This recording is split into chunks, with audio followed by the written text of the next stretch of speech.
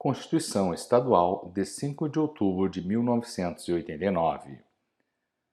Preâmbulo. O povo paulista, invocando a proteção de Deus e inspirado nos princípios constitucionais da República e no ideal de a todos assegurar justiça e bem-estar, decreta e promulga por seus representantes a Constituição do Estado de São Paulo. Título 1. Dos Fundamentos do Estado. Artigo 1º. O Estado de São Paulo, integrante da República Federativa do Brasil, exerce as competências que não lhe são vedadas pela Constituição Federal. Artigo 2º. A lei estabelecerá procedimentos judiciários abreviados e de custos reduzidos para as ações cujo objeto principal seja a salvaguarda dos direitos e liberdades fundamentais. Artigo 3º. O Estado prestará assistência jurídica integral e gratuita aos que declararem insuficiência de recursos. Artigo 4º. Nos procedimentos administrativos, qualquer que seja o objeto, observar-se-ão, entre outros requisitos de validade, a igualdade entre os administrados e o devido processo legal, especialmente quanto à exigência da publicidade, do contraditório, da ampla defesa e do despacho ou decisão motivados. Título 2 da Organização dos Poderes. Capítulo 1. Disposições preliminares. Artigo 5. São poderes do Estado, independentes e harmônicos entre si, o Legislativo, o Executivo e o Judiciário. Parágrafo 1º. É vedado a qualquer dos poderes delegar atribuições. Parágrafo 2º. O cidadão investido na função de um dos poderes não poderá exercer a de outro, salvo as exceções previstas nesta Constituição. Artigo 6º. O município de São Paulo é a capital do Estado. Artigo 7º. São símbolos do Estado a bandeira, o brasão de armas e o hino. Artigo 8º. Além dos indicados no artigo 26 da Constituição Federal, incluem-se entre os bens do Estado os terrenos reservados às margens dos rios e lagos do seu domínio. Capítulo 2. Do Poder Legislativo. Seção 1 da Organização do Poder Legislativo. Artigo 9. O Poder Legislativo é exercido pela Assembleia Legislativa, constituída de deputados eleitos e investidos na forma da legislação federal, para uma legislatura de 4 anos. Parágrafo 2º. Parágrafo 1º. A Assembleia Legislativa reunir-se-á em sessão legislativa anual, independentemente de convocação, de 1º de fevereiro a 30 de junho e de 1º de agosto a 15 de dezembro. Parágrafo 2º. No primeiro ano de legislatura, a Assembleia Legislativa reunir-se-á da mesma forma, em sessões preparatórias a partir de 1º de fevereiro, para a posse de seus membros, a eleição da mesa. Parágrafo 3º. As reuniões marcadas para as datas fixadas no parágrafo 1º serão transferidas para o primeiro dia útil subsequente, quando recaírem em sábado, domingo ou feriado. Parágrafo 4º. A sessão legislativa não será interrompida sem aprovação do projeto de lei de diretrizes orçamentárias e sem deliberação sobre o projeto de lei do orçamento e sobre as contas prestadas pelo governador, referentes ao exercício anterior. Parágrafo 5º. A convocação extraordinária da Assembleia Legislativa far-se-á: 1. Pelo presidente, nos seguintes casos: alínea A. Decretação do estado de sítio ou do estado de defesa, que atinja todo ou parte do território estadual. Alínea B. Intervenção no estado ou em município. Alínea C. recebimento dos autos de prisão de deputado, na hipótese de crime inafiançável. 2.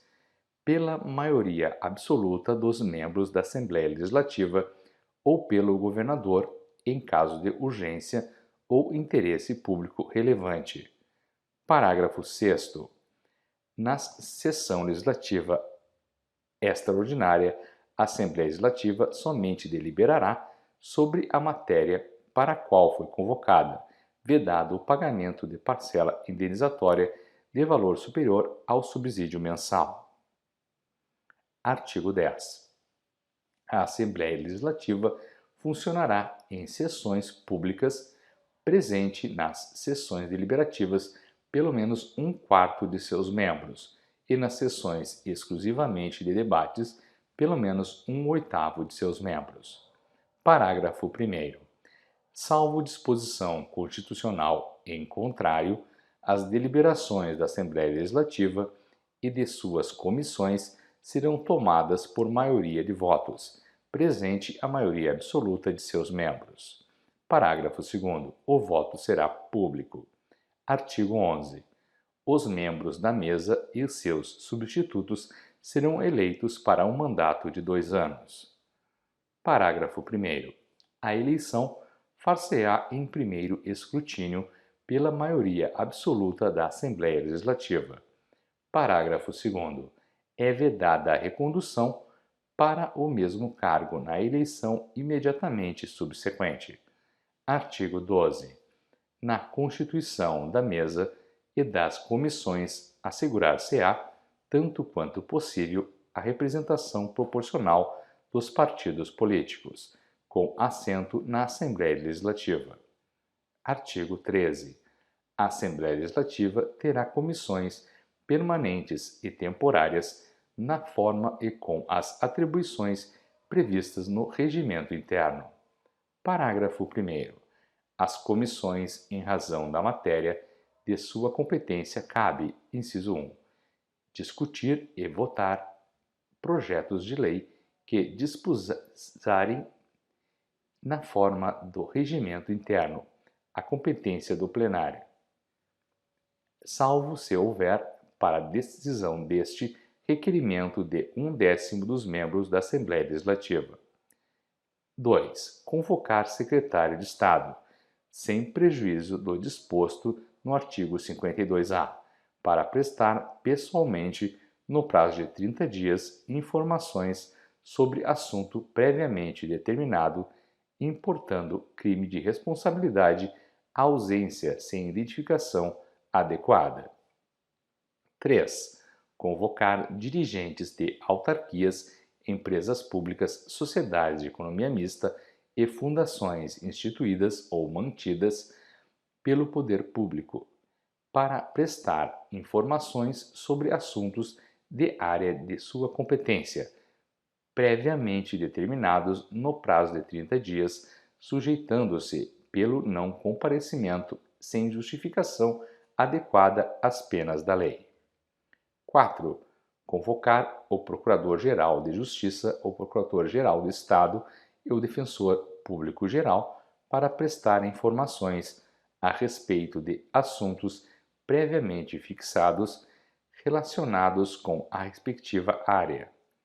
5. Acompanhar a execução orçamentária. 6. Realizar audiências públicas dentro ou fora da sede do Poder Legislativo. 7. Receber petições, reclamações, representações ou queixas de qualquer pessoa contra atos ou omissões das autoridades ou entidades públicas. 8. Velar pela completa adequação dos atos do Poder Executivo que regulamentem dispositivos legais. 9. Tomar o depoimento de autoridade e solicitar o de cidadão.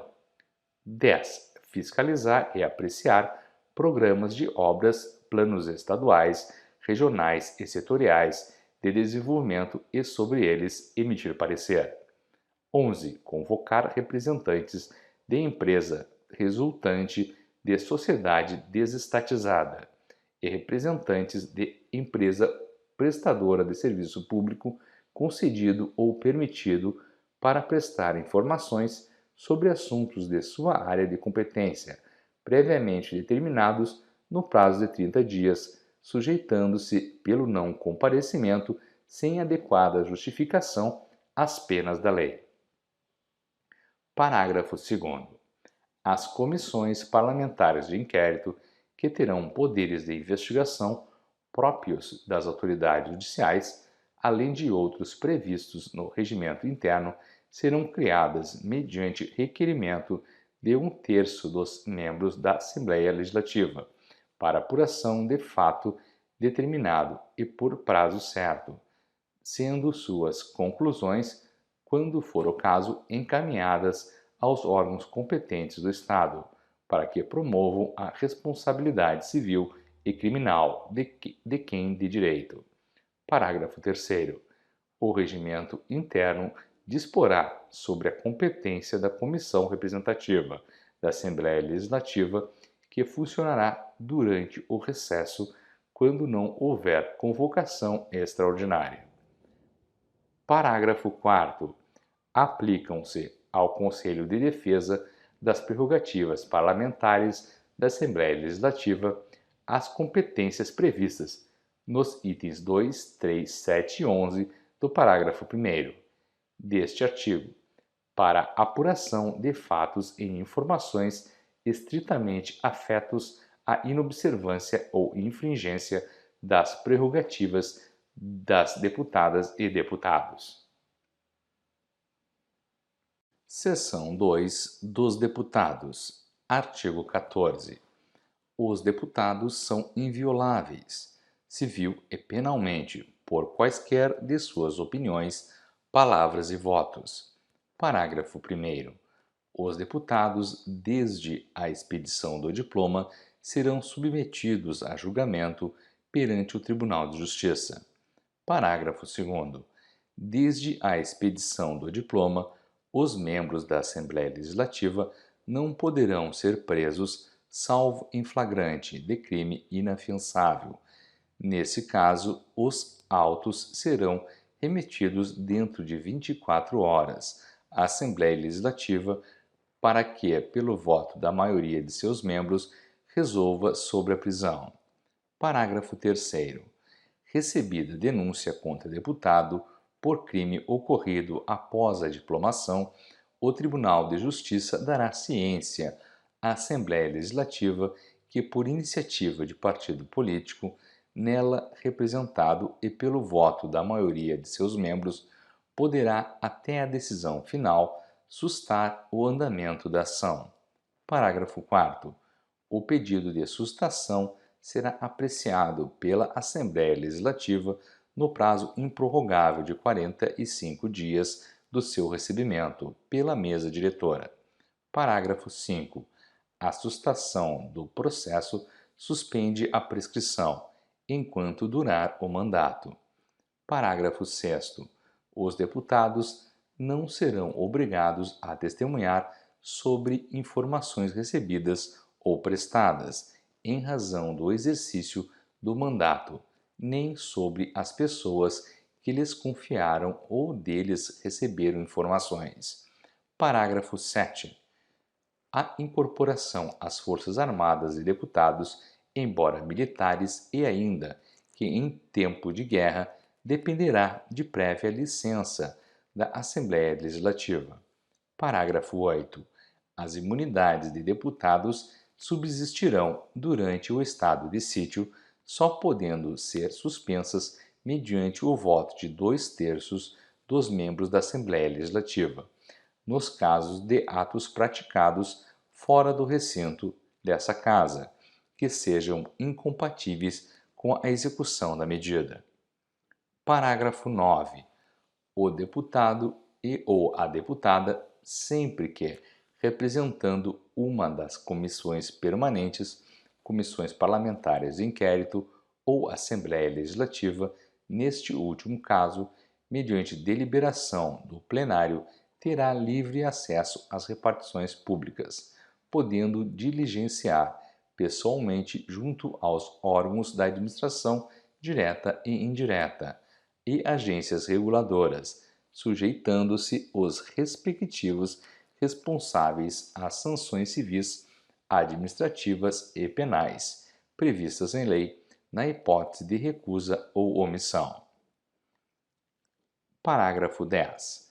No caso de inviolabilidade por quaisquer opiniões, palavras, votos e manifestações verbais ou escritas de deputado em razão de sua atividade parlamentar impedem-se o arquivamento de inquérito policial e o imediato não conhecimento da ação civil ou penal promovida com inobservância deste direito do Poder Legislativo, independentemente de prévia comunicação ao deputado ou Assembleia Legislativa.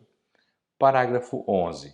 Salvo as hipóteses do parágrafo 10, os procedimentos investigatórios e as suas diligências de caráter instrutório somente serão promovidos perante o Tribunal de Justiça e sob seu controle, a quem caberá ordenar toda e qualquer providência necessária à obtenção de dados probatórios para demonstração de alegado delito de deputado. Artigo 15.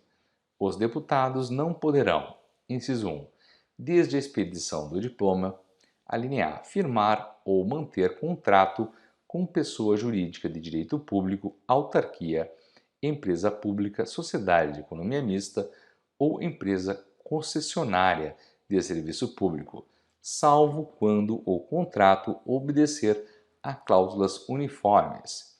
Alínea B. Aceitar ou exercer cargo, função ou emprego remunerado, incluindo os de que sejam demissíveis ad nutum, nas entidades constantes da linha anterior. Inciso 2. Desde a posse. A linha A. Ser proprietários, controladores ou diretores de empresa que goze de favor decorrente de contrato com pessoa jurídica de direito público ou nela exercer função remunerada. A linha B. Ocupar cargo ou função de que sejam demissíveis ad nutum, nas entidades referidas na linha A do inciso 1. A linha C.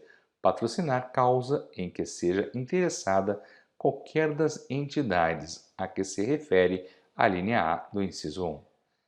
A linha D. Ser titulares de mais de um cargo ou mandato eletivo federal, estadual ou municipal. Artigo 16.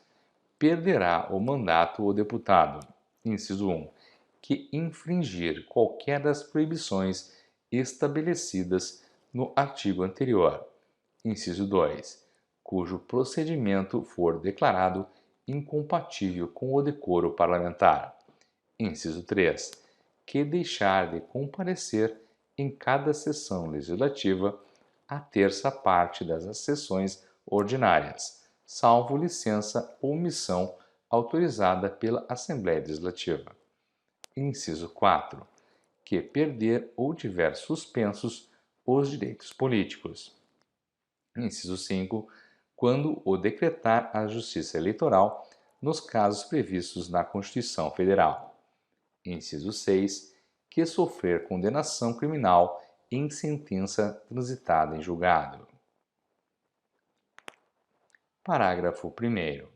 É incompatível com o decoro parlamentar, além dos casos definidos no regimento interno, o abuso das prerrogativas asseguradas ao deputado ou a percepção de vantagens indevidas. Parágrafo 2º.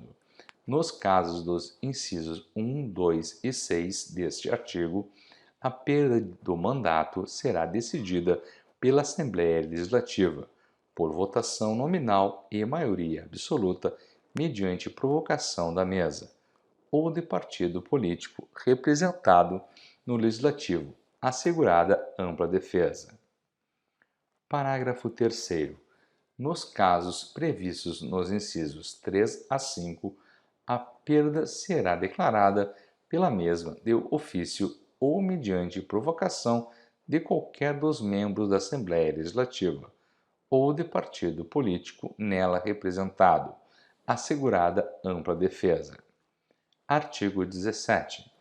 Não perderá o mandato o deputado, inciso 1, investido na função de ministro de Estado, governador de território, secretário de Estado do Distrito Federal, de território de prefeitura de capital ou chefe de missão diplomática temporária. Inciso 2. Licenciado pela Assembleia Legislativa por motivo de doença ou para tratar sem subsídio de interesse particular, desde que, neste caso, o afastamento não ultrapasse 120 dias por sessão legislativa. Parágrafo 1º. O suplente será convocado nos casos de vaga com a investidura nas funções previstas neste artigo, ou de licença superior a 120 dias. Parágrafo 2º. Ocorrendo vaga e não havendo suplente, far-se-á eleição, se faltarem mais de 15 meses para o término do mandato. Parágrafo 3º. Na hipótese do inciso 1 deste artigo, o deputado poderá optar pelo subsídio fixado aos parlamentares estaduais. Artigo 18. O subsídio dos deputados estaduais será fixado por lei de iniciativa da Assembleia Legislativa na razão de, no máximo, 75% daquele estabelecido em espécie para os deputados federais, observando o que dispõe os artigos 39, parágrafo 4º, 57, parágrafo 7, 150, inciso 2, 153, inciso 3 e 153, parágrafo 2º, inciso 1 da Constituição Federal. Parágrafo único. Os deputados farão declaração pública de bens no ato da posse e no término do mandato. Seção 3 das atribuições do Poder Legislativo. Artigo 19. Compete à Assembleia Legislativa, com a sanção do governador, dispor sobre todas as matérias de competência do Estado, ressalvadas as especificadas no artigo 20, especialmente sobre: inciso 1, sistema tributário estadual, instituição de impostos, taxas, contribuições de melhoria e contribuição social. Inciso 2, plano plurianual, diretrizes orçamentárias, orçamento anual, operações de crédito, dívida pública e empréstimos externos, a qualquer título, pelo Poder Executivo. Inciso 3. Criação, transformação e extinção de cargos, empregos e funções públicas, observado o que estabelece o artigo 47, inciso 19, a linha B. Inciso 4. Autorização para alienação de bens imóveis do Estado ou a cessão de direitos reais a eles relativos, bem como o recebimento pelo Estado de doações com encargo, não se considerando como tal a simples destinação específica do bem. Inciso 5. Autorização para cessão ou para concessão de uso de bens imóveis do Estado para particulares, dispensado o consentimento nos casos de permissão e autorização de uso, outorgada a título precário para atendimento de sua destinação específica. Inciso 6. Criação e extinção de secretarias de Estado e órgãos da administração pública. Inciso 7. Bens do domínio do Estado e proteção do patrimônio público. Inciso 8. Organização administrativa judiciária do Ministério Público, da Defensoria Pública e da Procuradoria-Geral do Estado. Inciso 9. Normas de direito financeiro. Artigo 20. Compete exclusivamente à Assembleia Legislativa. Inciso 1. Eleger a mesa e constituir as comissões. Inciso 2. Elaborar seu regimento interno. Inciso 3. dispor sobre a organização de sua secretaria, funcionamento, polícia, criação, transformação ou extinção dos cargos, empregos e funções de seus serviços e a iniciativa de lei para a fixação da respectiva remuneração, observados os parâmetros estabelecidos na Lei de Diretrizes Orçamentárias. Inciso 4. Dar posse ao governador e ao vice-governador, eleitos e conceder-lhes licença para ausentar-se do Estado por mais de 15 dias. Inciso 5.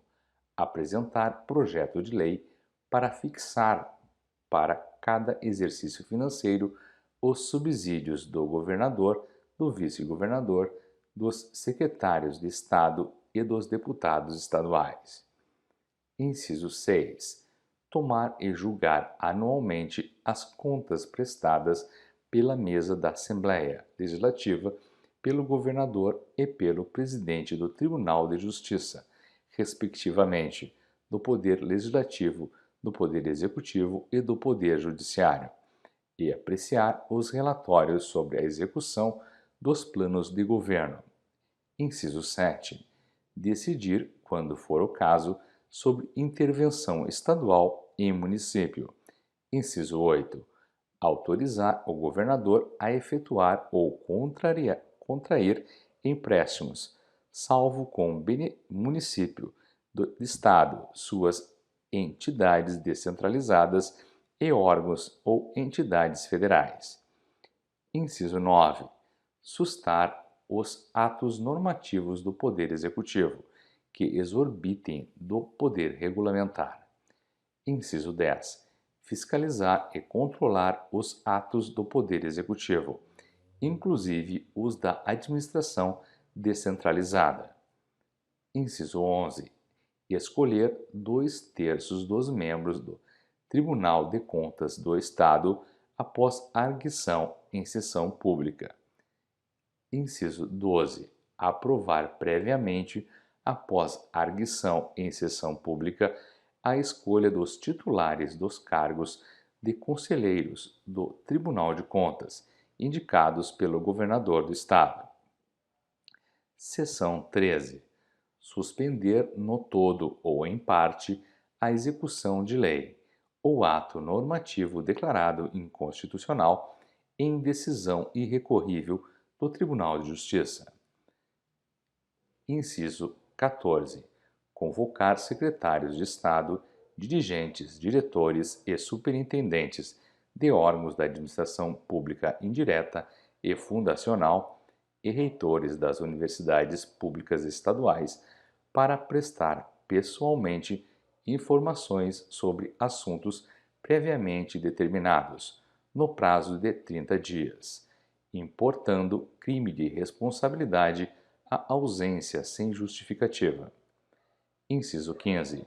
Convocar o Procurador-Geral de Justiça, o Procurador-Geral do Estado e o Defensor Público-Geral, para prestar informações sobre assuntos previamente determinados, no prazo de 30 dias, sujeitando-se às penas da lei na ausência sem justificativa. Inciso 16. Requisitar informações dos secretários do Estado, dirigentes, diretores e superintendentes de órgãos de administração pública indireta e fundacional, do Procurador-Geral de Justiça, dos reitores das universidades públicas estaduais e dos diretores de agência reguladora, sobre assunto relacionado com sua pasta ou instituição, importando crime de responsabilidade não só a recusa ou o não atendimento no prazo de 30 dias, bem como o fornecimento de informações falsas. Seção Inciso 17. Declarar a perda do mandato do governador. Inciso 18. Autorizar referendo e convocar plebiscito, exceto nos casos previstos nesta Constituição. Inciso 19. Autorizar ou aprovar convênios, acordos ou contratos, de que resultem para o Estado encargos não previstos na lei orçamentária. Inciso 20. Mudar temporariamente sua sede. Inciso 21. Zelar pela preservação de sua competência legislativa, em face da atribuição normativa de outros poderes. Inciso 22. Solicitar intervenção federal, se necessário, para assegurar o livre exercício de suas funções. Inciso 23. Destituir o Procurador-Geral de Justiça por deliberação da maioria absoluta de seus membros. Inciso 24. Solicitar ao governador, na forma do regimento interno, informações sobre atos de sua competência privativa, bem como ao presidente do Tribunal de Justiça informações de natureza eminentemente administrativa. Inciso 25. Receber a denúncia e promover o respectivo processo no caso de crime de responsabilidade do governador do Estado. Inciso 26. Apreciar anualmente as contas do Tribunal de Contas. Seção 4 do Processo Legislativo. Artigo 21. O processo legislativo compreende a elaboração de: inciso 1. Emenda à Constituição. Inciso 2. Lei complementar. Inciso 3. Lei ordinária. Inciso 4. Decreto legislativo. Inciso 5. Resolução. Artigo 22. A Constituição poderá ser emendada mediante proposta, inciso 1, de 1/3 no mínimo dos membros da Assembleia Legislativa. Inciso 2, do governador do Estado. Inciso 3, de mais de 1/3 das câmaras municipais do Estado, manifestando-se cada uma delas pela maioria relativa de seus membros.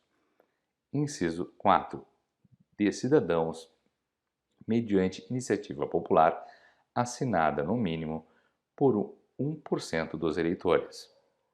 Parágrafo 1º. A Constituição não poderá ser emendada na vigência de estado de defesa ou de estado de sítio. Parágrafo 2º. A proposta será discutida e votada em 2 turnos, considerando-se aprovada quando obtiver, em ambas as votações, o voto favorável de 3/5 dos membros da Assembleia Legislativa. Parágrafo 3º.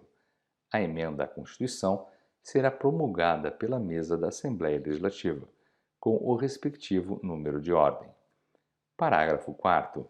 A matéria constante de proposta de emenda rejeitada não poderá ser objeto de nova proposta na mesma sessão legislativa. Artigo 23. As leis complementares serão aprovadas pela maioria absoluta dos membros da Assembleia Legislativa, observados os demais termos da votação das leis ordinárias. Parágrafo único. Para os fins deste artigo, consideram-se complementares: 1. A Lei de Organização Judiciária. 2. A Lei Orgânica do Ministério Público. 3. A Lei Orgânica da Procuradoria-Geral do Estado. 4. A Lei Orgânica da Defensoria Pública. 5. A Lei Orgânica da Polícia Civil. 6. A Lei Orgânica da Polícia Militar. 7. A Lei Orgânica do Tribunal de Contas. 8. A Lei Orgânica das Entidades Descentralizadas. 9. A Lei Orgânica do Fisco Estadual. 10. Os Estatutos dos Servidores Civis e dos Militares. 11. Código de Educação. 12. O Código de Saúde. 13. O Código de Saneamento Básico. 14. O Código de Proteção ao Meio Ambiente. 15. O Código Estadual de Proteção contra Incêndios e Emergências. 16. A Lei sobre Normas Técnicas de Elaboração Legislativa.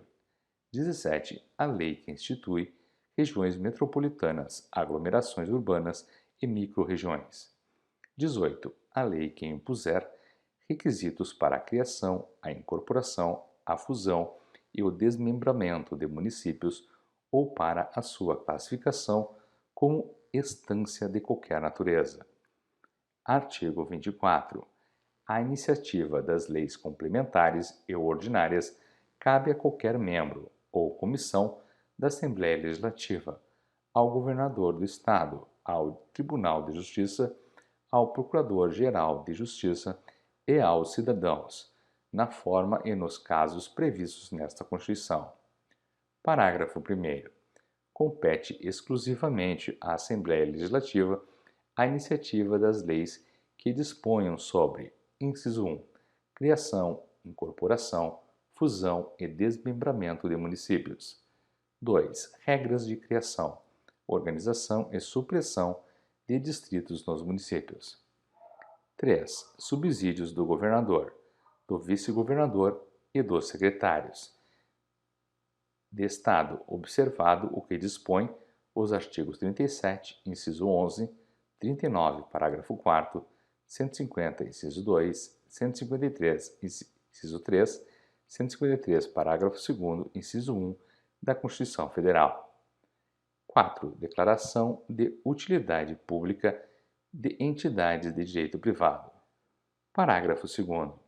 Compete exclusivamente ao governador do Estado a iniciativa das leis que disponham sobre: 1. Criação e extinção de cargos, funções ou empregos públicos, na administração direta e autárquica, bem como a fixação da respectiva remuneração. 2. Criação e extinção das secretarias de Estado e órgãos da administração pública, observado o disposto no artigo 47, inciso 19. 3. Organização da Procuradoria-Geral do Estado e da Defensoria Pública do Estado, observadas as normas gerais da União. 4. Servidores públicos do Estado, seu regime jurídico, provimento de cargos, estabilidade e aposentadoria. 5. Militares, seu regime jurídico, provimento de cargos, promoções, estabilidade, remuneração, reforma e transferência para inatividade, bem como fixação ou alteração do efetivo da Polícia Militar. 6. Criação, alteração ou supressão de cartórios notariais e de registros públicos. Parágrafo 3º. O exercício direto da soberania popular realiza-se-á da seguinte forma: 1. A iniciativa popular pode ser exercida pela apresentação de projeto de lei subscrito por no mínimo 5/10 de unidade por cento do eleitorado do Estado, assegurada a defesa do projeto por representantes dos respectivos responsáveis, perante as comissões pelas quais tramitar. 2. 1% do eleitorado do Estado poderá requerer à Assembleia Legislativa a realização de referendo sobre lei. 3. As questões relevantes aos destinos do Estado poderão ser submetidas a plebiscito, quando pelo menos 1% do eleitorado o requerer, ao Tribunal Regional Eleitoral, ouvida a Assembleia Legislativa. 4. O eleitorado referido nos itens anteriores deverá estar distribuído em, pelo menos, 5 dentre os 15 maiores municípios, com não menos que 2/10 de unidade por cento de eleitores em cada um deles. 5. Não serão suscetíveis de iniciativa popular matérias de iniciativa exclusiva, definidas nesta Constituição. 6. O Tribunal Regional Eleitoral, observada a legislação federal pertinente, providenciará a consulta popular, prevista nos itens 2 e 3, no prazo de 60 dias. Parágrafo 4º. Compete exclusivamente ao Tribunal de Justiça a iniciativa das leis que disponham sobre: 1. Criação e extinção de cargos e a remuneração dos seus serviços auxiliares e dos juízos que lhes forem vinculados, bem como a fixação do subsídio de seus membros e dos juízes, incluído o Tribunal de Justiça Militar. 2. Organização e divisão judiciárias, bem como criação, alteração ou supressão de ofícios e cartórios judiciários.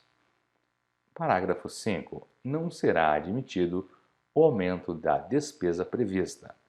1. Nos projetos de iniciativa exclusiva do governador, ressalvado o disposto no artigo 174, parágrafo 1º e 2º. 2. Nos projetos sobre organização dos serviços administrativos da Assembleia Legislativa, do Poder Judiciário e do Ministério Público.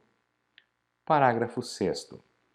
A atribuição de denominação de próprio público dar-se-á concorrentemente pela Assembleia Legislativa e governador do Estado, na forma de legislação competente a cada um, atendidas as regras da legislação específica. Artigo 25. Nenhum projeto de lei que implique a criação ou aumento de despesa pública será sancionado sem que dele conste a indicação dos recursos disponíveis próprios para atender aos novos encargos. Parágrafo único. O disposto neste artigo não se aplica a créditos extraordinários. Artigo 26. O governador poderá solicitar que os projetos de sua iniciativa tramitem em regime de urgência. Parágrafo único. Se a Assembleia Legislativa não deliberar em até 45 dias, o projeto será incluído na ordem do dia até que se ultime sua votação. Artigo 27. O regimento interno da Assembleia Legislativa disciplinará os casos de decreto legislativo e de resolução, cuja elaboração, redação, alteração e consolidação serão feitas com observância das mesmas normas técnicas relativas às leis. Artigo 28. Aprovado o projeto de lei, na forma regimental, será ele enviado ao governador, que, aquiescendo, o sancionará e promulgará. Parágrafo 1º.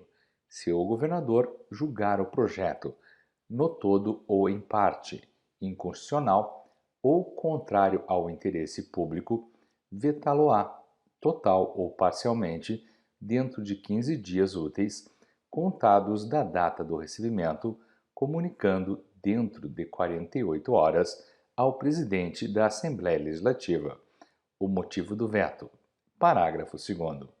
O veto parcial deverá abranger por inteiro o artigo, o parágrafo, o inciso, o item ou a linha. Parágrafo 3º. Sendo negada a sanção, as razões do veto serão comunicadas ao presidente da Assembleia Legislativa e publicadas se em época de recesso parlamentar. Parágrafo 4º. Decorrido o prazo, em silêncio, considerar-se-á sancionado o projeto, sendo obrigatória a sua promulgação pelo presidente da Assembleia Legislativa no prazo de 10 dias. Parágrafo 5º. A Assembleia Legislativa deliberará sobre a matéria vetada em único turno de votação e discussão, no prazo de 30 dias de seu recebimento, considerando-se aprovada quando obtiver o voto favorável da maioria absoluta de seus membros. Parágrafo 6º. Esgotado sem deliberação o prazo estabelecido no parágrafo 5º, o veto será incluído na ordem do dia da sessão imediata, até sua votação final. Parágrafo 7. Se o veto for rejeitado, será o projeto enviado para promulgação ao governador. Parágrafo 8. Se na hipótese do parágrafo 7º, a lei não for promulgada dentro de 48 horas pelo governador, o presidente da Assembleia Legislativa promulgará, e se este não o fizer em igual prazo, caberá ao vice-presidente fazê-lo. Artigo 29. A matéria constante de projeto de lei rejeitado somente poderá ser renovada na mesma sessão legislativa, mediante proposta da maioria absoluta dos membros da Assembleia Legislativa. Seção 5. Da Procuradoria da Assembleia Legislativa. Artigo 30. À Procuradoria da Assembleia Legislativa compete exercer a representação judicial, a consultoria e o assessoramento técnico-jurídico do Poder Legislativo. Parágrafo único. Lei de iniciativa da Mesa da Assembleia Legislativa organizará a Procuradoria da Assembleia Legislativa, observados os princípios e regras pertinentes da Constituição Federal, e desta Constituição disciplinará sua competência e disporá sobre o ingresso na classe inicial, mediante concurso público de provas e títulos. Seção 6. Do Tribunal de Contas. Artigo 31. O Tribunal de Contas do Estado, integrado por 7 conselheiros, tem sede na capital do Estado, quadro próprio de pessoal e jurisdição em todo o território estadual, exercendo, no que couber, as atribuições previstas no artigo 96 da Constituição Federal. Parágrafo 1º. Os conselheiros do tribunal serão nomeados dentre brasileiros que satisfaçam os seguintes requisitos: 1. Mais de 35 e menos de 65 anos de idade. 2. Idoneidade moral e reputação ilibada. 3. Notórios conhecimentos jurídicos, contábeis, econômicos e financeiros ou de administração pública. 4. Mais de 10 anos de exercício de função ou de efetiva atividade profissional que exija conhecimentos mencionados no item anterior. Parágrafo 2º. Os conselheiros do tribunal serão escolhidos na seguinte ordem sucessivamente: 1. 2/3 pela Assembleia Legislativa. 2. 1/3 pelo governador do Estado, com aprovação pela Assembleia Legislativa, observadas as regras contidas no inciso 1 do parágrafo 2º do artigo 73 da Constituição Federal. Parágrafo 3º.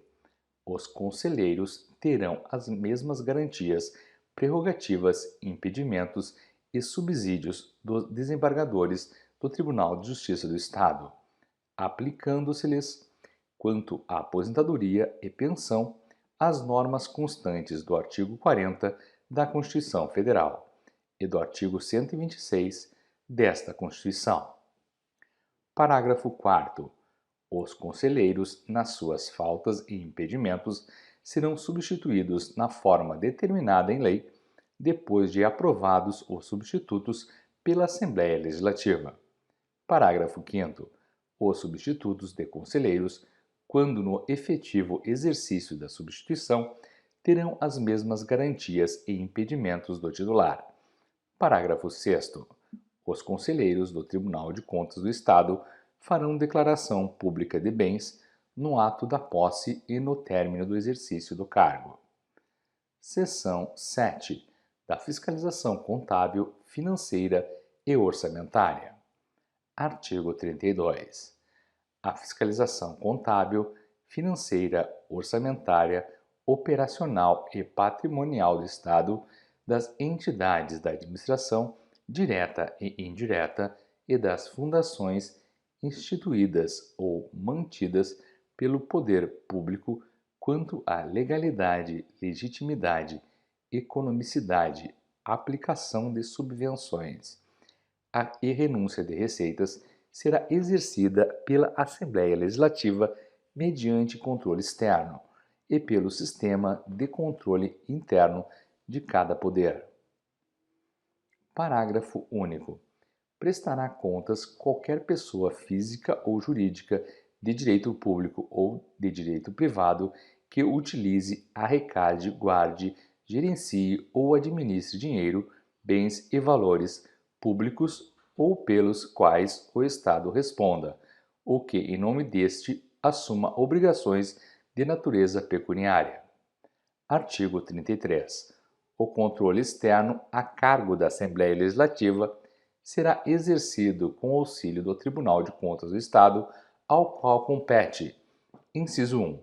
Apreciar as contas prestadas anualmente pelo governador do Estado, mediante parecer prévio que deverá ser elaborado em 60 dias a contar do seu recebimento. Inciso 2. Julgar as contas dos administradores e demais responsáveis por dinheiros, bens e valores públicos da administração direta e autarquias, empresas públicas, sociedades de economia mista, incluídas as fundações instituídas ou mantidas pelo poder público estadual, e as contas daqueles que derem perda, extravio ou outra irregularidade de que resulte prejuízo ao erário. Inciso 3. Apreciar, para fins de registro, a legalidade dos atos de admissão de pessoal a qualquer título na administração direta e autarquias, empresas públicas e empresas de economia mista, incluídas as fundações instituídas ou mantidas pelo poder público, excetuadas as nomeações para cargo de provimento em comissão, bem como a das concessões de aposentadorias, reformas e pensões, ressalvadas as melhorias posteriores, que não alterem o fundamento legal do ato concessório. Inciso 4. Avaliar a execução de metas previstas no plano plurianual, nas diretrizes orçamentárias e no orçamento anual. Inciso 5. Realizar, por iniciativa própria da Assembleia Legislativa, de comissão técnica ou de inquérito, inspeções e auditoria de natureza contábil, financeira, orçamentária, operacional e patrimonial nas unidades administrativas dos poderes legislativo, executivo e judiciário, do Ministério Público e demais entidades referidas no inciso 2º. Inciso 6. Fiscalizar as aplicações estaduais em empresas de cujo capital social o Estado participe, de forma direta ou indireta, nos termos do respectivo ato constitutivo. Inciso 7. Fiscalizar a aplicação de quaisquer recursos repassados ao Estado e pelo Estado, mediante convênio, acordo, ajuste ou outros instrumentos congêneres. Inciso 8. Prestar as informações solicitadas pela Assembleia Legislativa ou por comissão técnica sobre a fiscalização contábil, financeira, orçamentária, operacional e patrimonial e sobre resultados de auditorias e inspeções realizadas. Inciso 9. Aplicar aos responsáveis, em caso de ilegalidade de despesa ou irregularidade de contas, as sanções previstas em lei, que estabelecerá, entre outras combinações, multa proporcional ao dano causado ao erário. Inciso 10. Assinar prazo para que o órgão ou entidade adote as providências necessárias ao exato cumprimento da lei, se verificada a ilegalidade. Inciso 11. Sustar, se não atendido, a execução do ato impugnado, comunicando a decisão à Assembleia Legislativa. Inciso 12. Representar ao poder competente sobre irregularidades ou abusos apurados. Inciso 13. Emitir parecer sobre a prestação anual de contas da administração financeira dos municípios, exceto a dos que tiverem tribunal próprio. Inciso 14. Comunicar à Assembleia Legislativa qualquer irregularidade verificada nas contas ou na gestão públicas, enviando-lhe cópia dos respectivos documentos. Parágrafo 1º. No caso de contrato, o ato de sustação será adotado diretamente pela Assembleia Legislativa, que solicitará de imediato ao Poder Executivo as medidas cabíveis. Parágrafo 2º. Se a Assembleia Legislativa ou o Poder Executivo, no prazo de 90 dias, não efetivar as medidas previstas no parágrafo anterior, o tribunal decidirá a respeito. Parágrafo 3º. O tribunal encaminhará à Assembleia Legislativa trimestral e anualmente relatório de suas atividades. Artigo 34. A comissão a que se refere o artigo 33, inciso 5, diante de indícios de despesas não autorizadas, ainda que sob a forma de investimentos não programados ou de subsídios não aprovados, poderá solicitar à autoridade governamental responsável que, no prazo de 5 dias, preste os esclarecimentos necessários. Parágrafo 1º.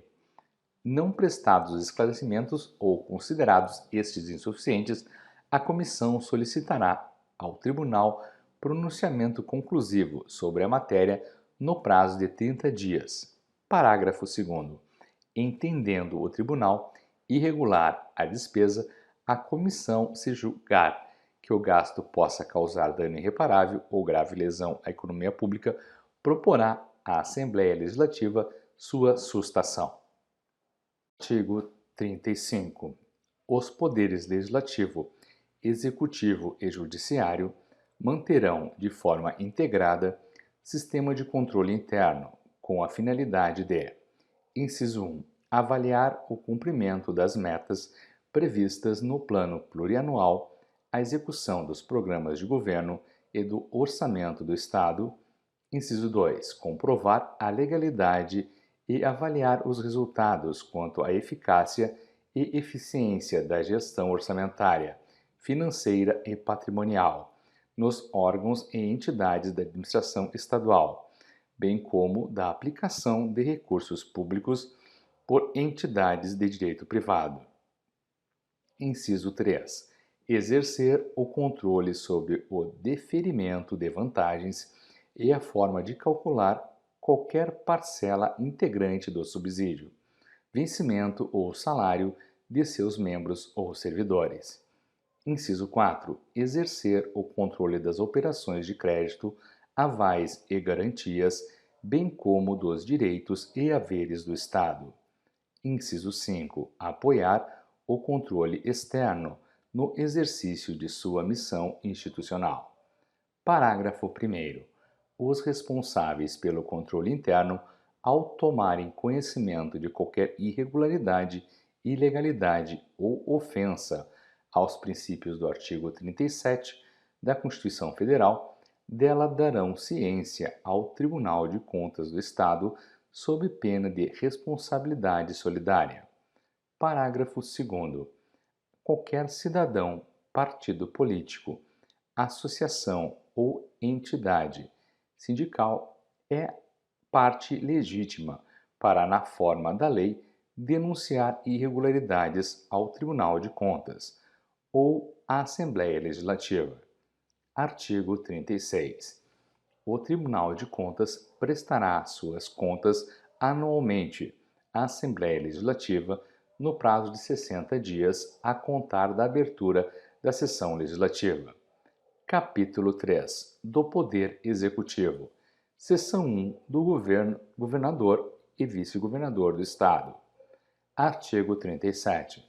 O Poder Executivo é exercido pelo Governador do Estado, eleito para um mandato de 4 anos, podendo ser reeleito para um único período subsequente, na forma estabelecida na Constituição Federal.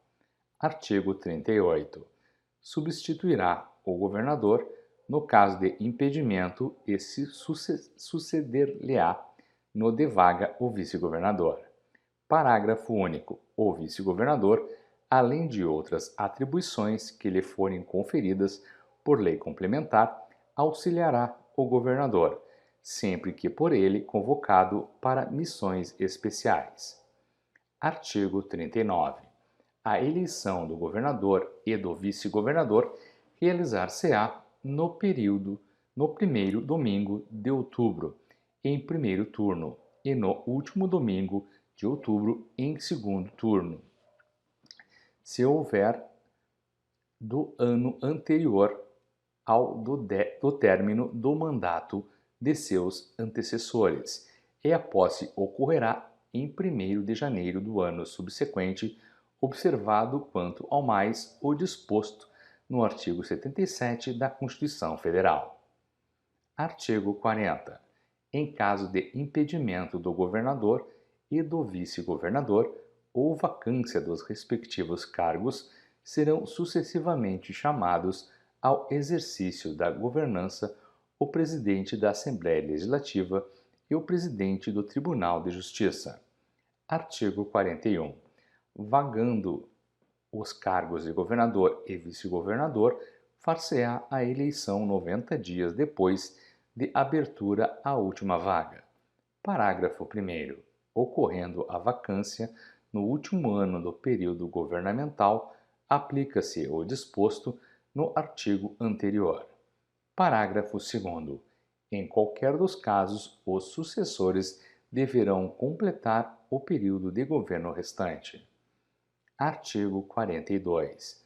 Perderá o mandato o governador que assumir outro cargo ou função na administração pública direta ou indireta, ressalvada a posse em virtude de concurso público e observado o disposto no artigo 38, inciso 1, 4 e 5 da Constituição Federal. Artigo 43. O governador e o vice-governador tomarão posse perante a Assembleia Legislativa, prestando compromisso de cumprir e fazer cumprir a Constituição Federal e a do Estado e de observar as leis. Parágrafo único. Se decorridos 10 dias da data fixada para a posse, o governador ou o vice-governador, salvo motivo de força maior, não tiver assumido o cargo, este será declarado vago. Artigo 44. O governador e o vice-governador não poderão, sem licença da Assembleia Legislativa, ausentar-se do Estado por período superior a 15 dias, sob pena de perda do cargo. Parágrafo único. O pedido de licença, amplamente motivado, indicará especialmente as razões da viagem, o roteiro e a previsão de gastos. Artigo 45. O governador deverá residir na capital do Estado. Artigo 46. O governador e o vice-governador deverão, no ato da posse e no término do mandato, fazer declaração pública de bens. Seção 2. Das atribuições do governador. Artigo 47. Compete privativamente ao governador, além de outras atribuições previstas nesta Constituição, inciso 1, representar o Estado nas suas relações jurídicas, políticas e administrativas. Inciso 2, exercer com auxílio dos secretários do Estado a direção superior da administração estadual. Inciso 3, sancionar, promulgar e fazer publicar as leis, bem como no prazo nelas estabelecido, não inferior a 30 nem superior a 180 dias. Expedir decretos e regulamentos para sua fiel execução, ressalvados os casos em que, neste prazo, houver interposição de ação direta de inconstitucionalidade contra a lei publicada. Inciso 4. Vetar projetos de lei, total ou parcialmente. Inciso 5. Prover os cargos públicos do Estado com as restrições da Constituição Federal e desta Constituição na forma pela qual a lei estabelecer. Inciso 6. Nomear e exonerar livremente os secretários de Estado. Inciso 7. Nomear e exonerar os dirigentes de autarquias, observadas as condições estabelecidas nesta Constituição. Inciso 8. Decretar e fazer executar intervenção nos municípios, na forma da Constituição Federal e desta Constituição. Inciso 9. Prestar contas da administração do Estado à Assembleia Legislativa, na forma desta Constituição. Inciso 10. Apresentar à Assembleia Legislativa, na sua sessão inaugural, mensagens sobre a situação do Estado, solicitando medidas de interesse do governo. Inciso 11. Iniciar o processo legislativo, na forma e nos casos previstos nesta Constituição. Inciso 12. Fixar ou alterar por decreto os quadros, vencimentos e vantagens do pessoal das fundações instituídas ou mantidas pelo Estado nos termos da lei. Inciso 13. Indicar diretores de sociedade de economia mista e empresas públicas. Inciso 14. Praticar os demais atos de administração nos limites da competência do Executivo. Inciso 15. Subscrever ou adquirir ações, realizar ou aumentar capital, desde que haja recursos hábeis de sociedade de economia mista ou de empresa pública, bem como dispor a qualquer título, no todo ou em parte, de ações ou capital que tenha subscrito, adquirido, realizado ou aumentado, mediante autorização da Assembleia Legislativa. Inciso 16. Delegar por decreto à autoridade do Executivo funções administrativas que não sejam de sua exclusiva competência. Inciso 17. Enviar à Assembleia Legislativa projetos de lei relativos ao Plano Plurianual, diretrizes orçamentárias, orçamento anual, dívida pública e operações de crédito. Inciso 18. Enviar à Assembleia Legislativa projeto de lei sobre o regime de concessão ou permissão de serviços públicos. Inciso 19. Dispor, mediante decreto, sobre: alínea A. Organização e funcionamento da administração estadual, quando não implicar aumento de despesa, nem criação ou extinção de cargos públicos.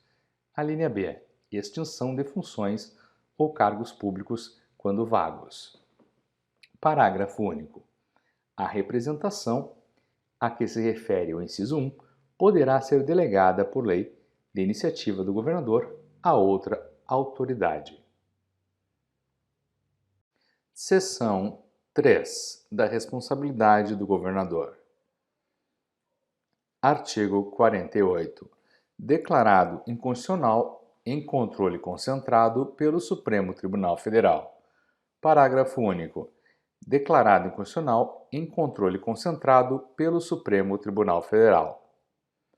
Artigo 48 e seu parágrafo único foram declarados inconstitucionais pelo Supremo Tribunal Federal nos autos da ADI 2220. Artigo 49. Admitida a acusação contra o governador por 2/3 da Assembleia Legislativa, será ele submetido a julgamento perante o Superior Tribunal de Justiça nas infrações penais comuns. A expressão ou nos crimes de responsabilidade perante Tribunal Especial que encerrava o dispositivo foi declarada inconstitucional pelo Supremo Tribunal Federal nos autos da ADI 2220. Parágrafo 1º. Declarado inconstitucional em controle concentrado pelo Supremo Tribunal Federal.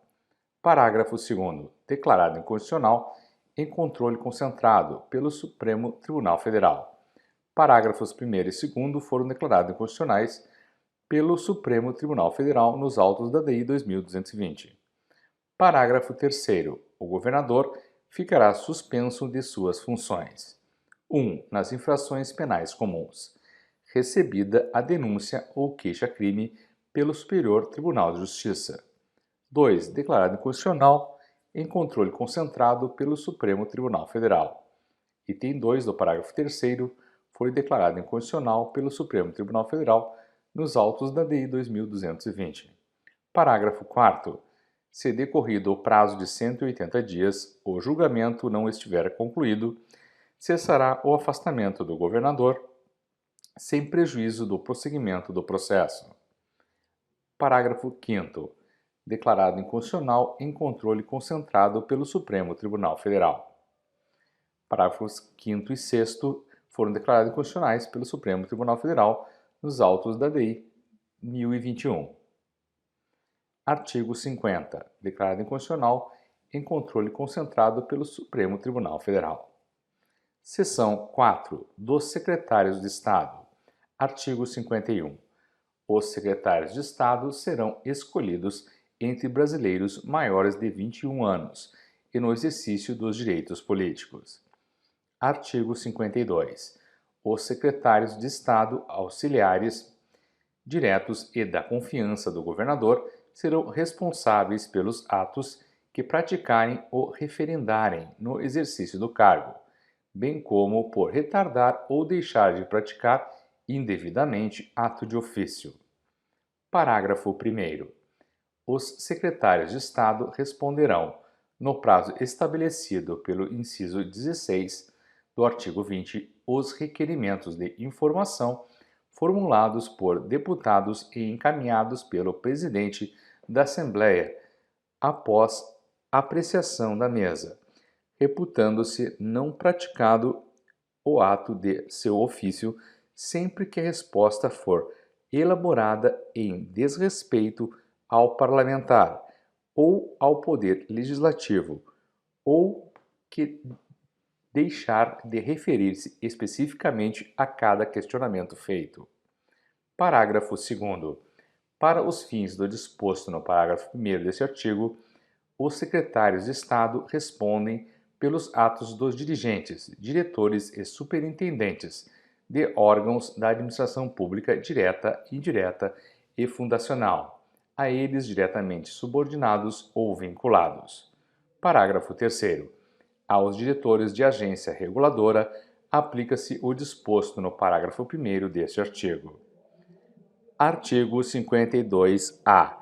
Caberá a cada secretário de Estado semestralmente comparecer perante a Comissão Permanente da Assembleia Legislativa, a que estejam afetas as atribuições de sua pasta, para a prestação de contas do andamento da gestão, bem como demonstrar e avaliar o desenvolvimento de ações, programas e metas da Secretaria correspondente.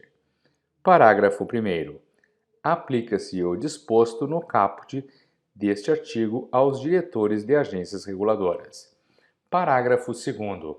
Aplicam-se aos procedimentos previstos neste artigo no que couber aqueles já disciplinados em regimento interno do Poder Legislativo.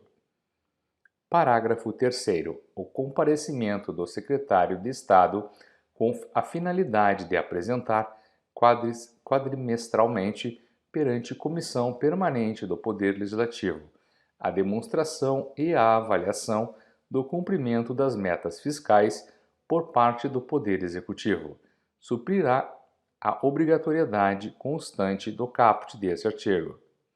Parágrafo 4º.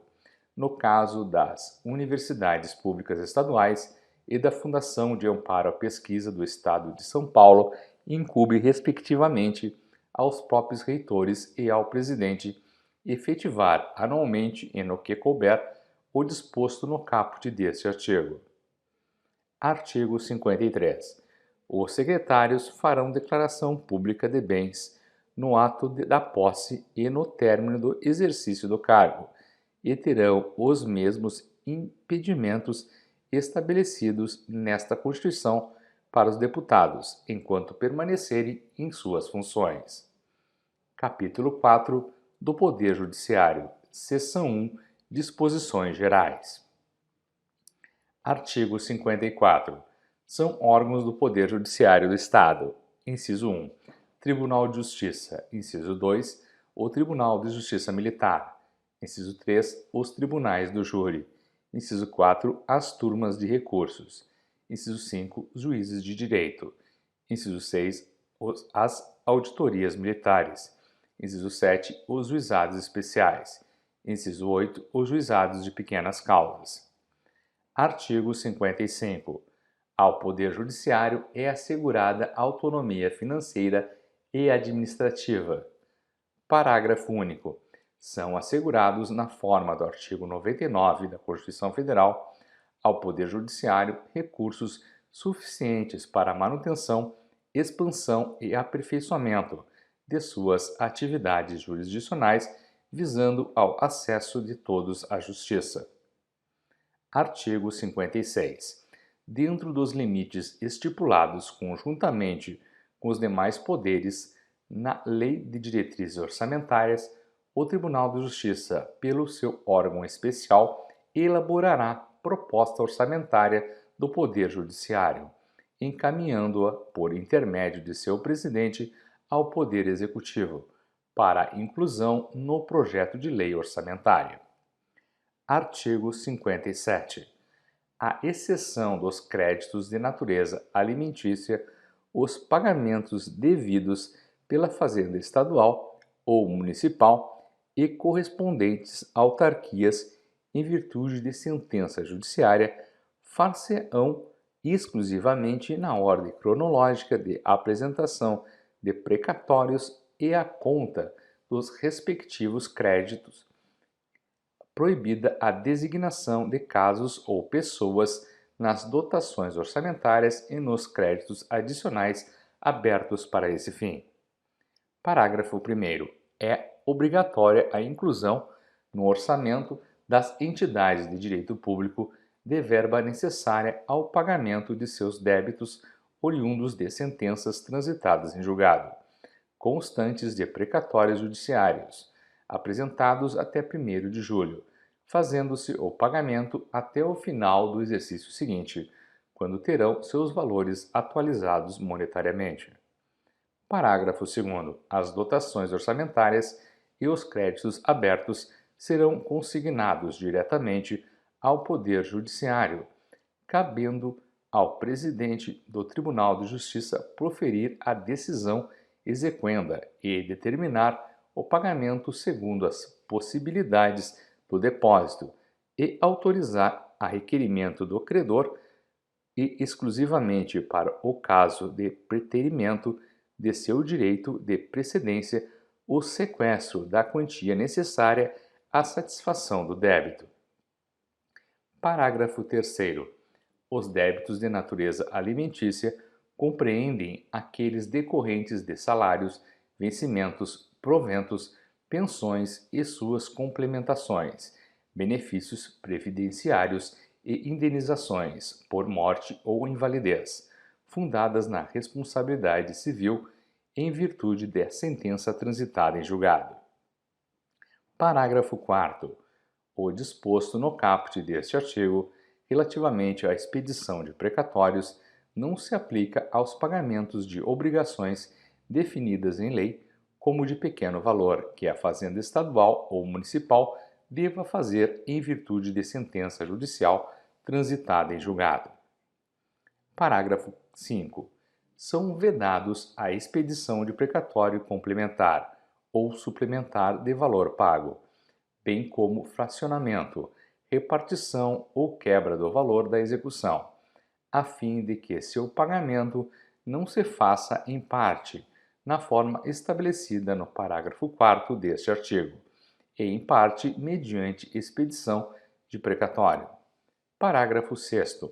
A lei poderá fixar valores distintos para o fim previsto no parágrafo 4º deste artigo, segundo as diferentes capacidades das entidades de direito público. Parágrafo 7º. Incorrerá em crime de responsabilidade o presidente do Tribunal de Justiça, se por ato comissivo ou omissivo retardar ou tentar frustrar a liquidação regular de precatório. Artigo 58.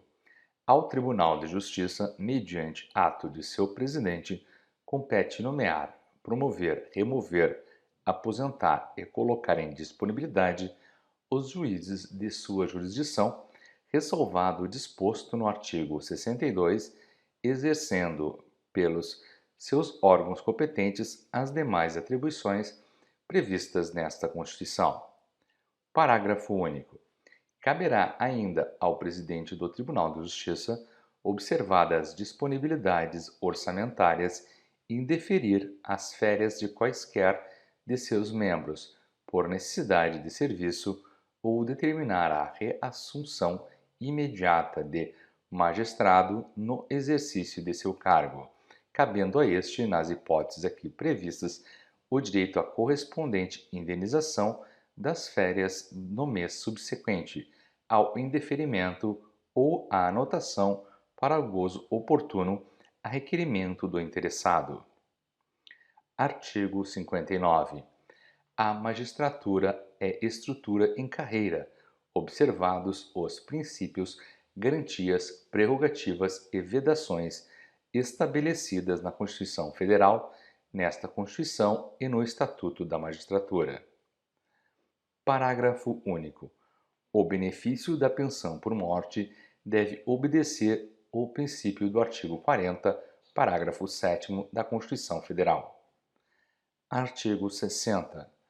No Tribunal de Justiça haverá um órgão especial com 25 desembargadores para o exercício das atribuições administrativas e jurisdicionais de competência do Tribunal Pleno, inclusive para uniformizar a jurisprudência divergente entre suas seções e entre estas e o plenário.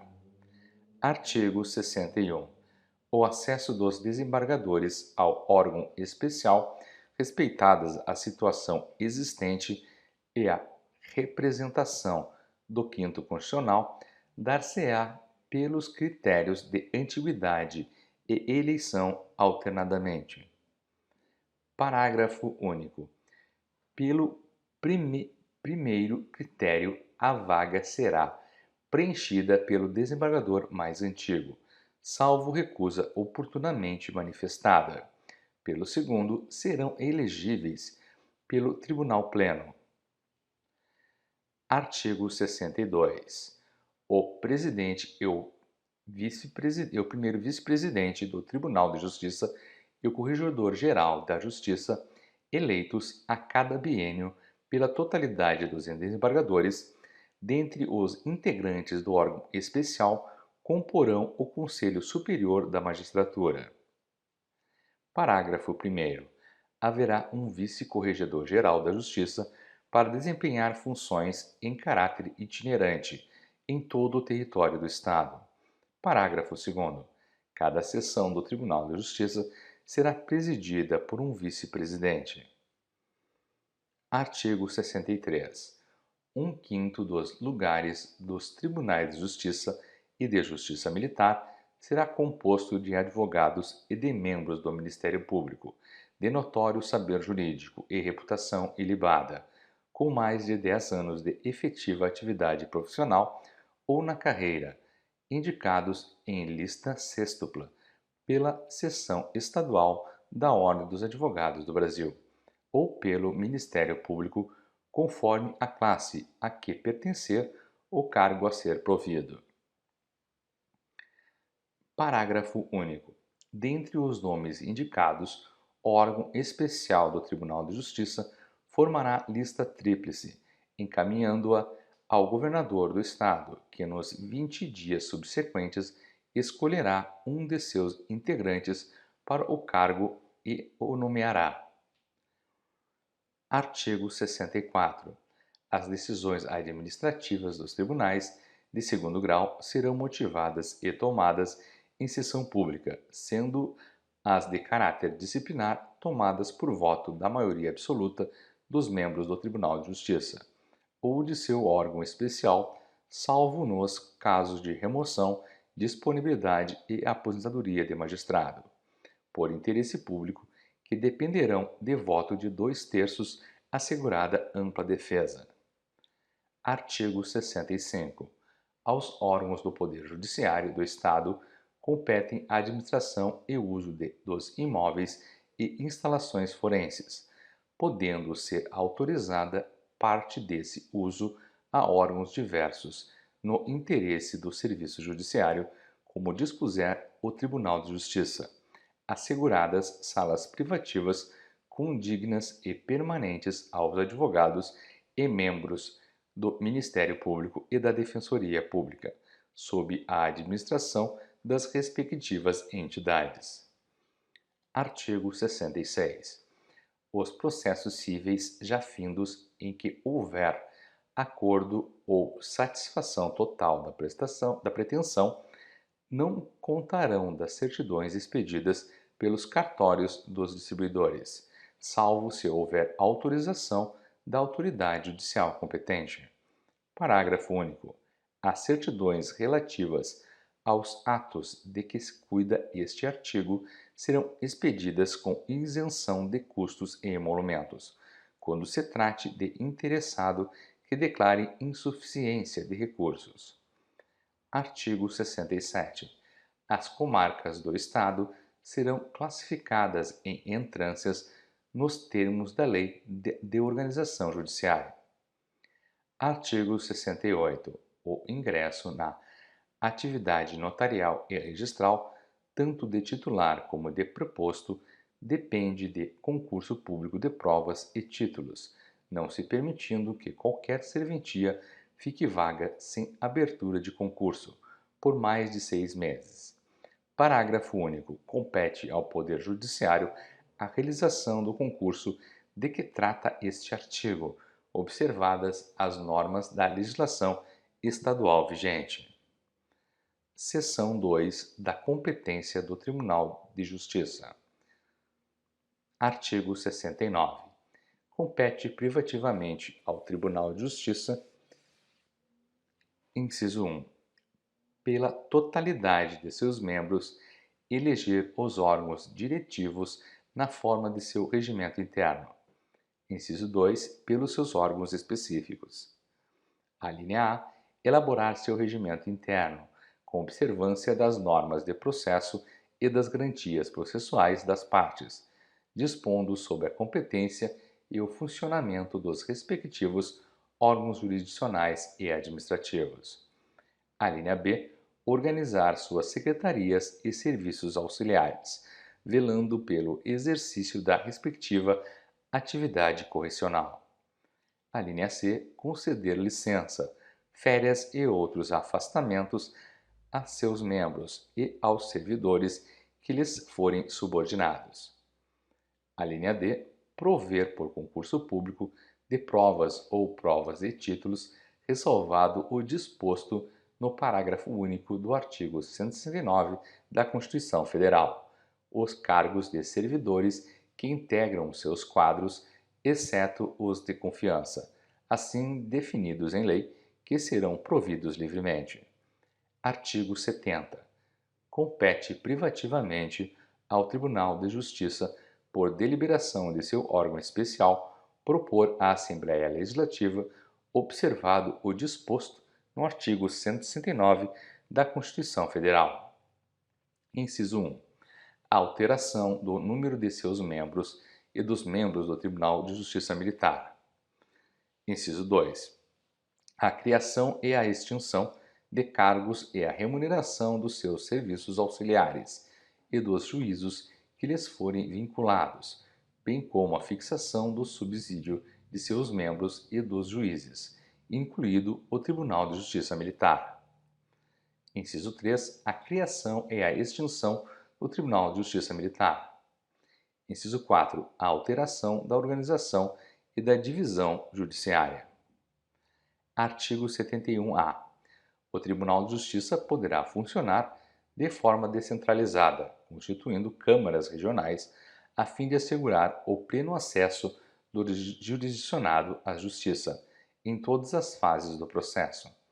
Parágrafo único. O Tribunal de Justiça instalará a justiça itinerante, com a realização de audiências e demais funções da atividade jurisdicional nos limites territoriais da respectiva jurisdição, servindo-se de equipamentos públicos e comunitários.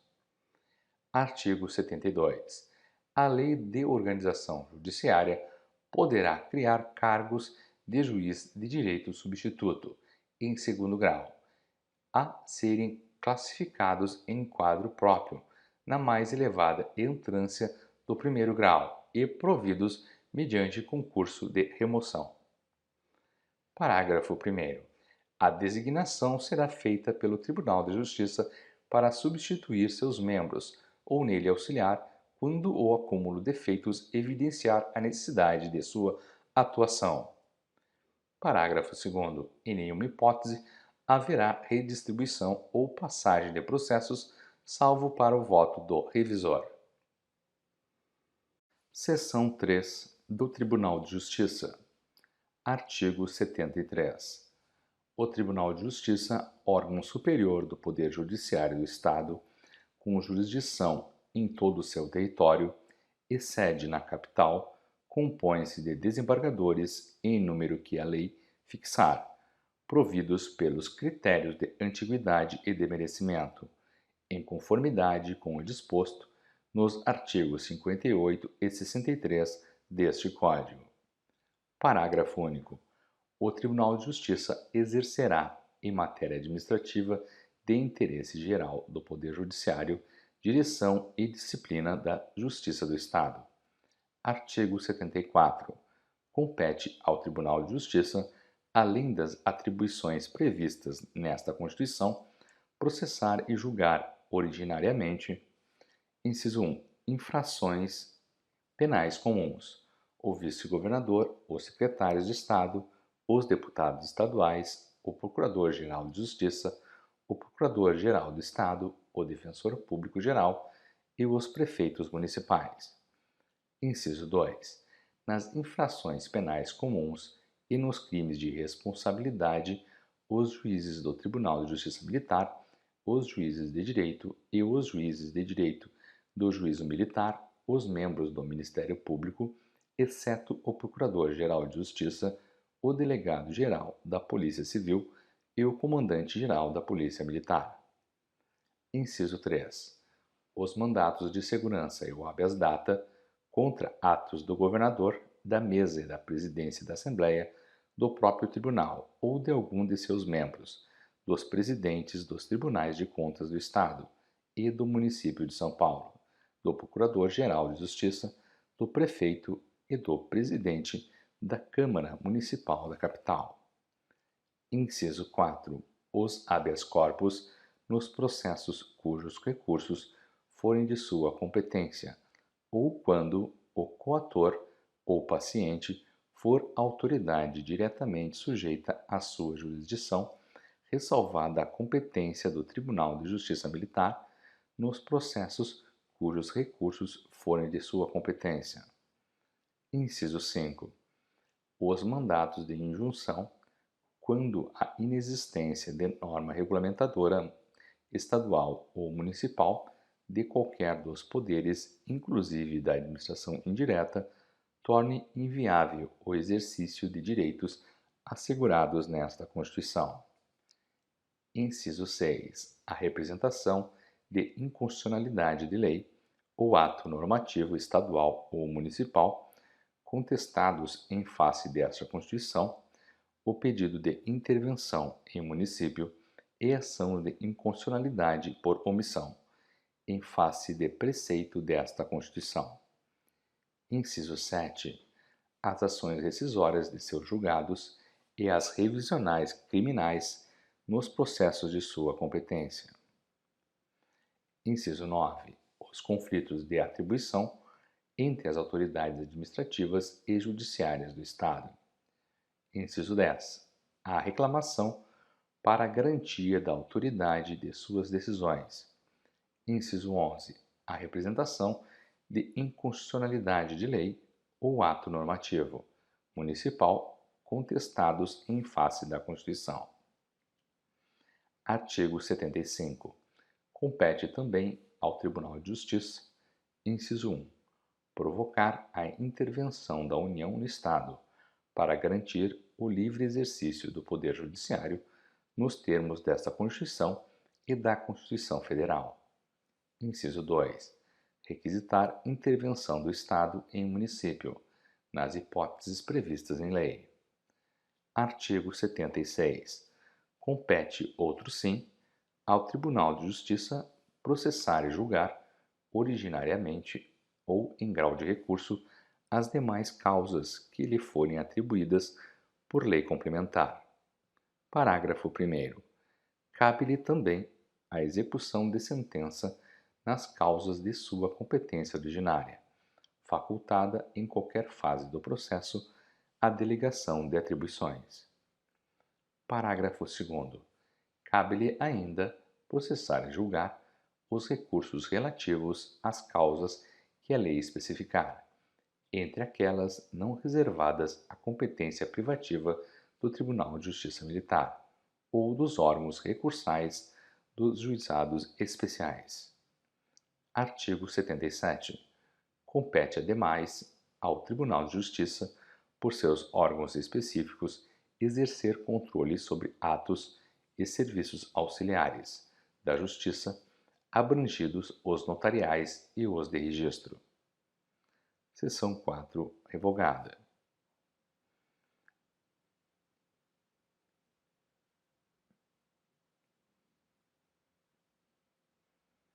Seção 5 da Justiça Militar do Estado. Artigo 79-A. A Justiça Militar do Estado será constituída em primeiro grau pelos juízes de direito e pelos conselhos de justiça e, em segundo grau, pelo Tribunal de Justiça Militar. Artigo 79-B. Compete à Justiça Militar Estadual processar e julgar os militares do Estado nos crimes militares definidos em lei e as ações judiciais contra atos disciplinares militares, ressalvada a competência do júri quando a vítima for civil, cabendo ainda decidir sobre a perda do posto e da patente dos oficiais e da graduação das praças. Artigo 80.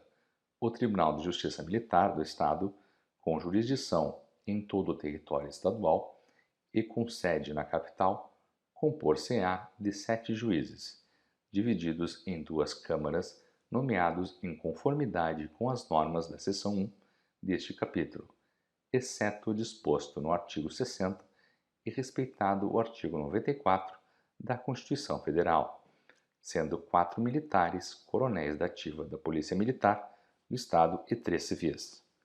Artigo 81. Compete ao Tribunal de Justiça Militar processar e julgar. Inciso 1. Originariamente, o chefe da Casa Militar, o comandante-geral da Polícia Militar, nos crimes militares definidos em lei, os mandados de segurança e os habeas corpus, nos processos cujos recursos forem de sua competência, ou quando o coator ou coagido estiverem diretamente sujeitos à sua jurisdição, e as revisões criminais de seus julgados e das auditorias militares. Inciso 2. Em grau de recurso, os policiais militares, nos crimes militares definidos em lei, observado o disposto no artigo 79-B. Parágrafo 1º. Compete ainda ao Tribunal exercer a correição geral sobre as atividades da Polícia Judiciária Militar, bem como decidir sobre a perda do posto e da patente dos oficiais e da graduação das praças. Parágrafo 2º. Compete aos juízes de direito do juízo militar processar e julgar singularmente os crimes militares cometidos contra civis e as ações judiciais contra atos disciplinares militares, cabendo ao Conselho de Justiça, sob a presidência do juiz de direito, processar e julgar os demais crimes militares. Parágrafo 3º. Os serviços de correição permanentes sobre as atividades da Polícia Judiciária Militar e do Presídio Militar serão realizados pelo juiz de direito do juízo militar designado pelo Tribunal. Artigo 82. Os juízes do Tribunal de Justiça Militar e os juízes de direito do juízo militar gozam dos mesmos direitos, vantagens e subsídios e sujeitam-se às mesmas proibições dos desembargadores do Tribunal de Justiça e dos juízes de direito, respectivamente. Parágrafo único. Os juízes de direito do juízo militar serão promovidos ao Tribunal de Justiça Militar nas vagas de juízes civis, observado o disposto no artigo 93, inciso 3 e 94 da Constituição Federal. Seção 6. Dos Tribunais do Júri. Artigo 83. Os tribunais do júri têm as competências e garantias previstas no artigo 5º, inciso 38 da Constituição Federal. Sua organização obedecerá ao que dispuser a lei federal e, no que couber, a lei de organização judiciária. Seção 7. Das turmas de recursos. Artigo 84. As turmas de recursos são formadas por juízes de direito titulares da mais elevada entrância de primeiro grau, na capital e no interior, observada sua sede, nos termos da resolução do Tribunal de Justiça, que designará seus integrantes, os quais poderão ser dispensados, quando necessário, do serviço de suas varas. Parágrafo 1º. As turmas de recursos constituem em órgão de segunda instância cuja competência é vinculada aos juizados especiais e de pequenas causas. Parágrafo 2º. A designação prevista neste artigo deverá ocorrer antes da distribuição dos processos de competência da turma de recursos. Seção 8. Dos juízes de direito. Artigo 85. Os juízes de direito integram a carreira da magistratura e exercem a jurisdição comum estadual de primeiro grau nas comarcas de juízos, segundo a competência determinada por lei. Artigo 86. O Tribunal de Justiça, através de seu órgão especial, designará juízes de entrância especial com competência exclusiva para questões agrárias. Parágrafo 1º. A designação prevista neste artigo só pode ser revogada a pedido do juiz ou por deliberação da maioria absoluta do órgão especial. Parágrafo 2º. No exercício dessa jurisdição, o juiz deverá, sempre que necessário, a eficiente prestação jurisdicional, deslocar-se até o local do litígio. Parágrafo 3º. O Tribunal de Justiça organizará a infraestrutura humana e material necessária ao exercício dessa atividade jurisdicional. Seção 9. Dos juizados especiais e dos juizados de pequenas causas. Artigo 87. Os juizados especiais das causas civis de menor complexidade e das infrações penais de menor potencial ofensivo terão sua composição e competência definidas em lei, obedecidos os princípios previstos no artigo 98, inciso 1 da Constituição Federal. Artigo 88. A lei disporá sobre a criação, funcionamento e processo dos juizados de pequenas causas, a que se refere o artigo 24, inciso 10 da Constituição Federal. Seção 10. Da Justiça de Paz. Artigo 89. A Justiça de Paz compõe-se de cidadãos remunerados eleitos pelo voto direto, universal e secreto, com mandato de 4 anos, e tem competência para, na forma da lei, celebrar casamentos, verificar de ofício ou em face de impugnação apresentada o processo de habilitação e exercer atribuições conciliatórias sem caráter jurisdicional, além de outras previstas na legislação. Seção 11. Da declaração de inconstitucionalidade e da ação direta de inconstitucionalidade. Artigo 90. São partes legítimas para propor ação de inconstitucionalidade de lei ou ato normativo estaduais ou municipais contestados em face dessa Constituição ou por omissão de medida necessária para tornar efetiva norma ou princípio desta Constituição no âmbito de seu interesse. Inciso 1. O governador do Estado e a mesa da Assembleia Legislativa. Inciso 2. O prefeito e a mesa da Câmara Municipal. Inciso 3. Procurador-Geral de Justiça. Inciso 4. O Conselho da Seção Estadual da Ordem dos Advogados do Brasil. Inciso 5. Entidades sindicais ou de classe, de atuação estadual ou municipal, demonstrando seu interesse jurídico no caso. Inciso 6. Os partidos políticos, com representação na Assembleia Legislativa, ou em se tratando de lei ou ato normativo municipais na respectiva Câmara. Parágrafo 1º. O Procurador-Geral de Justiça será sempre ouvido nas ações diretas de inconstitucionalidade. Parágrafo 2º.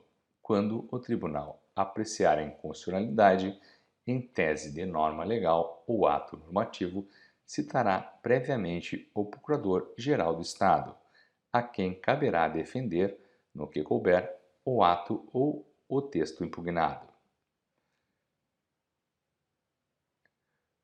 Parágrafo 4º. Declarada a inconstitucionalidade por omissão de medida para tornar efetiva norma desta Constituição, a decisão será comunicada ao poder competente para a adoção das providências necessárias à prática do ato, que lhe compete ou início do processo legislativo, e, em se tratando de órgão administrativo, para sua ação em 30 dias, sob pena de responsabilidade. Parágrafo 5º. Somente pelo voto da maioria absoluta de seus membros ou de seu órgão especial poderá o Tribunal de Justiça declarar a inconstitucionalidade de lei ou ato normativo estadual ou municipal, como objeto de ação direta. Parágrafo 6º.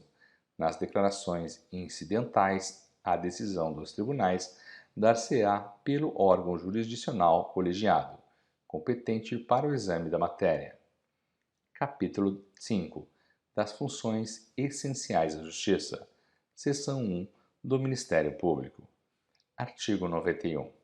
O Ministério Público é instituição permanente essencial à função jurisdicional do Estado, incumbindo-lhe a defesa da ordem jurídica, do regime democrático e dos interesses sociais e individuais indisponíveis. Parágrafo único. São princípios institucionais do Ministério Público a unidade, a indivisibilidade, a independência funcional. Artigo 92. Ao Ministério Público é assegurada autonomia administrativa e funcional, cabendo-lhe na forma de sua lei complementar. Inciso 1. Praticar atos próprios de gestão. Inciso 2. Praticar atos e decidir sobre a situação funcional do pessoal ativo e inativo da carreira e dos serviços auxiliares, organizados em quadros próprios. Inciso 3. Adquirir bens e serviços, efetuar a respectiva contabilização. Inciso 4. Propor à Assembleia Legislativa a criação e a extinção de seus cargos e serviços auxiliares, bem como a fixação dos subsídios de seus membros, observados os parâmetros estabelecidos na Lei de Diretrizes Orçamentárias e no artigo 169 da Constituição Federal. Inciso 5. Prover os cargos iniciais de carreira e dos serviços auxiliares, bem como nos casos de promoção, remoção e demais formas de provimento derivado. Inciso 6. Organizar suas secretarias e os serviços auxiliares das promotorias de justiça. Inciso 7.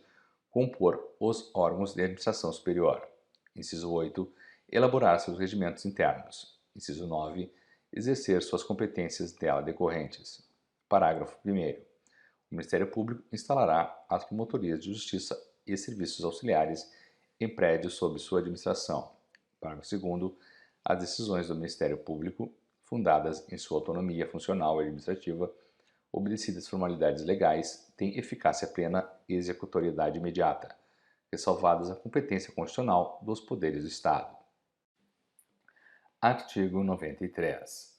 O Ministério Público elaborará sua proposta orçamentária dentro dos limites estabelecidos na Lei de Diretrizes Orçamentárias, encaminhando-a por intermédio do Procurador-Geral de Justiça ao Poder Executivo para a inclusão no projeto de lei orçamentária.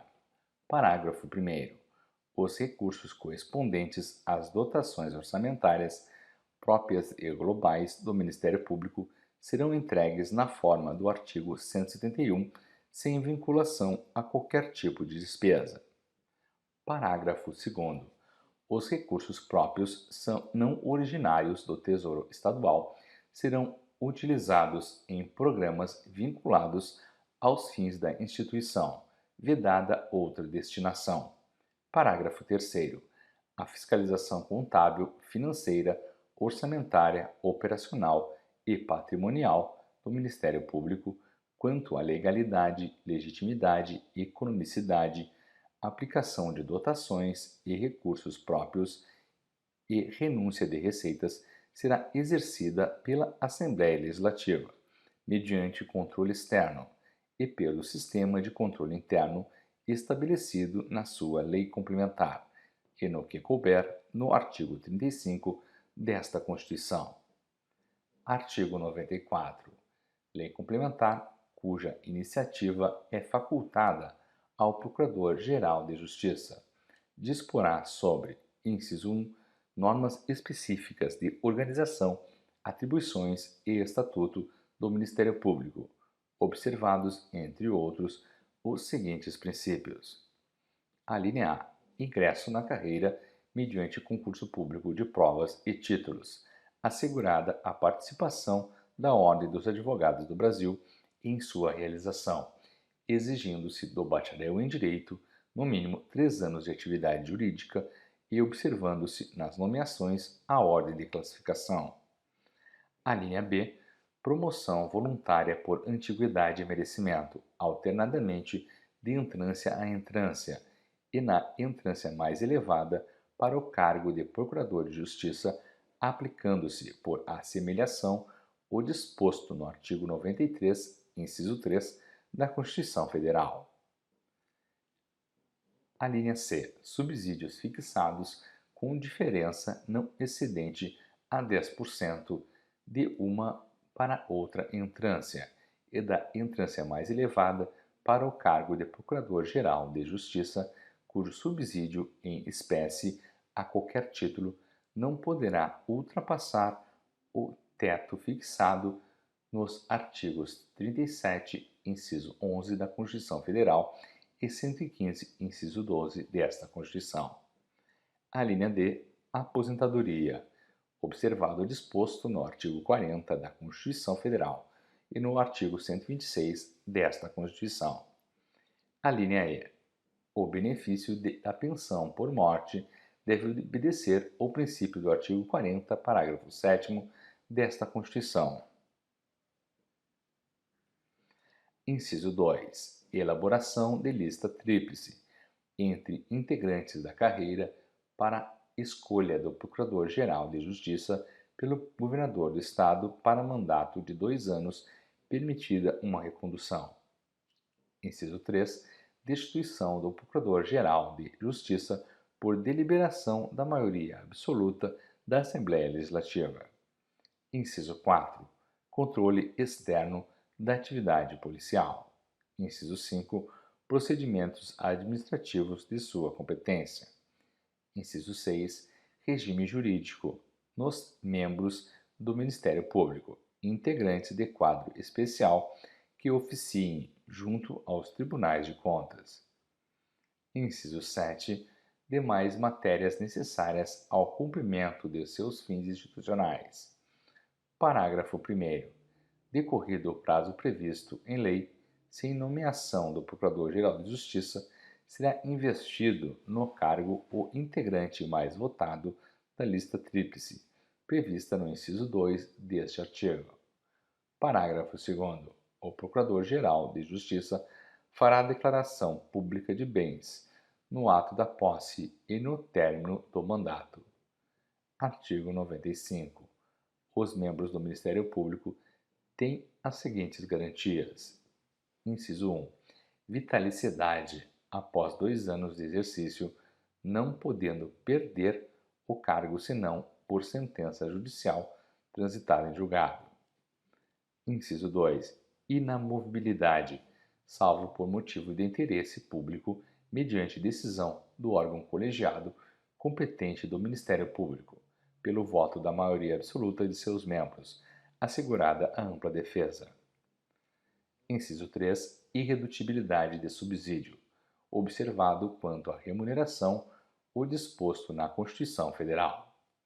Parágrafo único. O ato de remoção e de disponibilidade de membro do Ministério Público por interesse público fundar-se-á em decisão por voto de 2/3 do órgão colegiado competente, assegurada ampla defesa. Artigo 96. Os membros do Ministério Público sujeitam-se, entre outras, às seguintes proibições. Inciso 1. Receber, a qualquer título e sob qualquer pretexto, honorários, percentagens ou custas processuais. Inciso 2. Exercer a advocacia. Inciso 3. Participar de sociedade comercial na forma da lei. Inciso 4. Exercer, ainda que em disponibilidade, qualquer outra função pública, salvo uma de magistério, se houver compatibilidade de horário. Inciso 5. Exercer atividade político-partidária. Inciso 6. Receber qualquer título ou pretexto, auxílios ou contribuições de pessoas físicas, entidades públicas ou privadas, ressalvadas as exceções previstas em lei. Inciso 7. Exercer a advocacia no juízo ou tribunal perante o qual atuava antes de decorridos 3 anos do afastamento do cargo por aposentadoria ou exoneração. Artigo 97. Incumbe ao Ministério Público, além de outras funções, inciso 1, exercer a fiscalização dos estabelecimentos prisionais e dos que abriguem idosos, menores, incapazes ou portadores de deficiências sem prejuízo da correição judicial. Inciso 2. Deliberar sobre sua participação em organismos estatais de defesa do meio ambiente, do consumidor, de política penal e penitenciária e outros afetos à sua área de atuação. Inciso 3. Receber petições, reclamações, representações ou queixas de qualquer pessoa ou entidade representativa de classe por desrespeito aos direitos assegurados na Constituição Federal e nesta Constituição, as quais serão encaminhadas a quem de direito e respondidas no prazo improrrogável de 30 dias. Parágrafo único. Para promover o inquérito civil e os procedimentos administrativos de sua competência, o Ministério Público poderá, nos termos de sua lei complementar, inciso 1, requisitar dos órgãos da administração direta ou indireta os meios necessários à sua conclusão. Inciso 2. Propor à autoridade administrativa competente a instauração de sindicância para a apuração de falta disciplinar ou ilícito administrativo. Seção 2. Da Procuradoria-Geral do Estado. Artigo 98. A Procuradoria-Geral do Estado é instituição de natureza permanente, essencial à administração da Justiça e à administração pública estadual, vinculada diretamente ao governador, responsável pela advocacia do Estado, sendo orientada pelos princípios da legalidade e da indisponibilidade do interesse público. Parágrafo 1º. Lei Orgânica da Procuradoria-Geral do Estado disciplinará sua competência e a dos órgãos que a compõem e disporá sobre o regime jurídico dos integrantes da carreira de Procurador do Estado, respeitado o disposto nos artigos 132 e 135 da Constituição Federal. Parágrafo 2º.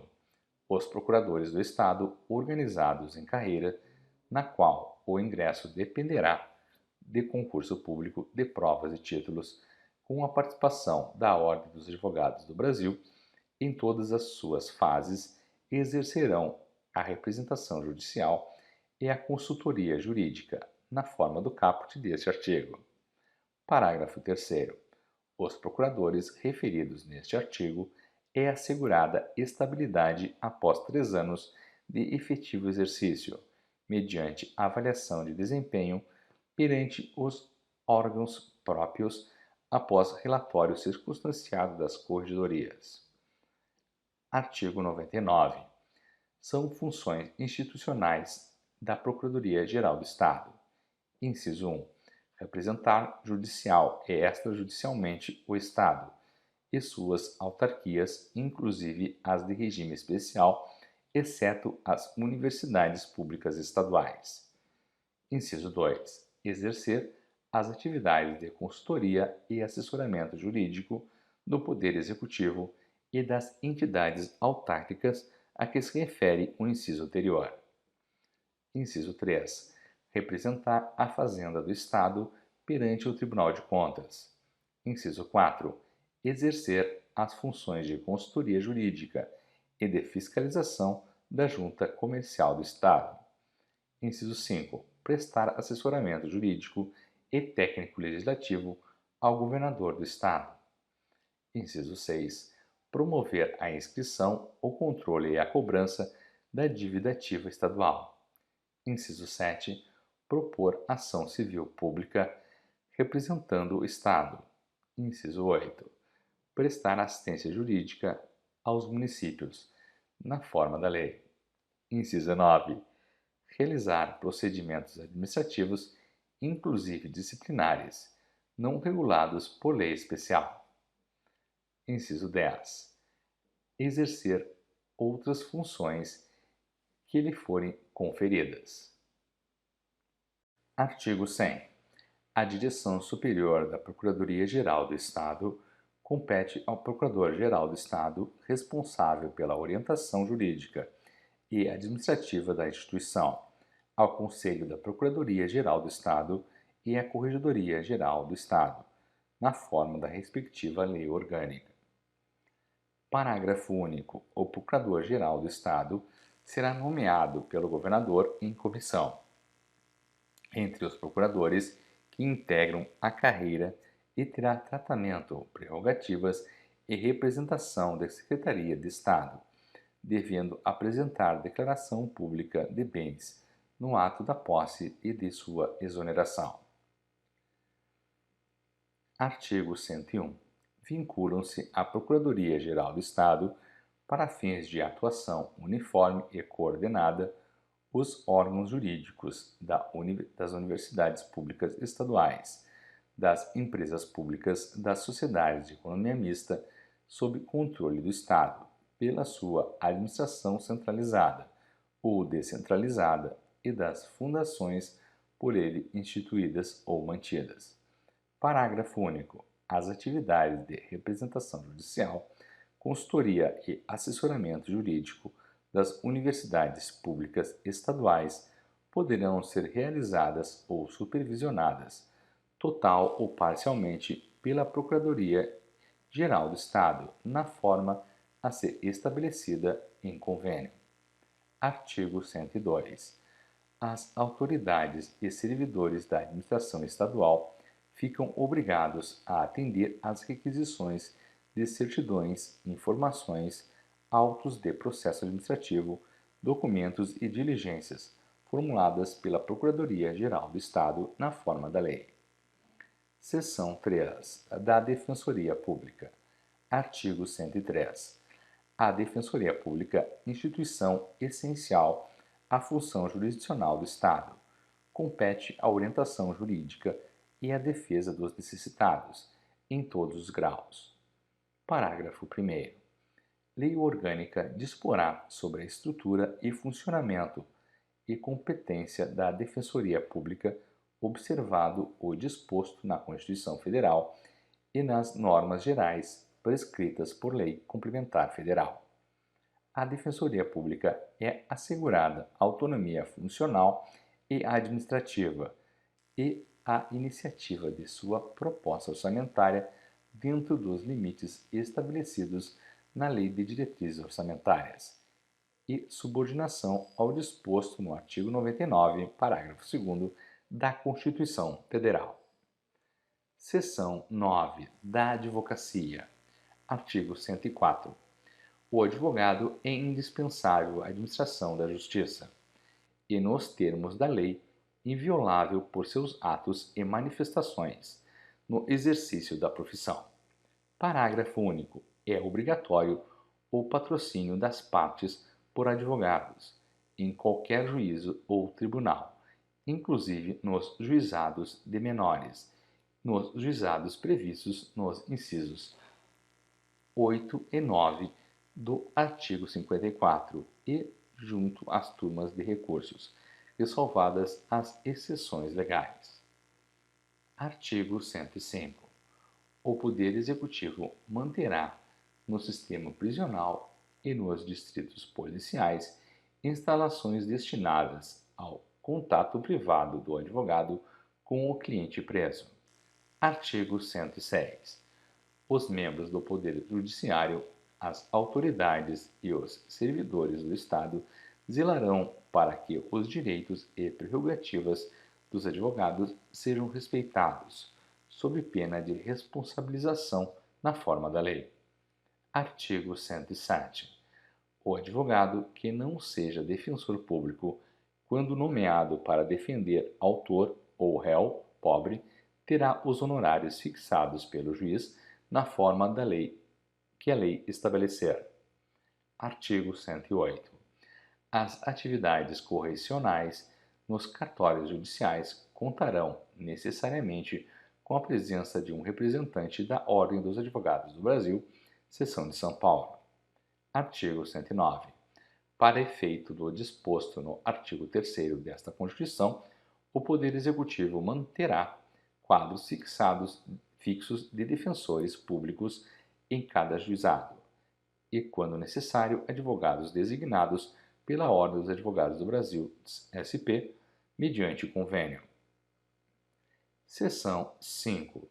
Do Conselho Estadual de Defesa dos Direitos da Pessoa Humana. Artigo 110.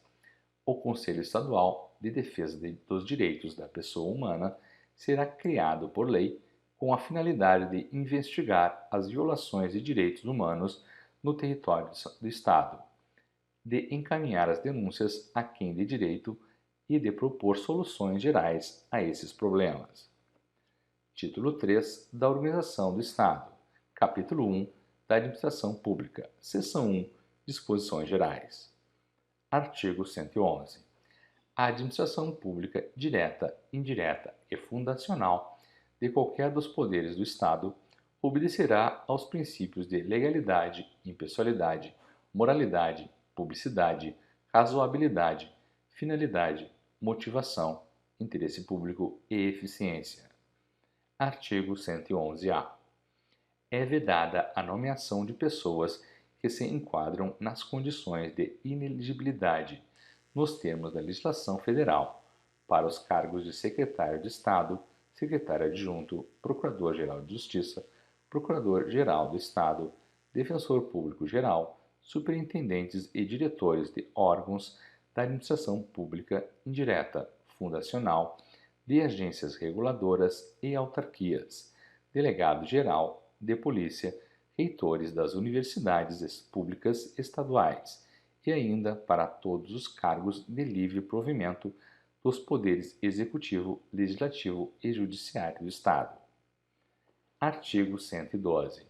As leis e atos administrativos externos deverão ser publicados no órgão oficial do Estado, para que produzam os seus efeitos regulares. A publicação dos atos não normativos poderá ser resumida. Artigo 113. A lei deverá fixar prazos para a prática dos atos administrativos e estabelecer recursos adequados à sua revisão, indicando seus efeitos e forma de processamento. Artigo 114. A administração é obrigada a fornecer a qualquer cidadão para a defesa de seus direitos e esclarecimentos de situações de seu interesse pessoal, no prazo máximo de 10 dias úteis, certidão de atos, contratos, decisões ou pareceres, sob pena de responsabilidade da autoridade ou servidor que negar ou retardar a sua expedição. No mesmo prazo, deverá atender às requisições judiciais, se outro não for fixado pela autoridade judiciária. Artigo 115. para a organização da administração pública direta e indireta, inclusive as fundações instituídas ou mantidas por qualquer dos poderes do Estado, é obrigatório o cumprimento das seguintes normas. Inciso 1. Os cargos, empregos e funções públicas são acessíveis aos brasileiros que preenchem os requisitos estabelecidos em lei, assim como os estrangeiros na forma da lei. Inciso 2. A investidura em cargo ou emprego público depende de aprovação prévia em concurso público de provas ou de provas e títulos, ressalvadas as nomeações para cargo em comissão, declarado em lei de livre nomeação e exoneração. Inciso 3. O prazo de validade do concurso público será de até 2 anos, prorrogável uma vez por igual período. A nomeação do candidato aprovado obedecerá à ordem de classificação. Inciso 4. Durante o prazo improrrogável previsto no edital de convocação ou aprovado em concurso público de provas ou de provas e títulos, será convocado com prioridade sobre novos concursados para assumir cargo ou emprego na carreira. Inciso 5. As funções de confiança exercidas exclusivamente por servidores ocupantes de cargo efetivo e os cargos em comissão a serem preenchidos por servidores de carreira nos casos, condições e percentuais mínimos previstos em lei destinam-se apenas às atribuições de direção, chefia e assessoramento. Inciso 6. É garantido ao servidor público civil o direito à livre associação sindical, obedecido o disposto no artigo 8º da Constituição Federal. Inciso 7.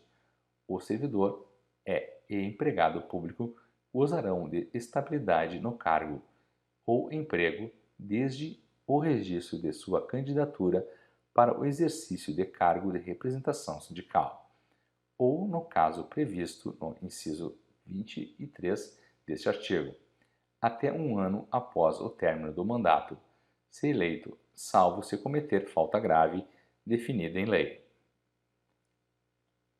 Inciso 8. O direito de greve será exercido nos termos e nos limites definidos em lei específica. Inciso 9. A lei reservará percentual dos cargos e empregos públicos para os portadores de deficiência, garantindo as adaptações necessárias para sua participação nos concursos públicos e definirá os critérios de sua admissão. Inciso 10. A lei estabelecerá os casos de contratação por tempo determinado, para atender à necessidade temporária de excepcional interesse público. Inciso 11. A revisão geral anual da remuneração dos servidores públicos, sem distinção de índice entre servidores públicos civis e militares, far-se-á sempre na mesma data e por lei específica, observada a iniciativa privativa em cada caso.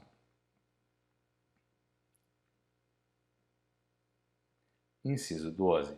Em conformidade com o artigo 37, inciso 11 da Constituição Federal, a remuneração e o subsídio dos ocupantes de cargo, funções e empregos públicos da administração direta, autárquica e fundacional, os proventos, pensões e outras espécies remuneratórias percebidos cumulativamente ou não, incluídas as vantagens pessoais ou de qualquer outra natureza, não poderão exceder o subsídio mensal do governador, no âmbito do Poder Executivo, o subsídio dos deputados estaduais, no âmbito do Poder Legislativo, e o subsídio dos desembargadores do Tribunal de Justiça, limitado a 90 inteiros e 25 centésimos por cento do subsídio mensal em espécie dos ministros do Supremo Tribunal Federal, no âmbito do Poder Judiciário, aplicável este limite aos membros do Ministério Público, os procuradores e os defensores públicos.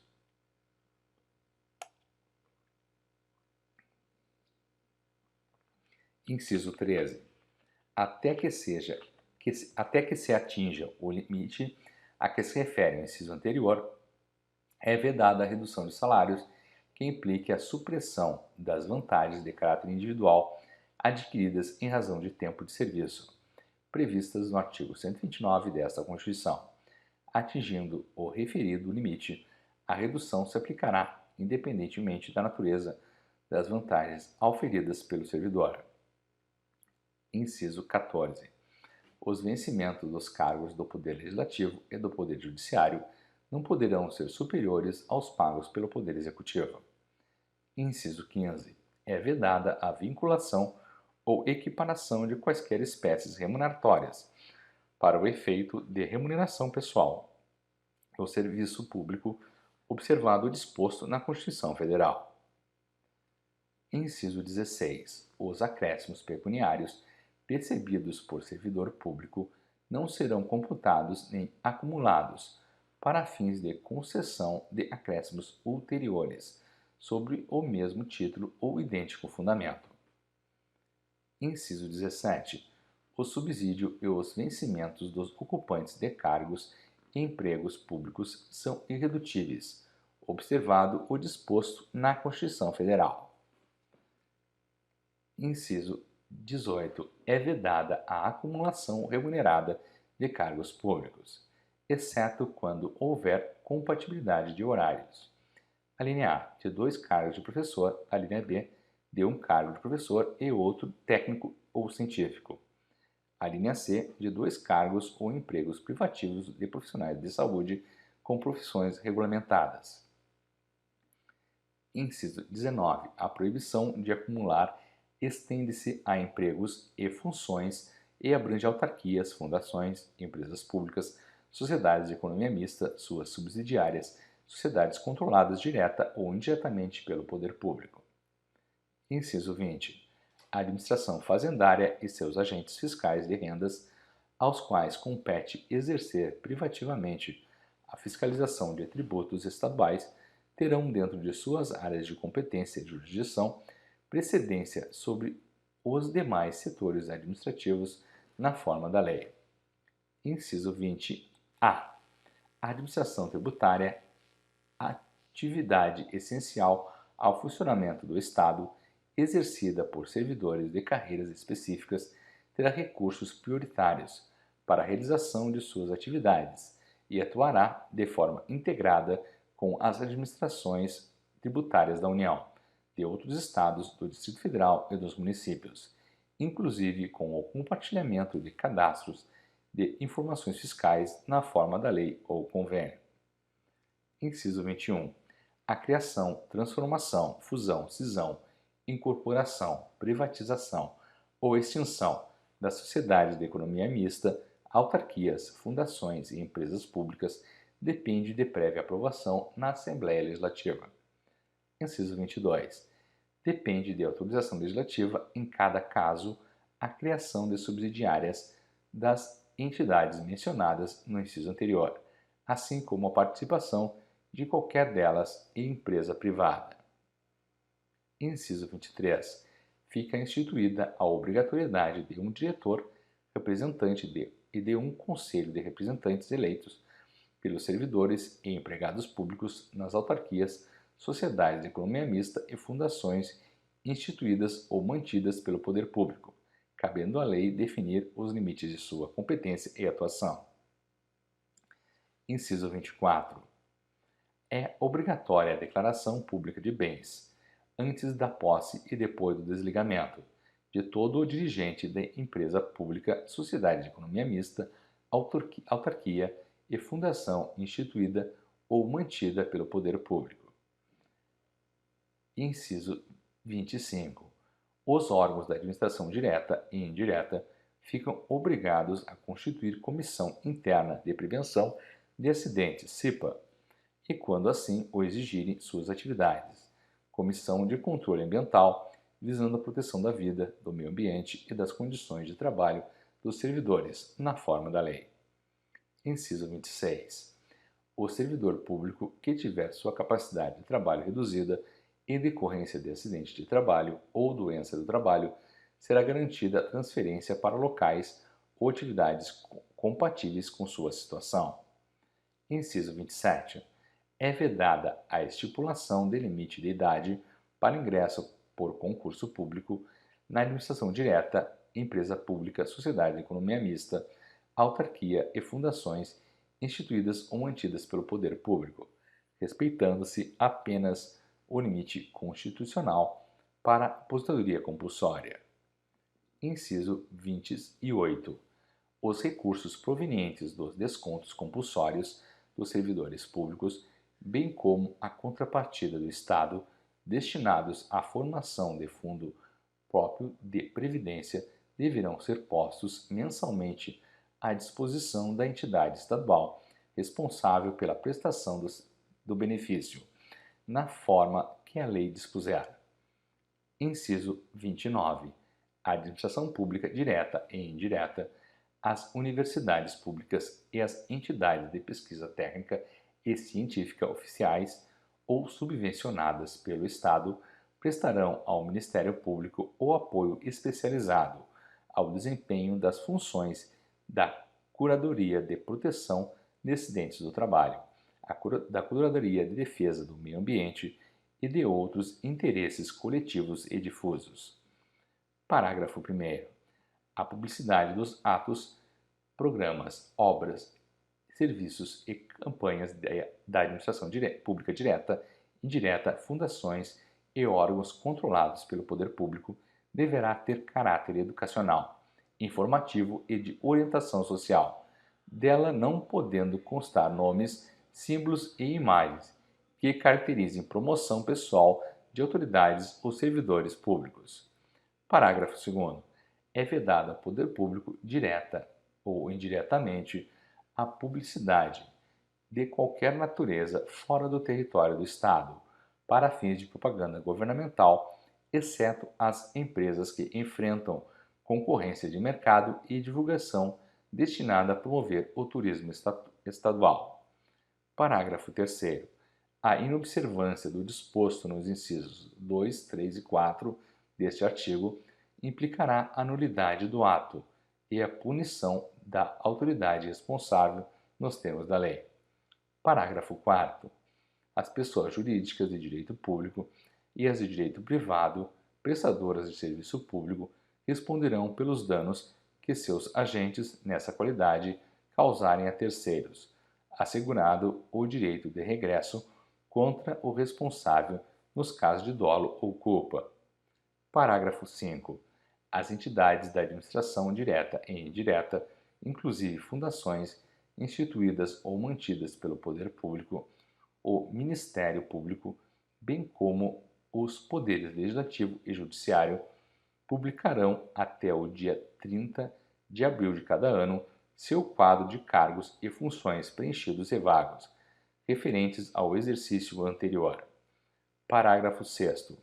É vedada a percepção simultânea de proventos de aposentadoria decorrente dos artigos 40, 42 e 142 da Constituição Federal e dos artigos 126 e 138 desta Constituição, com a remuneração de cargo, emprego ou função pública, ressalvados os cargos acumuláveis, na forma desta Constituição, os cargos eletivos e os cargos em comissão declarados em lei de livre nomeação e exoneração. Parágrafo 7º. Não serão computados, para efeito dos limites remuneratórios de que trata o inciso 12 do caput deste artigo, as parcelas de caráter indenizatório previstas em lei. Parágrafo 8º. Para os fins do disposto no inciso 12 deste artigo e no inciso 11 do artigo 37 da Constituição Federal, poderá ser fixado no âmbito do Estado, mediante emenda à presente Constituição, como um limite único o subsídio mensal dos desembargadores do Tribunal de Justiça, limitado a 90 inteiros e 25 centésimos por cento do subsídio mensal dos ministros do Supremo Tribunal Federal, não se aplicando o disposto neste parágrafo aos subsídios dos deputados estaduais. Parágrafo 9. O servidor público titular do cargo efetivo poderá ser readaptado para exercício de cargo cujas atribuições e responsabilidades sejam compatíveis com a limitação que tenha sofrido em sua capacidade física ou mental, enquanto permanecer nessa condição, desde que possua a habilitação e o nível de escolaridades exigidos para o cargo de destino, mantida a remuneração do cargo de origem. Parágrafo 10. A aposentadoria concedida com a utilização de tempo de contribuição decorrente de cargo, emprego ou função pública, inclusive do regime geral de previdência social, acarretará o rompimento do vínculo que gerou o referido tempo de contribuição. Artigo 116. Os vencimentos, vantagens ou qualquer parcela remuneratória pagos com atraso deverão ser corrigidos monetariamente, de acordo com os índices oficiais aplicáveis à espécie. Seção 2 das obras, serviços públicos, compras e alienações. Artigo 117. Ressalvados os casos especificados na legislação, as obras, serviços, compras e alienações serão contratados mediante processo de licitação pública, que assegure igualdade de condições a todos os concorrentes, com cláusulas que estabeleçam obrigações de pagamento, mantidas as condições efetivas da proposta, nos termos da lei, o qual somente permitirá as exigências de qualificação técnica e econômica indispensáveis à garantia do cumprimento das obrigações. Parágrafo único. É vedada à administração pública direta e indireta, inclusive fundações instituídas ou mantidas pelo poder público, a contratação de serviços e obras de empresas que não atendam às normas relativas à saúde e segurança no trabalho. Artigo 118. As licitações de obras e serviços públicos deverão ser precedidas de indicação do local onde serão executados e do respectivo projeto técnico completo, que permita a definição precisa de seu objeto e previsão de recursos orçamentários, sob pena de invalidade da licitação. Parágrafo único. Na elaboração do projeto mencionado neste artigo, deverão ser atendidas as exigências de proteção do patrimônio histórico, cultural e do meio ambiente, observando-se o disposto no parágrafo 2º do artigo 192 desta Constituição. Artigo 119. Os serviços concedidos ou permitidos ficarão sempre sujeitos à regulamentação e fiscalização do poder público e poderão ser retomados quando não atendam satisfatoriamente aos seus fins ou às condições do contrato. Parágrafo único. Os serviços de que trata este artigo não serão subsidiados pelo poder público, em qualquer medida, quando prestados por particulares. Artigo 120. Os serviços públicos serão remunerados por tarifa previamente fixada pelo órgão executivo competente na forma que a lei estabelecer. Artigo 121. Os órgãos competentes publicarão, com a periodicidade necessária, os preços médios de mercado de bens e serviços, os quais servirão de base para as licitações realizadas pela administração direta e indireta, inclusive fundações instituídas ou mantidas pelo poder público. Artigo 122.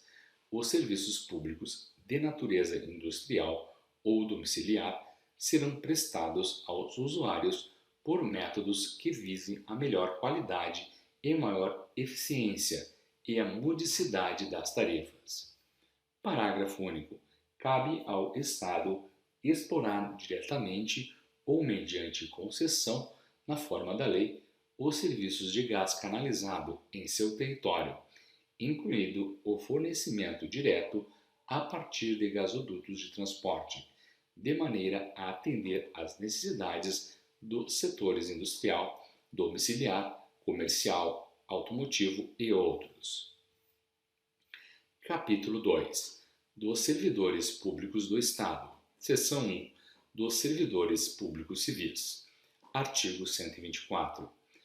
Os servidores da administração pública direta, das autarquias e das fundações instituídas ou mantidas pelo poder público terão regime jurídico único e planos de carreira. Parágrafo 1º. A lei assegurará aos servidores da administração direta isonomia de vencimentos para cargos de atribuições iguais ou assemelhados do mesmo poder, ou entre servidores dos poderes legislativo, executivo e judiciário, ressalvadas as vantagens de caráter individual e as relativas à natureza ou ao local de trabalho. Parágrafo 2º. No caso do parágrafo anterior, não haverá alteração nos vencimentos dos demais cargos de carreira, a que pertence aquele cujos vencimentos foram alterados por força da isonomia. Parágrafo 3º. Aplica-se aos servidores a que se refere o caput deste artigo e disposto no artigo 7º, inciso 4, 6, 5, 7, 8, 9, 12, 13, 15, 16, 17, 18, 19, 20, 22, 23 e 30 da Constituição Federal. Parágrafo 4º. Lei estadual poderá estabelecer a relação entre a maior e a menor remuneração dos servidores públicos, obedecido, em qualquer caso, o disposto no artigo 37, inciso 11 da Constituição Federal e no artigo 115, inciso 12 desta Constituição. Parágrafo 5º. É vedada a incorporação de vantagens de caráter temporário ou vinculadas ao exercício de função de confiança ou de cargo em comissão à remuneração do cargo efetivo. Artigo 125. O exercício do mandato eletivo por servidor público far-se-á com observância do artigo 38 da Constituição Federal. Parágrafo 1º. Fica assegurado ao servidor público eleito para ocupar cargo em sindicato de categoria o direito de afastar-se de suas funções durante o tempo em que durar o mandato, recebendo seus vencimentos e vantagens nos termos da lei. Parágrafo 2º. O tempo de mandato eletivo será computado para fins de aposentadoria especial. Artigo 26. O regime próprio de previdência social dos servidores titulares de cargos efetivos terá caráter contributivo e solidário, mediante contribuição do Estado de São Paulo, de servidores ativos, de aposentados e pensionistas, observados critérios que preservem o equilíbrio financeiro e atuarial. Parágrafo 1º. Os servidores abrangidos pelo regime de previdência de que trata este artigo serão aposentados. 1. Por invalidez permanente, sendo os proventos proporcionais ao tempo de contribuição, exceto se decorrente de acidente em serviço, moléstia profissional ou grave doença, contagiosa ou incurável, na forma da lei. 2. Compulsoriamente aos 70 anos de idade, com proventos proporcionais ao tempo de contribuição. 3. Voluntariamente, desde que cumprido tempo mínimo de 10 anos de efetivo exercício no serviço público e 5 anos no cargo efetivo em que se dará a aposentadoria, observada as seguintes condições. A linha A, 60 anos de idade e 35 de contribuição, se homem, e 55 anos de idade e 30 de contribuição, se mulher. B, 65 anos de idade, se homem, e 60 anos de idade, se mulher, com proventos proporcionais ao tempo de contribuição. 1. Por incapacidade permanente para o trabalho, no cargo em que estiver investido quando insuscetível de readaptação, hipótese em que será obrigatório realizar avaliações periódicas para verificar a continuidade das condições que ensejaram a concessão da aposentadoria na forma da lei. 2. Compulsoriamente, nos termos do artigo 40, parágrafo 1º, inciso 2 da Constituição Federal. 3. Voluntariamente, aos 62 anos de idade, se mulher, e 65 anos de idade, se homem, observados o tempo de contribuição e os demais requisitos estabelecidos em lei complementar. Parágrafo 2º. Os proventos de aposentadoria não poderão ser inferiores ao valor mínimo a que se refere o parágrafo 2º do artigo 201 da Constituição Federal, ou superiores ao limite máximo estabelecido para o regime geral de previdência social quanto aos servidores abrangidos pelos parágrafos 14, 15 e 16. Parágrafo 3º. As regras para cálculo de proventos de aposentadoria serão disciplinadas por lei. Parágrafo 4º. É vedada a adoção de requisitos ou critérios diferenciados para a concessão de benefícios no regime próprio previsto no caput, ressalvados nos termos definidos em lei complementar aos casos de aposentadoria de servidores. 1. Com deficiência. 2. Integrantes das carreiras de Polícia Civil, Polícia Técnico-Científica, Agente de Segurança Penitenciária e Agente de Escolta e Vigilância Penitenciária. 3. Que exerçam atividades com efetiva exposição a agentes nocivos, químicos, físicos e biológicos, prejudiciais à saúde ou à associação desses agentes, não se permitindo a caracterização por categoria profissional ou ocupação. Parágrafo 5.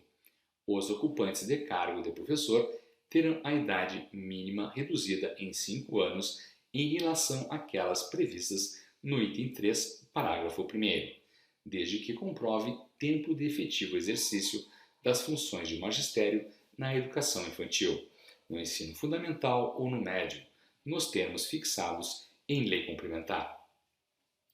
Parágrafo 6º. Declarado inconstitucional em controle concentrado pelo Supremo Tribunal Federal. Parágrafo 6º-A. Ressalvadas as aposentadorias decorrentes dos cargos acumuláveis na forma da Constituição Federal, é vedada a percepção de mais de uma aposentadoria à conta de regime próprio de previdência social, aplicando-se outras vedações, regras e condições para a acumulação de benefícios previdenciários estabelecidos no regime geral de previdência social. Parágrafo 7º. A pensão por morte dos servidores, de que trata o item 2 do parágrafo 4º, será concedida de forma diferenciada nos termos da lei. Parágrafo 8º. Declarada inconstitucional em controle concentrado pelo Supremo Tribunal Federal. Parágrafo 8A. É assegurado o reajustamento dos benefícios para preservar-lhes em caráter permanente o valor real, conforme critérios estabelecidos em lei.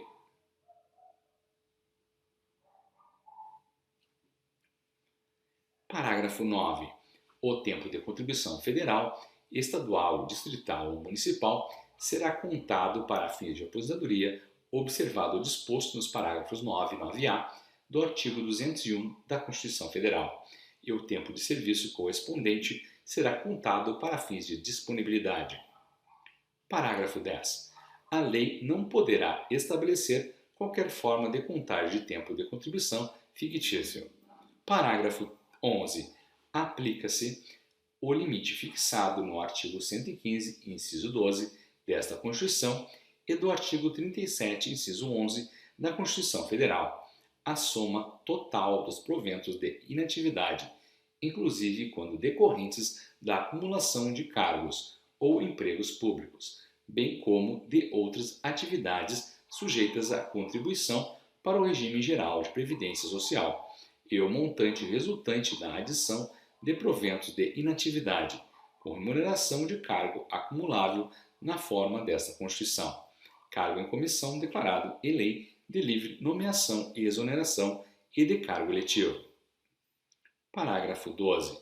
Além do disposto neste artigo, serão observados no regime próprio de previdência social, no que couber, os requisitos e os critérios fixados para o regime geral de previdência social. Parágrafo 13. O agente público ocupante exclusivamente de cargo em comissão, declarado em lei de livre nomeação e exoneração, de outro cargo temporário, inclusive os detentores de mandato eletivo ou de emprego público, aplica-se o regime geral de previdência social. Parágrafo 14. O Estado, desde que institua regime de previdência complementar para os seus respectivos servidores titulares de cargo efetivo, poderá fixar para o valor das aposentadorias e pensões a serem concedidas pelo regime de que trata este artigo o limite máximo estabelecido para os benefícios do regime geral de previdência social de que trata o artigo 201 da Constituição Federal. Parágrafo 15. O regime de previdência complementar de que trata o parágrafo 14 oferecerá plano de benefícios somente na modalidade de contribuição definida. Observará o disposto no artigo 202 da Constituição Federal e será efetivado por intermédio de entidade fechada de previdência complementar. Parágrafo 16. Somente mediante sua prévia e expressa opção, o disposto nos parágrafos 14 e 15 poderá ser aplicado ao servidor que tiver ingressado no serviço público, até a data da publicação do ato de instituição do correspondente regime de previdência complementar. Parágrafo 17. Todos os valores de remuneração considerados para o cálculo do benefício previsto no parágrafo 3º serão devidamente atualizados na forma da lei. Parágrafo 18. Incidirá contribuição sobre os proventos de aposentadorias e pensões concedidas pelo regime de que trata este artigo, que superem o limite máximo estabelecido para os benefícios do regime geral de previdência social, de que trata o artigo 201 da Constituição Federal, com percentual igual ao estabelecido para os servidores titulares de cargos efetivos. Parágrafo 19. Observados os critérios a serem estabelecidos em lei, o servidor titular de cargo efetivo que tenha completado as exigências para aposentadoria voluntária e que opte por permanecer em atividade poderá fazer jus a um abono de permanência equivalente no máximo ao valor da sua contribuição previdenciária, até completar a idade para aposentadoria compulsória. Parágrafo 20. Fica vedada a existência de mais de um regime próprio de previdência social para os servidores titulares de cargos efetivos e de mais de um órgão ou entidade gestora desse regime, abrangidos todos os poderes, os órgãos e as entidades autárquicas e fundacionais, que serão responsáveis pelo seu funcionamento, pelo seu financiamento, observados os critérios, os parâmetros e a natureza jurídica definidos em lei complementar federal. Parágrafo 21. O rol de benefícios do regime próprio de previdência social fica limitado às aposentadorias e à pensão por morte. Parágrafo 22. O servidor, após 90 dias decorridos da apresentação do pedido de aposentadoria voluntária, instruído com prova de ter cumprido os requisitos necessários à obtenção do direito, poderá cessar o exercício da função pública independentemente de qualquer formalidade. Artigo 127. Aplica-se aos servidores públicos estaduais, para efeito de estabilidade, o disposto no artigo 41 da Constituição Federal. Artigo 128. As vantagens de qualquer natureza só poderão ser instituídas por lei e quando atendam efetivamente ao interesse público e às exigências do serviço. Artigo 129. Ao servidor público estadual é assegurado o percebimento do adicional por tempo de serviço, concedido no mínimo por quinquênio, e vedada sua limitação, bem como a sexta parte dos vencimentos integrais, concedida aos 20 anos de efetivo exercício que se incorporarão aos vencimentos para todos os efeitos observado o disposto no artigo 115, inciso 16 desta Constituição. Parágrafo único. O disposto no caput não se aplica aos servidores remunerados por subsídio na forma da lei. Artigo 130. Ao servidor será assegurado o direito de remoção para igual cargo ou função, no lugar de residência do cônjuge, se este também for servidor e houver vaga, nos termos da lei. Parágrafo único. O disposto neste artigo aplica-se também ao servidor cônjuge, distrito titular de mandato eletivo estadual ou municipal. Artigo 131. O Estado responsabilizará os seus servidores por alcance e outros danos causados à administração ou por pagamentos efetuados em desacordo com as normas legais, sujeitando-os ao sequestro e perdimento dos bens, nos termos da lei. Artigo 132.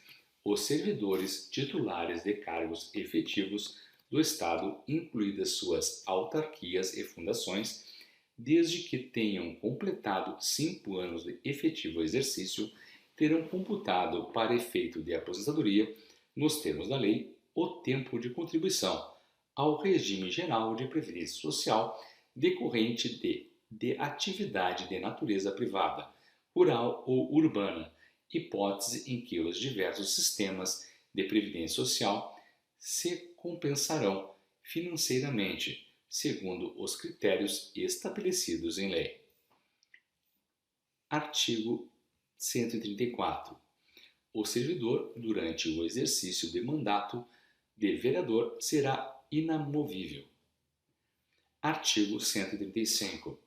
O servidor público titular de cargo efetivo do Estado será contado como efetivo exercício para efeito de aposentadoria e disponibilidade. O tempo de contribuição decorrente de serviço prestado em cartório não oficializado, mediante certidão expedida pela Corregedoria Geral de Justiça. Artigo 136. O servidor público civil, demitido por ato administrativo, se absolvido pela Justiça, na ação referente ao ato que deu causa à demissão, será reintegrado ao serviço público com todos os direitos adquiridos. Artigo 137. A lei assegurará à servidora gestante mudança de função, nos casos em que for recomendado, sem prejuízo de seus vencimentos ou salários e demais vantagens do cargo ou função, atividade. Seção 2 dos servidores públicos militares. Artigo 138. São os servidores públicos militares estaduais os integrantes da Polícia Militar do Estado. Parágrafo 1º. Aplica-se, no que couber, aos servidores a que se refere este artigo o disposto no artigo 42 da Constituição Federal. Parágrafo 2º. Naquilo que não colidir com a legislação específica, aplica-se aos servidores mencionados neste artigo o disposto na seção anterior. Parágrafo 3º. O servidor público militar demitido por ato administrativo, se absolvido pela Justiça na ação referente ao ato que deu causa à demissão, será reintegrado à corporação com todos os direitos restabelecidos. Parágrafo 4º. O oficial da Polícia Militar só perderá o posto e a patente se for julgado indigno do oficialato ou com ele incompatível, por decisão do Tribunal de Justiça Militar do Estado. Parágrafo 5º. O oficial condenado na Justiça Comum ou Militar a pena privativa de liberdade superior a 2 anos, por sentença transitada em julgado, será submetido ao julgamento previsto no parágrafo anterior. Parágrafo 6º.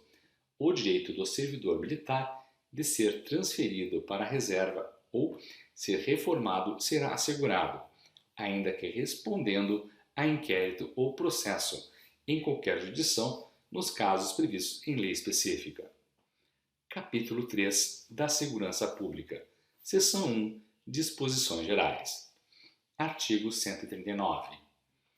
A segurança pública, dever do Estado, direito e responsabilidade de todos, é exercida para a preservação da ordem pública e incolumidade das pessoas e do patrimônio. Parágrafo 1º. O Estado manterá a segurança pública por meio de sua polícia, subordinada ao governador do Estado. Parágrafo 2º. A Polícia do Estado será integrada pela Polícia Civil, Polícia Militar e Corpo de Bombeiros. Parágrafo 3º. A Polícia Militar, integrada pelo Corpo de Bombeiros, é força auxiliar, reserva do Exército. Seção 2 da Polícia Civil. Artigo 140. A Polícia Civil, órgão permanente dirigida por delegados de polícia de carreira, bacharéis em direito, incumbe, ressalvada a competência da União, as funções de polícia judiciária e a apuração de infrações penais, exceto as militares. Parágrafo 1º. O delegado-geral da Polícia Civil, integrante da última classe da carreira, será nomeado pelo governador do Estado e deverá fazer declaração pública de bens no ato da posse e da sua exoneração. Parágrafo 2º. No desempenho da atividade de polícia judiciária instrumental à propositura de ações penais, a Polícia Civil exerce atribuição essencial à função jurisdicional do Estado e à defesa da ordem jurídica. Parágrafo 3º. Aos delegados de polícia é assegurada independência funcional, pela livre convicção nos atos de polícia judiciária. Parágrafo 4º. O ingresso na carreira de delegado de polícia dependerá de concurso público, de provas e títulos, assegurada a participação da Ordem dos Advogados do Brasil em todas as suas fases, exigindo-se do bacharel em Direito no mínimo 2 anos de atividade jurídica, observando-se nas nomeações a ordem de classificação. Parágrafo 5º. A exigência de tempo de atividade jurídica será dispensada para os que contarem com, no mínimo, 2 anos de efetivo exercício em cargo de natureza policial civil, anteriormente à publicação do edital de concurso. Parágrafo 6º. A remoção de integrante da carreira de delegado de polícia somente poderá ocorrer mediante pedido do interessado ou manifestação favorável do colegiado superior da Polícia Civil, nos termos da lei. Lei orgânica e estatuto disciplinarão a organização, o funcionamento, os direitos, deveres, vantagens e regime de trabalho da Polícia Civil e de seus integrantes, servidores especiais, assegurado na estruturação das carreiras, o mesmo tratamento dispensado para efeito de escalonamento e promoção aos delegados de polícia, respeitadas as leis federais concernentes. Parágrafo 8. Lei específica definirá a organização, funcionamento e atribuições da Superintendência da Polícia Técnico-Científica, que será dirigida alternadamente por perito criminal e médico legista, sendo integrada pelos seguintes órgãos: Inciso 1, Instituto de Criminalística. Inciso 2, Instituto Médico Legal. Seção 3 da Polícia Militar. Artigo 141. A Polícia Militar, órgão permanente, incumbe, além das atribuições definidas em lei, a polícia ostensiva e a preservação da ordem pública. Parágrafo 1º. O comandante-geral da Polícia Militar será nomeado pelo governador do Estado, dentre oficiais da ativa ocupantes do último posto do quadro de oficiais policiais militares, conforme dispuser a lei, devendo fazer declaração pública de bens no ato da posse e de sua exoneração. Parágrafo 2º. Lei orgânica e estatuto disciplinarão a organização, o funcionamento, direitos, deveres, vantagens e regime de trabalho da Polícia Militar e de seus integrantes, servidores militares estaduais, respeitadas as leis federais concernentes. Parágrafo 3º. A criação e manutenção da Casa Militar e assessorias militares somente poderão ser efetivadas nos termos em que a lei estabelecer. Parágrafo 4º. O chefe da Casa Militar será escolhido pelo governador do Estado, entre oficiais da ativa, ocupantes do último posto do quadro de oficiais policiais militares. Artigo 142. Ao Corpo de Bombeiros, além das atribuições definidas em lei, incumbe a execução de atividades de defesa civil, tendo seu quadro próprio e funcionamento definidos na legislação prevista no parágrafo 2º do artigo anterior.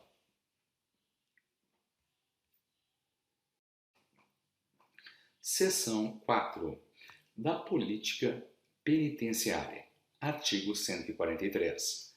A legislação penitenciária estadual assegurará o respeito às regras mínimas da Organização das Nações Unidas para o tratamento de reclusos, a defesa técnica nas infrações disciplinares e definirá a composição e competência do Conselho Estadual de Política Penitenciária.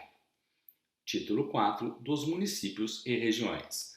Capítulo 1 dos Municípios. Seção 1. Disposições Gerais. Artigo 144. Os municípios com autonomia política, legislativa, administrativa e financeira se auto-organizarão por lei orgânica, atendidos os princípios estabelecidos na Constituição Federal e nesta Constituição. Artigo 145. A criação, a fusão, a incorporação e o desmembramento de municípios far-se-ão por lei estadual, dentro do período determinado por lei complementar federal, e dependerão de consulta prévia, mediante plebiscito, às populações dos municípios envolvidos após divulgação dos estudos de viabilidade municipal, apresentados e publicados na forma da lei, nos termos do artigo 18, parágrafo 4º da Constituição Federal. Parágrafo único.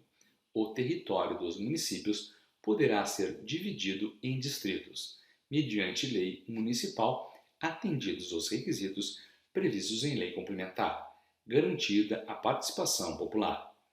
Artigo 145-A.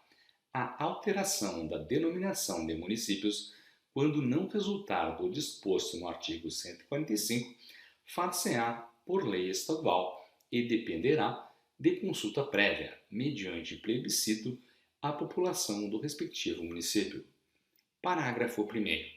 O plebiscito será realizado pelo Tribunal Regional Eleitoral mediante solicitação da Câmara Municipal, instruída com representação subscrita por no mínimo 1% dos eleitores domiciliados no respectivo município, e informação do órgão técnico competente sobre a inexistência de topônimo correlato no Estado ou em outra unidade da Federação.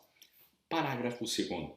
Caso o resultado do plebiscito seja favorável à alteração proposta, o Tribunal Regional Eleitoral o encaminhará à Assembleia Legislativa para a elaboração da lei estadual mencionada no caput.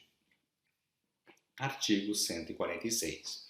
A classificação de municípios turísticos, assim considerados as estâncias e os municípios de interesse turístico, far-se-á por lei estadual e dependerá da observância de condições e requisitos mínimos estabelecidos em lei complementar e da manifestação do órgão técnico competente. Parágrafo 1º. O Poder Executivo deverá encaminhar à Assembleia Legislativa a cada 3 anos projeto de lei revisional dos municípios turísticos, a ser disciplinado na lei complementar prevista no caput deste artigo. Parágrafo 2º. O Estado manterá, na forma de que a lei estabelecer, um fundo de melhoria dos municípios turísticos, com o objetivo de desenvolver programas de melhoria e preservação ambiental, urbanização, serviços e equipamentos turísticos. Parágrafo 3º. O Fundo de Melhoria dos Municípios Turísticos terá dotação orçamentária anual correspondente a 11% da totalidade da arrecadação dos impostos municipais das estâncias no exercício imediatamente anterior, limitada ao valor inicial da última dotação, atualizado pela variação anual nominal da receita de impostos estaduais estimada na subsequente proposta orçamentária. Parágrafo 4º. Os critérios para distribuição, transferência e aplicação dos recursos do Fundo de Melhoria dos Municípios Turísticos serão estabelecidos em lei, garantida a destinação de 20% para municípios de interesse turístico. Artigo 147. Os municípios poderão, por meio de lei municipal, constituir guarda municipal destinada à proteção de seus bens, serviços e instalações, obedecidos os preceitos da Lei Federal. Artigo 148. Lei estadual estabelecerá condições que facilitem e estimulem a criação de corpos de bombeiros voluntários nos municípios, respeitada a legislação federal. Seção 2 da intervenção. Artigo 149. O Estado não intervirá no município, salvo quando, inciso 1, deixar de ser paga sem motivo de força maior por 2 anos consecutivos a dívida fundada. Inciso 2. Não forem prestadas contas devidas na forma da lei. Inciso 3. Não tiver sido aplicado o mínimo exigido da Receita Municipal na manutenção e desenvolvimento do ensino e nas ações e serviços públicos de saúde. Inciso 4.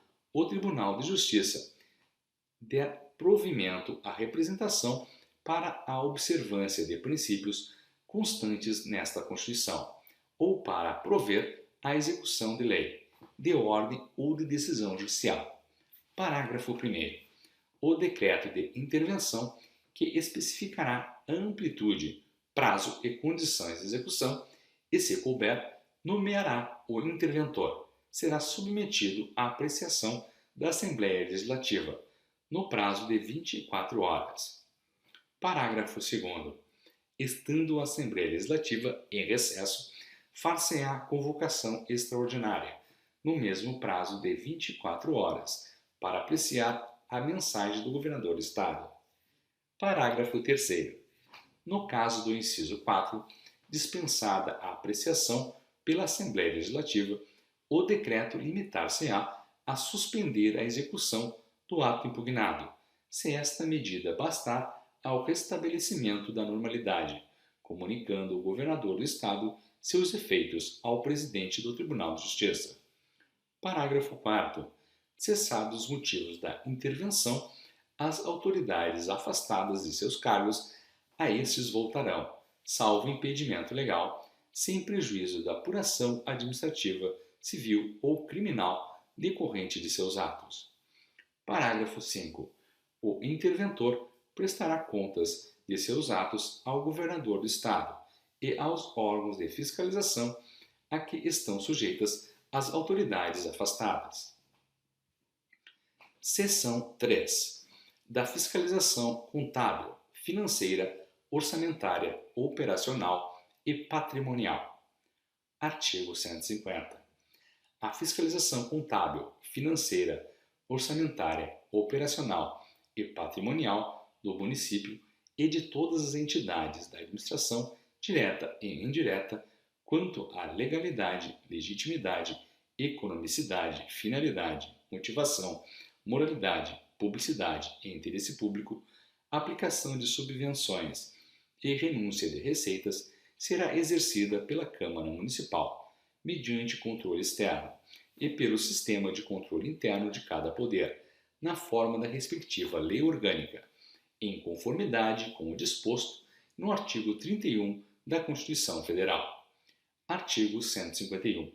O Tribunal de Contas do Município de São Paulo será composto por 5 conselheiros e obedecerá, no que couber, aos princípios da Constituição Federal e desta Constituição. Parágrafo único. Aplicam-se aos conselheiros do Tribunal de Contas do Município de São Paulo as normas pertinentes aos conselheiros do Tribunal de Contas do Estado. Capítulo 2 da Organização Regional. Seção 1 dos Objetivos, Diretrizes e Prioridades. Artigo 152. A Organização Regional do Estado tem por objetivo promover, inciso 1, o planejamento regional para desenvolvimento socioeconômico e melhoria da qualidade de vida. Inciso 2. A cooperação dos diferentes níveis de governo, mediante a descentralização, a articulação e integração de seus órgãos e entidades da administração direta e indireta, com atuação na região, visando ao máximo aproveitamento dos recursos públicos a ela destinados. Inciso 3. A utilização racional do território, dos recursos naturais, culturais e a proteção do meio ambiente, mediante o controle da implantação dos empreendimentos públicos e privados na região. Inciso 4. A integração do planejamento e da execução de funções públicas de interesse comum aos entes públicos atuantes na região. Inciso 5. A redução das desigualdades sociais e regionais. Parágrafo único. O Poder Executivo coordenará e compatibilizará os planos e sistemas de caráter regional. Seção 2 das entidades regionais. Artigo 153. O território estadual poderá ser dividido total ou parcialmente em unidades regionais constituídas por agrupamentos de municípios limítrofes, mediante lei complementar, para integrar a organização, o planejamento e a execução de funções públicas de interesse comum, atendidas as respectivas peculiaridades. Parágrafo 1º. Considera-se região metropolitana o agrupamento de municípios limítrofes que assuma destacada expressão nacional em razão de elevada densidade demográfica significativa, conurbação e de funções urbanas e regionais com alto grau de diversidade, especialização e integração socioeconômica, exigindo planejamento integrado e ação conjunta permanente dos entes públicos nela atuantes. Parágrafo 2º. Considera-se aglomeração urbana o agrupamento de municípios limítrofes que apresente relação de integração funcional de natureza econômico-social e urbanização contínua entre dois ou mais municípios, ou manifesta tendência nesse sentido, que exija planejamento integrado e recomende ação coordenada dos entes públicos nela atuantes. Parágrafo 3º. Considera-se microrregião o agrupamento de municípios limítrofes que apresente entre si relações de interação funcional de natureza físico-territorial, econômico-social e administrativa, exigindo planejamento integrado com vistas a criar condições adequadas para o desenvolvimento e integração regional. Artigo 154. Visando a promover o planejamento regional, a organização e execução das funções públicas de interesse comum, o Estado criará, mediante lei complementar, para cada unidade regional, um conselho de caráter normativo e deliberativo, bem como disporá sobre a organização, a articulação, a coordenação e, conforme o caso, a fusão de entidades ou órgãos públicos atuantes na região, assegurada nestes e naquele a participação paritária do conjunto dos municípios com relação ao Estado. Parágrafo 1º. Em regiões metropolitanas, o Conselho, a que alude o caput deste artigo, integrará entidade pública de caráter territorial, vinculando-se a ele os respectivos órgãos de direção e execução, bem como as entidades regionais e setoriais, executoras das funções públicas de interesse comum, no que respeita ao planejamento e às medidas para sua implementação. Parágrafo 2º. É assegurada, nos termos da lei complementar, a participação da população no processo de planejamento e tomada de decisões, bem como na fiscalização da realização de serviços ou funções públicas em nível regional. Parágrafo 3º. A participação dos municípios nos conselhos deliberativos e normativos regionais, previstos no caput deste artigo, será disciplinada em lei complementar. Artigo 155. Os municípios deverão compatibilizar, no que couber, seus planos, programas, orçamentos, investimentos e ações, as metas, diretrizes e objetivos estabelecidos nos planos e programas estaduais, regionais e setoriais de desenvolvimento econômico, social e de ordenação territorial, quando expressamente estabelecidos pelo Conselho, a que se refere o artigo 154. Parágrafo único. O Estado, no que couber, compatibilizará os planos e programas estaduais, regionais e setoriais de desenvolvimento com o plano diretor dos municípios e as prioridades da população local. Artigo 156. Os planos plurianuais do Estado estabelecerão, de forma regionalizada, as diretrizes, objetivos e metas da administração estadual. Artigo 157. O Estado e os municípios destinarão recursos financeiros específicos nos respectivos planos plurianuais e orçamentos para o desenvolvimento de funções públicas de interesse comum, observado o disposto no artigo 174 desta Constituição. Artigo 158. Em região metropolitana ou aglomeração urbana, o planejamento do transporte coletivo de caráter regional será efetuado pelo Estado, em conjunto com os municípios integrantes das respectivas entidades regionais. Parágrafo único. Caberá ao Estado a operação do transporte coletivo de caráter regional, diretamente ou mediante concessão ou permissão. Título 5 da Tributação das Finanças e dos Orçamentos. Capítulo 1 do Sistema Tributário Estadual. Seção 1 dos Princípios Gerais.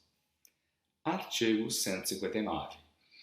A Receita Pública será constituída por tributos, preços e outros ingressos. Parágrafo único.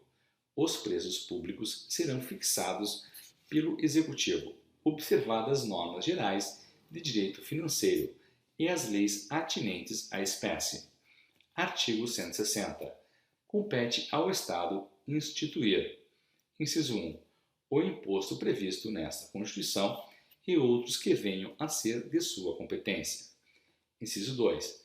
Taxas em razão do exercício do poder de polícia, ou pela utilização efetiva ou potencial de serviços públicos de sua atribuição, específicos e divisíveis, prestados ao contribuinte ou postos à sua disposição. Inciso 3. Contribuição de melhoria decorrente de obras públicas. Inciso 4. Contribuição cobrada de seus servidores para o custeio em benefício destes, do regime previdenciário e de assistência social, na forma do artigo 149, parágrafo 1º da Constituição Federal. Parágrafo 1º. Sempre que possível, os impostos terão caráter pessoal e serão graduados segundo a capacidade econômica do contribuinte, facultado à administração tributária, especialmente para conferir efetividade a esses objetivos, identificar, respeitados os direitos individuais e, nos termos da lei, o patrimônio, os rendimentos e as atividades econômicas do contribuinte. Parágrafo 2º. As taxas não poderão ter base de cálculo própria de impostos. Artigo 161. O Estado proporá e defenderá a isenção de impostos sobre produtos componentes da cesta básica. Parágrafo único. Observada as restrições da legislação federal, a lei definirá, para efeito de redução ou isenção da carga tributária, os produtos que integrarão a cesta básica, para atendimento da população de baixa renda. Artigo 162. O Estado coordenará e unificará serviços de fiscalização e arrecadação de tributos, bem como poderá delegar a União a outros estados e municípios, e deles receber encargo de administração tributária. Seção 2. Das limitações do poder de tributar. Artigo 163. Sem prejuízo de outras garantias asseguradas ao contribuinte, é vedado ao Estado, inciso 1, exigir ou aumentar tributo sem lei que o estabeleça. Inciso 2, instituir tratamento desigual entre contribuintes que se encontrem em situação equivalente, proibida qualquer distinção em razão de ocupação profissional ou função por eles exercida, independentemente da denominação jurídica dos rendimentos, títulos ou direitos. Inciso 3. Cobrar tributos. A linha A, em relação aos fatos geradores ocorridos antes do início da vigência da lei que os houver instituído ou aumentado. A linha B, no mesmo exercício financeiro em que haja sido publicada a lei que os instituiu ou aumentou. A linha C, antes de decorridos 90 dias da data em que haja sido publicada a lei que os instituiu ou aumentou, observado o disposto na linha B. Inciso 4. Utilizar tributo com efeito de confisco. Inciso 5. Estabelecer limitações ao tráfego de pessoas ou bens por meio de tributo, ressalvada a cobrança de pedágio pela utilização de vias conservadas pelo poder público estadual. Inciso 6.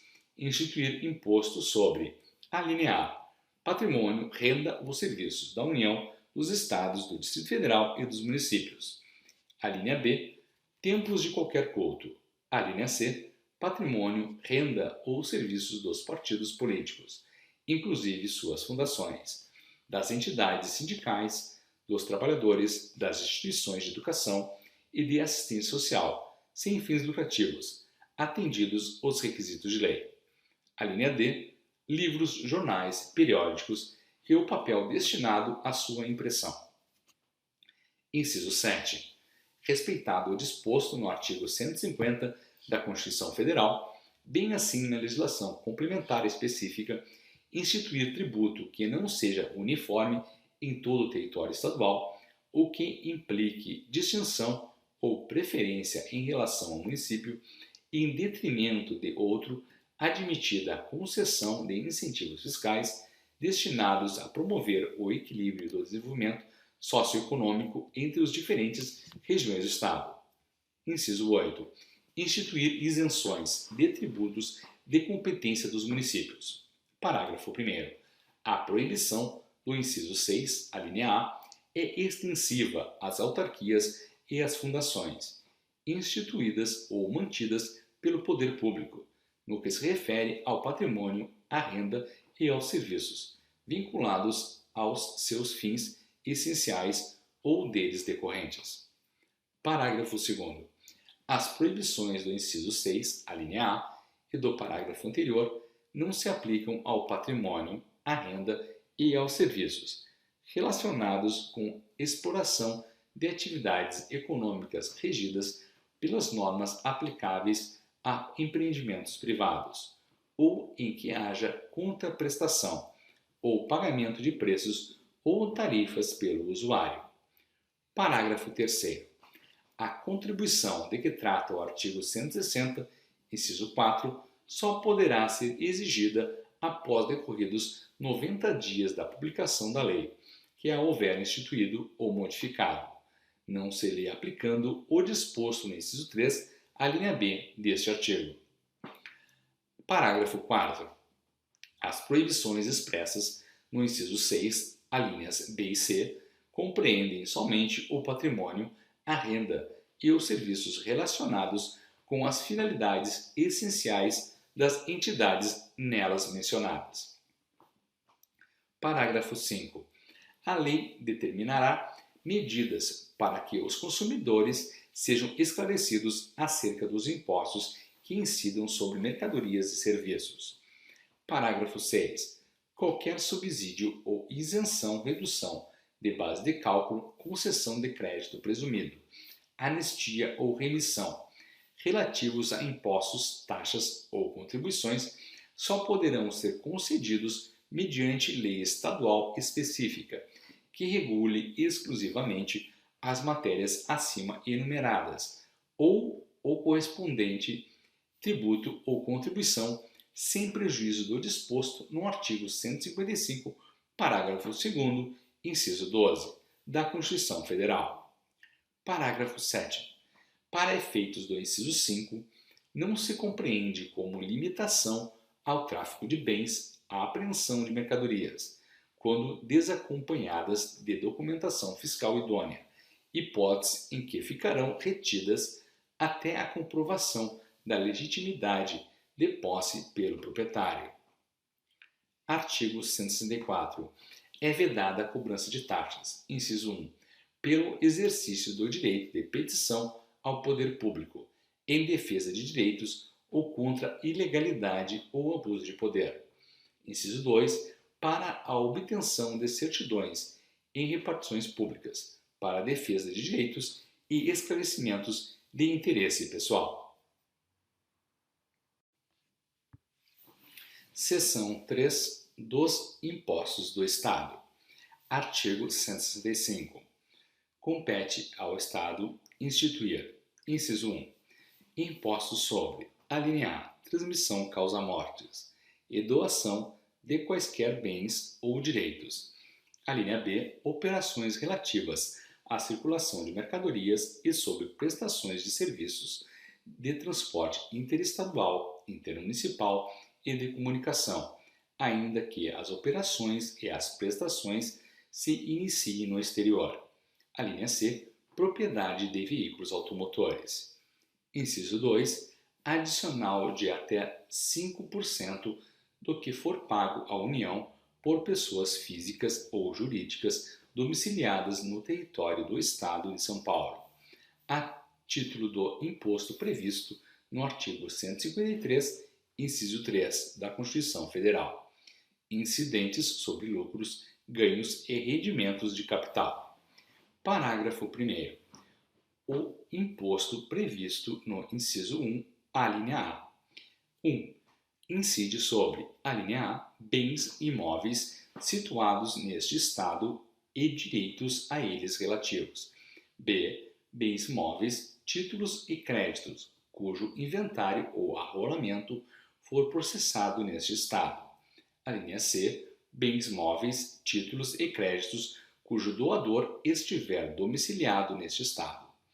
2. Terá suas alíquotas limitadas aos percentuais máximos fixados pelo Senado Federal. Parágrafo 2º. O imposto previsto no inciso 1, alínea B, atenderá ao seguinte: 1. Será não cumulativo, compensando-se o que for devido em cada operação relativa à circulação de mercadorias ou prestação de serviços, com o montante cobrado nas anteriores pelo mesmo ou em outro Estado ou pelo Distrito Federal. 2. A isenção ou não incidência, salvo determinação em contrário da legislação. A linha A não implicará crédito para compensação com o montante devido nas operações ou prestações seguintes. A linha B acarretará a anulação do crédito relativo às operações anteriores. 3. Poderá ser seletivo em função da essencialidade das mercadorias e dos serviços. 4.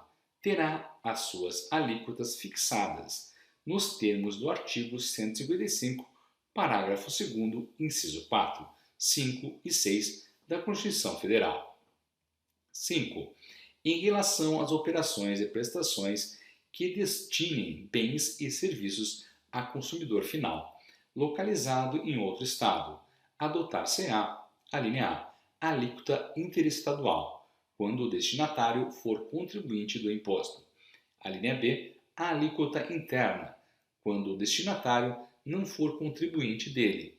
6. Na hipótese da linha A, do item anterior, caberá a este Estado, quando nele estiver localizado o destinatário, o imposto correspondente à diferença entre a alíquota interna e a interestadual.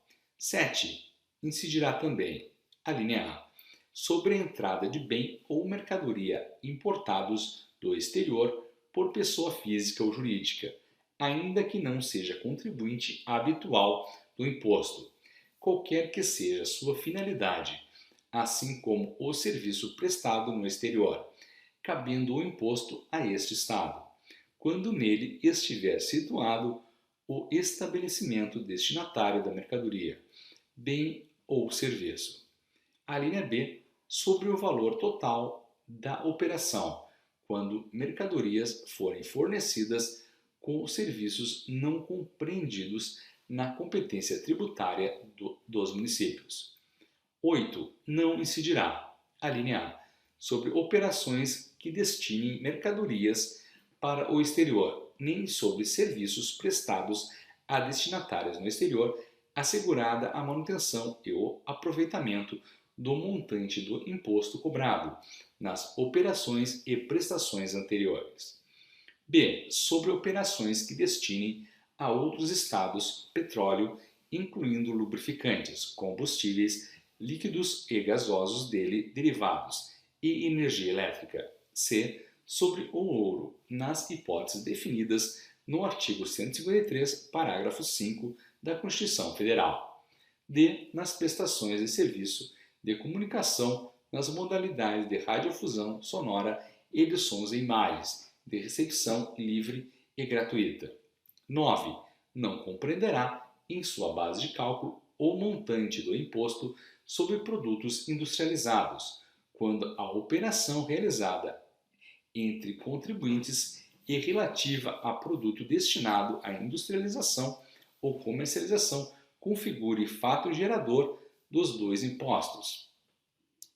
Parágrafo 3º. O produto das multas provenientes do adicional do imposto de renda será aplicado obrigatoriamente na construção de casas populares. Parágrafo 4º. O imposto previsto no inciso 1, a linha C. 1. Terá alíquotas mínimas fixadas pelo Senado Federal. 2. Poderá ter alíquotas diferenciadas em função do tipo e utilização. Artigo 166. Lei de iniciativa do Poder Executivo isentará do imposto as transmissões causa-mortes de imóvel de pequeno valor, utilizado como residência do beneficiário da herança. Parágrafo único. A lei a que se refere o caput deste artigo estabelecerá as bases do valor referido de conformidade com os índices oficiais fixados pelo Governo Federal. Seção 4. Da repartição das receitas tributárias. Artigo 167. O Estado destinará aos municípios, inciso 1, 50% do produto da arrecadação do Imposto sobre a Propriedade de Veículos Automotores, licenciados em seus respectivos territórios. Inciso 2, 25% do produto da arrecadação do Imposto sobre operações relativas à circulação de mercadorias e sobre prestação de serviços de transporte interestadual e intermunicipal de comunicação. Inciso 3, 25% dos recursos que receber nos termos do artigo 159, inciso 2 da Constituição Federal. Inciso 4, 25% do produto da arrecadação da contribuição da intervenção no domínio econômico que couber ao Estado, nos termos do parágrafo 4º do artigo 159 da Constituição Federal, e na forma da lei a que se refere o inciso 3 do mesmo artigo. Parágrafo 1º. As parcelas de receita pertencentes aos municípios mencionadas no inciso 2 serão creditadas conforme os seguintes critérios: 1. 3/4 no mínimo na proporção do valor adicionado nas operações relativas à circulação de mercadorias e na prestação de serviços realizadas em seus territórios. 2. Até 1/4 de acordo com o que dispuser lei estadual. Parágrafo 2º. As parcelas de receita pertencentes aos municípios mencionadas no inciso 3 serão creditadas conforme os critérios estabelecidos no parágrafo 1º. Parágrafo 3º. Cabe à lei dispor sobre o acompanhamento pelos beneficiários do cálculo das cotas e da liberação das participações previstas neste artigo. Artigo 168. É vedada a retenção ou qualquer restrição à entrega e ao emprego dos recursos atribuídos nesta seção aos municípios neles compreendidos, adicionais e acréscimos relativos a impostos. Parágrafo único. A proibição contida no caput não impede o Estado de condicionar a entrega de recursos ao pagamento de seus créditos, inclusive de suas autarquias, e ao cumprimento do disposto no artigo 198, parágrafo 2º, inciso 3, e parágrafo 3º da Constituição Federal.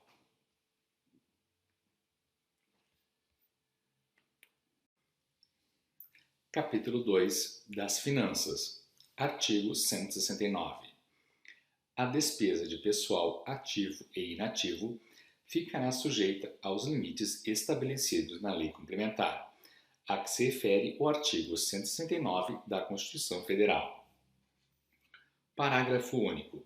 A concessão de qualquer vantagem ou aumento de remuneração, a criação de cargos ou a alteração de estrutura de carreiras, bem como a admissão de pessoal a qualquer título pelos órgãos e entidades da administração, direta ou indireta, inclusive fundações instituídas ou mantidas pelo poder público, só poderão ser feitas, inciso 1, se houver prévia dotação orçamentária suficiente para atender às projeções de despesa de pessoal e aos acréscimos dela decorrentes. 2. Se houver autorização específica na Lei de Diretrizes Orçamentárias, ressalvadas as empresas públicas e as sociedades de economia mista. Artigo 170. O Poder Executivo publicará e enviará ao Legislativo até 30 dias após o encerramento de cada bimestre relatório resumido da execução orçamentária. Parágrafo 1º.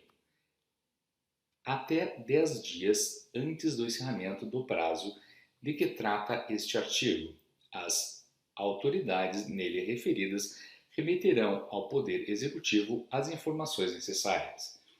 Parágrafo 2º. Os poderes Judiciário e Legislativo, bem como o Tribunal de Contas e o Ministério Público, publicarão seus relatórios nos termos deste artigo. Artigo 171.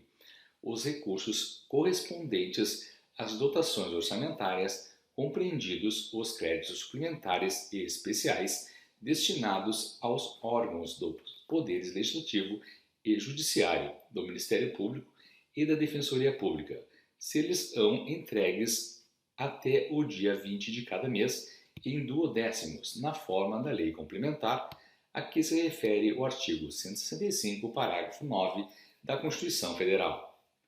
Artigo 172.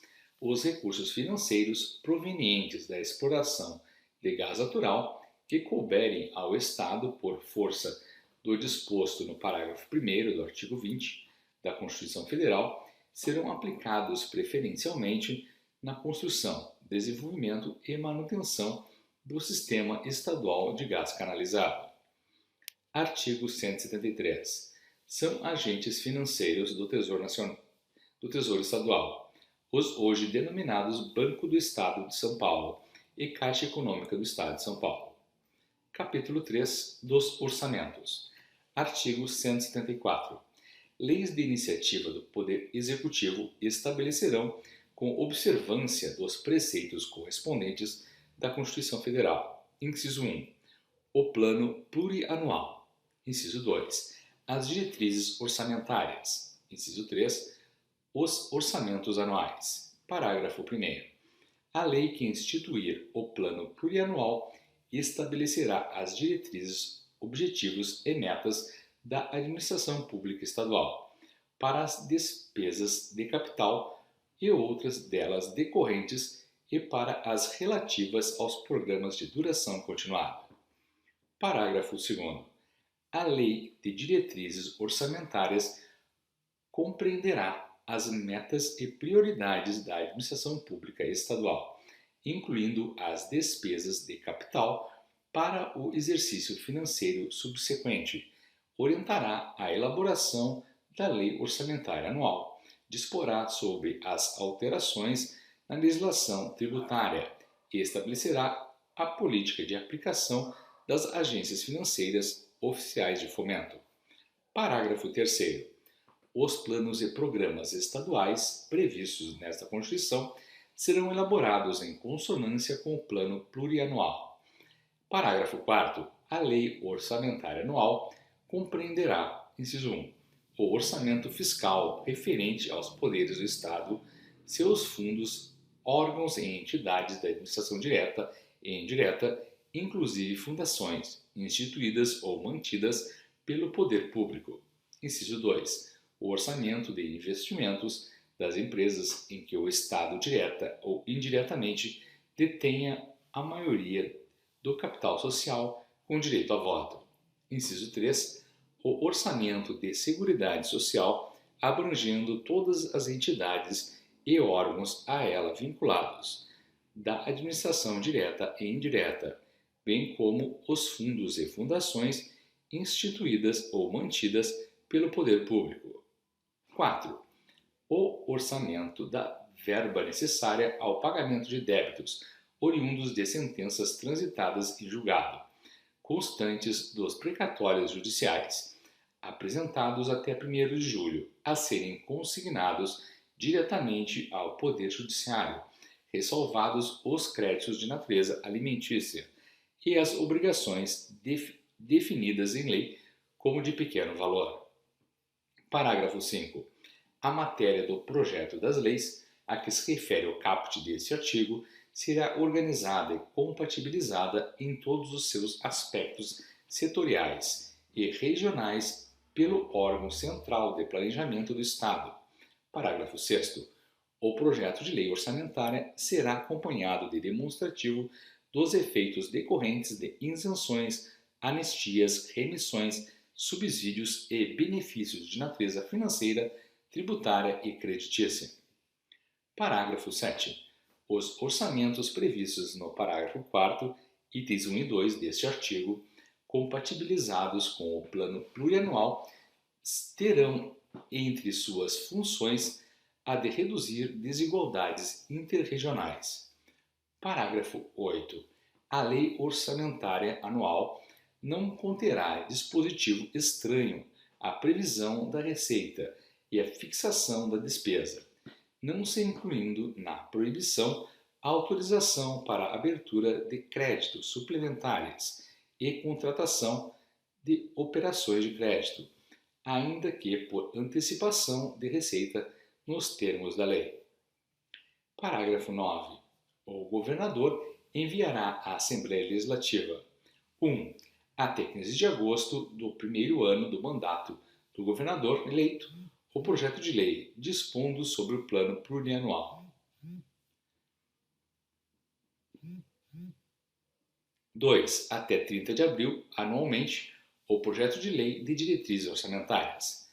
3. Até 30 de setembro de cada ano, o projeto de lei da proposta orçamentária para exercício subsequente. Artigo 175.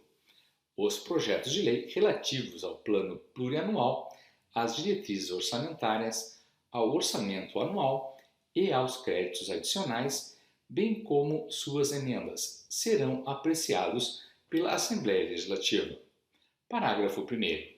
As emendas ao projeto de lei do orçamento anual ou aos projetos que o modifiquem serão admitidas desde que 1. sejam compatíveis com o plano plurianual e com a Lei de Diretrizes Orçamentárias. 2. Indiquem os recursos necessários admitidos apenas os provenientes de anulação de despesa, excluídas as que indicam sobre a linha A, dotações para pessoal e seus encargos. A linha B, serviço da dívida. A linha C, transferências tributárias constitucionais para municípios. 3. Sejam relacionadas.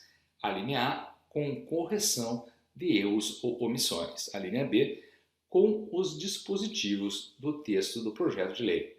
Parágrafo 2º. As emendas ao projeto de lei de diretrizes orçamentárias não poderão ser aprovadas quando incompatíveis com o plano plurianual. Parágrafo 3º. O governador poderá enviar mensagem ao legislativo para propor modificações nos projetos a que se refere este artigo, enquanto não iniciada na comissão competente a votação da parte cuja alteração é proposta. Parágrafo 4º. Aplicam-se aos projetos mencionados neste artigo no que não contrariar o disposto nesta seção, as demais normas relativas ao processo legislativo. Parágrafo 5º. Os recursos que, em decorrência de veto, emenda ou rejeição do projeto de lei orçamentária anual ficarão sem despesas correspondentes, poderão ser utilizados, conforme o caso, mediante créditos especiais ou suplementares, com prévia e específica autorização legislativa. Parágrafo 6º. As emendas individuais ao projeto de lei orçamentária serão de 0,3% da receita corrente líquida prevista no projeto encaminhado pelo Poder Executivo, sendo que a metade do percentual a ser estabelecido será destinada a ações e serviços públicos de saúde. Parágrafo 7º.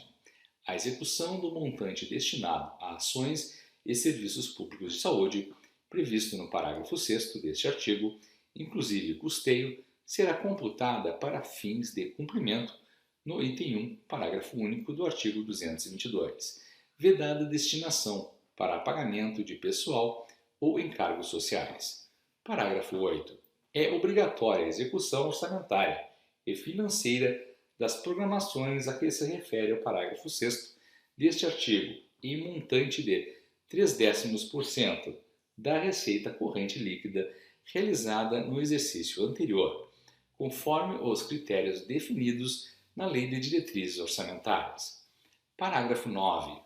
Os restos a pagar poderão ser considerados para fins de cumprimento da execução financeira, prevista no parágrafo 8 deste artigo, em montante estabelecido na Lei de Diretrizes Orçamentárias.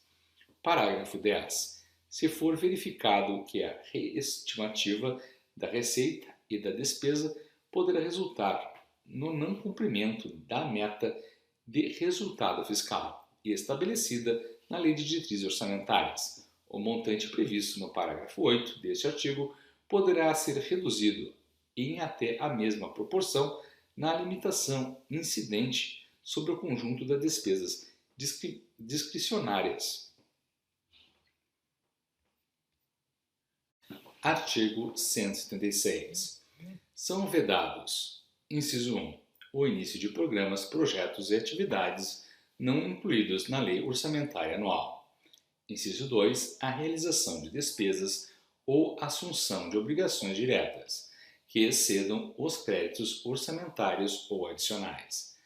Inciso 3. A realização de operações de crédito que excedam o montante das despesas de capital, ressalvadas as autorizadas mediante créditos suplementares ou especiais com o fim preciso, aprovados pelo Poder Legislativo por maioria absoluta.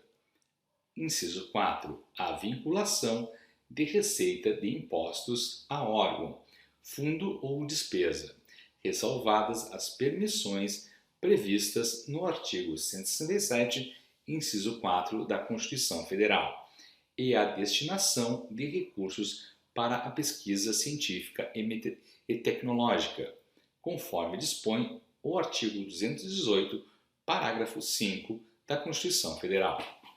Inciso 5. A abertura de crédito suplementar ou especial sem prévia autorização legislativa e sem indicação dos recursos correspondentes. Inciso 6.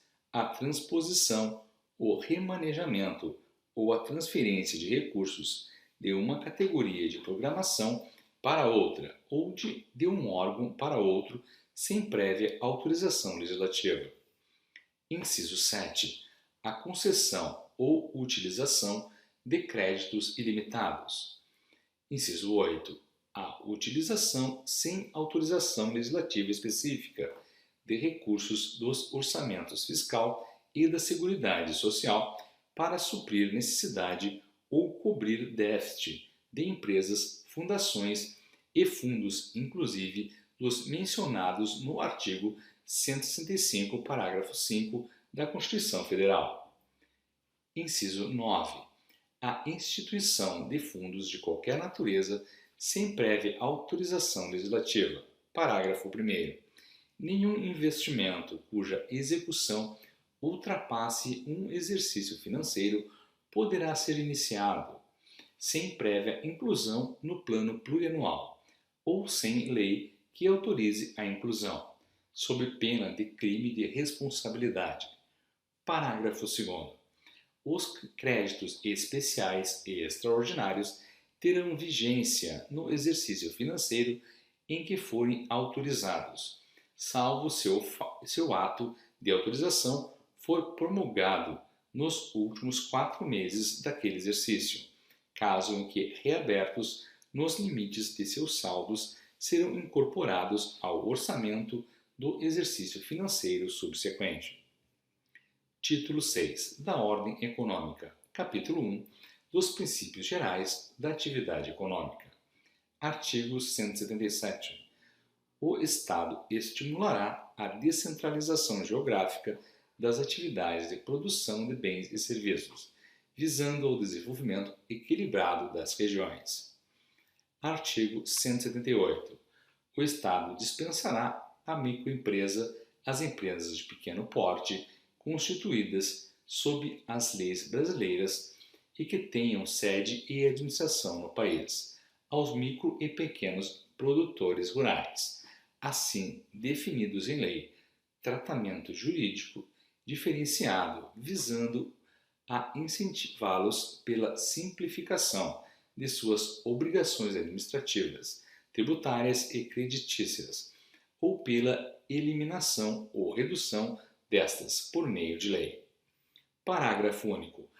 As microempresas e empresas de pequeno porte constituem categorias econômicas diferenciadas apenas quanto às atividades industriais, comerciais, de prestação de serviços e de produção rural, a que se destinam. Artigo 179. A lei apoiará e estimulará o cooperativismo e outras formas de associativismo. Capítulo 2 do Desenvolvimento Urbano. Artigo 80. No estabelecimento de diretrizes e normas relativas ao desenvolvimento urbano, o Estado e os municípios assegurarão: inciso 1. O pleno desenvolvimento das funções sociais da cidade e a garantia do bem-estar de seus habitantes. Inciso 2. A participação das respectivas entidades comunitárias no estudo, encaminhamento e solução dos problemas, planos, programas e projetos que lhes sejam concernentes. Inciso 3. A preservação, proteção e recuperação do meio ambiente urbano e cultural. Inciso 4. A criação e manutenção de áreas de especial interesse histórico, urbanístico, ambiental, turístico e de utilização pública. Inciso 5. A observância das normas urbanísticas de segurança, higiene e qualidade de vida. Inciso 6. A restrição à utilização de áreas de riscos geológicos. Inciso 7.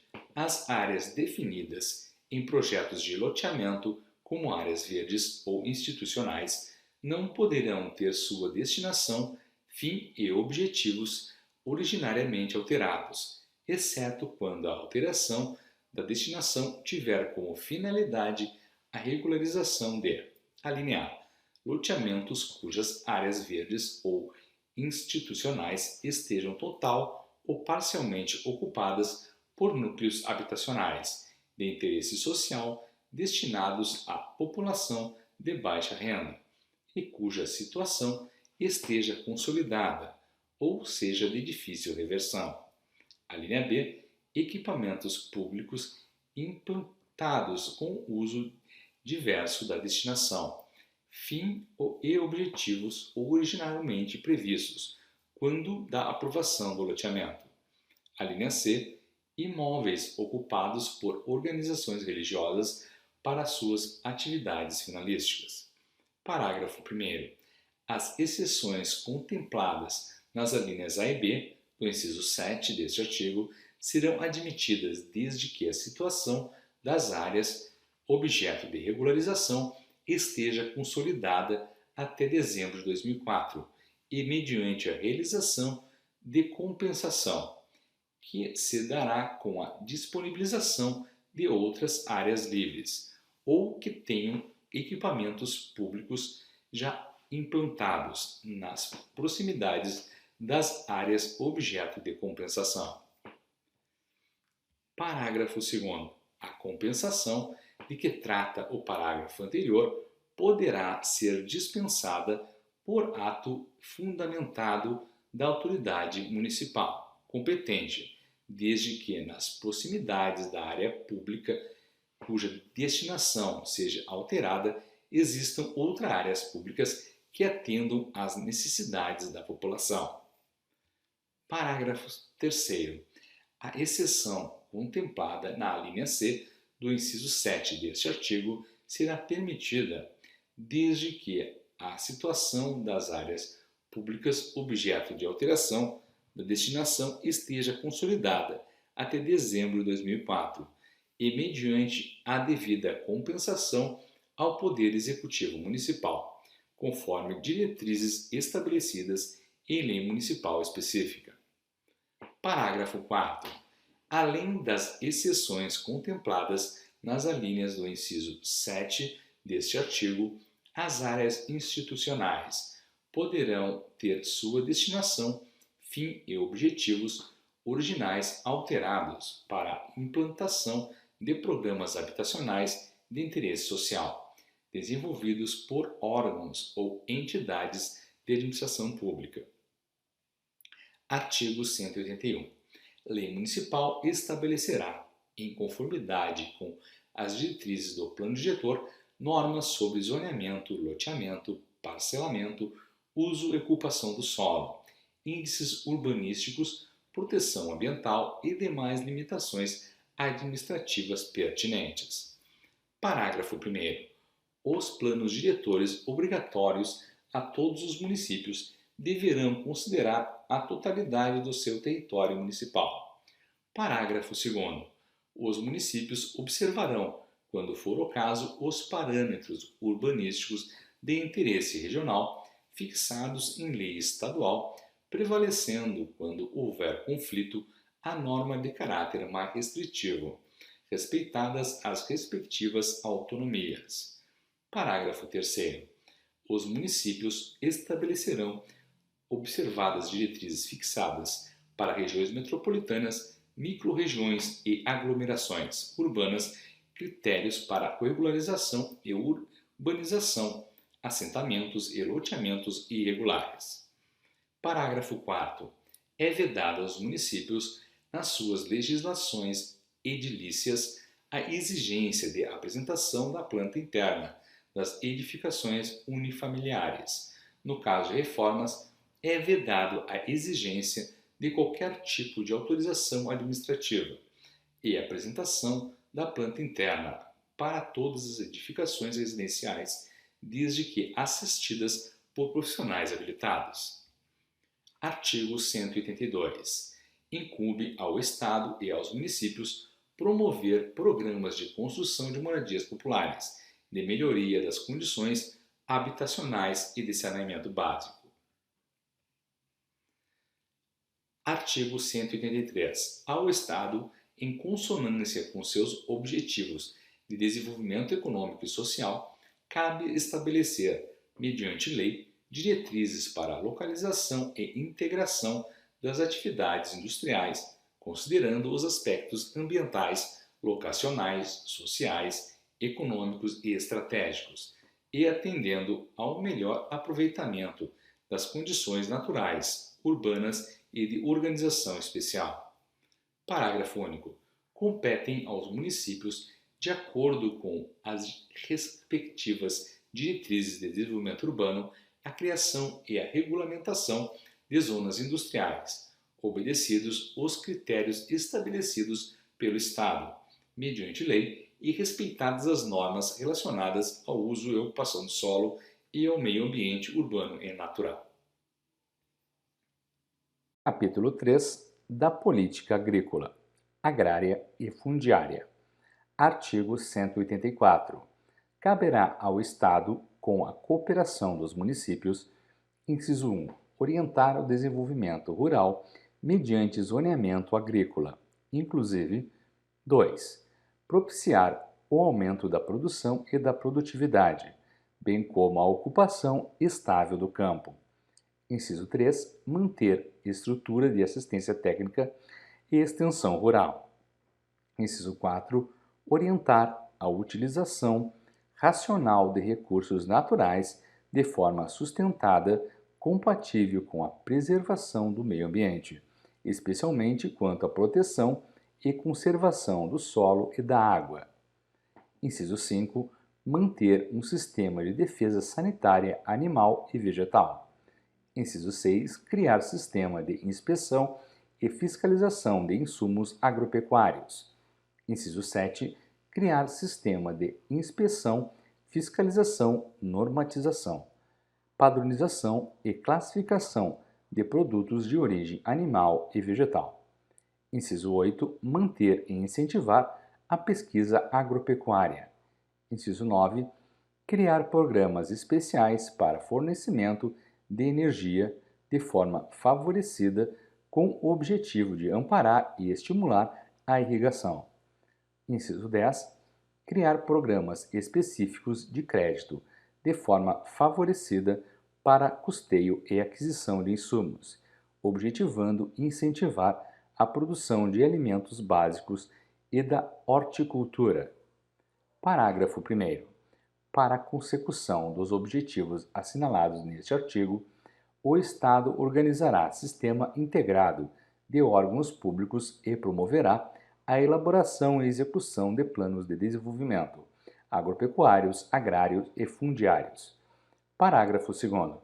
O Estado, mediante lei, criará um Conselho de Desenvolvimento Rural, com o objetivo de propor diretrizes à sua política agrícola, garantida a participação de representantes da comunidade agrícola, tecnológica e agronômica, organismos governamentais, de setores empresariais e trabalhadores. Artigo 185. O Estado compatibilizará a sua ação na área agrícola e agrária para garantir as diretrizes e metas do Programa Nacional de Reforma Agrária. Artigo 186. A ação dos órgãos oficiais atenderá de forma preferencial aos imóveis que cumpram a função social da propriedade, especialmente aos mini e pequenos produtores rurais e aos beneficiários de projeto de reforma agrária. Artigo 187. A concessão real de uso de terras públicas far-se-á por meio de contrato, onde constarão obrigatoriamente, além de outras que forem estabelecidas pelas partes, cláusulas definidoras. Inciso 1. Da exploração das terras, de modo direto, pessoal ou familiar, para cultivo ou qualquer outro tipo de exploração que atenda ao plano público de política agrária, sob pena de reversão ao concedente. Inciso 2. Da obrigatoriedade de residência dos beneficiários na localidade de situação das terras. Inciso 3. Da indivisibilidade e da intransferibilidade das terras, a qualquer título, sem autorização expressa e prévia do concedente. Inciso 4. Da manutenção das reservas florestais obrigatórias e observância das restrições ambientais do uso do imóvel, nos termos da lei. Artigo 188. O Estado apoiará e estimulará o cooperativismo e o associativismo como instrumento de desenvolvimento socioeconômico, bem como estimulará formas de produção, consumo, serviços, créditos e educação coassociadas, em especial nos assentamentos para fins de reforma agrária. Artigo 189. Caberá ao poder público, na forma da lei, organizar o abastecimento alimentar, assegurando condições para a produção e distribuição de alimentos básicos. Artigo 190. Declarado inconstitucional em controle concentrado pelo Supremo Tribunal Federal. Capítulo 4. Do meio ambiente, dos recursos naturais e do saneamento. Seção 1 do meio ambiente. Artigo 191. O Estado e os municípios providenciarão, com a participação da coletividade, a preservação, conservação, defesa, recuperação e melhoria do meio ambiente natural, artificial e do trabalho, atendidas as peculiaridades regionais e locais, em harmonia com o desenvolvimento social e econômico. Artigo 192. A execução de obras, atividades, processos produtivos e empreendimentos e a exploração de recursos naturais de qualquer espécie, quer pelo setor público, quer pelo privado, serão admitidas se houver resguardo do meio ambiente ecologicamente equilibrado. Parágrafo 1º. A outorga de licença ambiental por órgão ou entidade governamental competente integrante de sistema unificado para esse efeito será feita com observância dos critérios gerais fixados em lei, além de normas e padrões estabelecidos pelo poder público e em conformidade com o planejamento e zoneamento ambientais. Parágrafo 2º.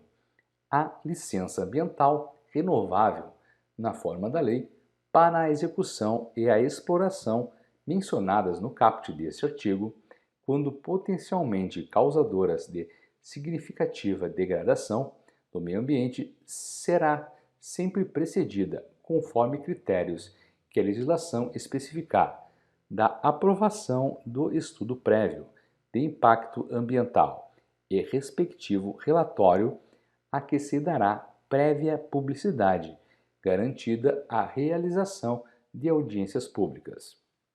Artigo 193. O Estado, mediante lei, criará um sistema de administração de qualidade ambiental, proteção, controle e desenvolvimento do meio ambiente e uso adequado dos recursos naturais, para organizar, coordenar e integrar as ações de órgãos e entidades da administração pública direta e indireta, assegurada a participação da coletividade, com o fim de, inciso 1, propor uma política estadual de proteção ao meio ambiente. Inciso 2, adotar medidas nas diferentes áreas de ação pública e junto ao setor privado, para manter e promover o equilíbrio ecológico e a melhoria da qualidade ambiental, prevenindo a degradação em todas as suas formas e impedindo ou mitigando impactos ambientais negativos e recuperando o meio ambiente degradado. Inciso 3. Definir, implantar e administrar espaços territoriais e seus componentes representativos de todos os ecossistemas originais a serem protegidos, sendo a alteração e supressão, incluído os já existentes, permitidas somente por lei. Inciso 4. Realizar periodicamente auditorias nos sistemas de controle de poluição e de atividades potencialmente poluidoras. Inciso 5. Informar a população sobre os níveis de poluição, a qualidade do meio ambiente, as situações de risco de acidentes, a presença de substâncias potencialmente nocivas à saúde na água potável e nos alimentos, bem como os resultados das monitoragens e auditorias a que se refere o inciso 4 deste artigo. Inciso 6. Incentivar a pesquisa, o desenvolvimento e a capacitação tecnológica para a resolução dos problemas ambientais e promover a informação sobre essas questões. Inciso 7. Estimular e incentivar a pesquisa, o desenvolvimento e a utilização de fontes de energias alternativas não poluentes, bem como de tecnologias brandas e materiais poupadores de energia. Inciso 8. Fiscalizar as entidades dedicadas à pesquisa e manipulação genética. Inciso 9. Preservar e restaurar os processos ecológicos essenciais das espécies e dos ecossistemas. Inciso 10. Proteger a flora e a fauna, nesta compreendidos todos os animais silvestres, exóticos e domésticos, vedadas as práticas que coloquem em risco sua função ecológica e que provoquem extinção de espécies ou submetam os animais à crueldade, fiscalizando a extração, produção, criação, métodos de abate, transporte, comercialização e consumo de seus espécimes e subprodutos. Inciso 11. Colocar e fiscalizar a produção, armazenamento, transporte, comercialização, utilização e destino final de substâncias, bem como o uso de técnicas, métodos e instalações que comportem risco efetivo ou potencial para a qualidade de vida e meio ambiente, incluindo o trabalho. Inciso 12. Promover a capacitação e orientar a aplicação de recursos financeiros destinados ao desenvolvimento de todas as atividades relacionadas com a proteção e conservação do meio ambiente. Inciso 13. Disciplinar a restrição à participação em concorrências públicas e ao acesso a benefícios fiscais e créditos oficiais às pessoas físicas e jurídicas condenadas por atos de degradação do meio ambiente. Inciso 14. Promover medidas judiciais e administrativas de responsabilização dos causadores de poluição ou de degradação ambiental. Inciso 15. Promover a educação ambiental e a conscientização pública para a preservação, conservação e recuperação do meio ambiente. Inciso 16. Promover e manter o inventário e o mapeamento da cobertura vegetal nativa, visando a adoção de medidas especiais de proteção, bem como promover o reflorestamento, em especial as margens de rios e lagos, visando a sua perenidade. Inciso 17.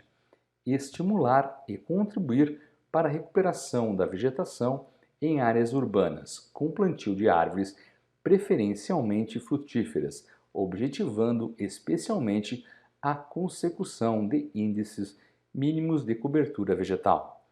Inciso 18. Incentivar e auxiliar tecnicamente as associações de proteção ao meio ambiente constituídas na forma da lei, respeitando a sua autonomia e independência de atuação. Inciso 19.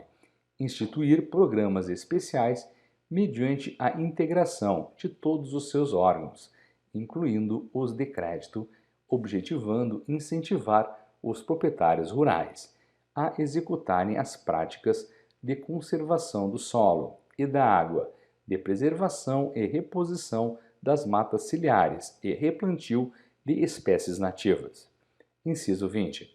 Controlar e fiscalizar obras, atividades, processos produtivos e empreendimentos que direta ou indiretamente possam causar degradação do meio ambiente, adotando medidas preventivas ou corretivas e aplicando as sanções administrativas pertinentes. Inciso 21.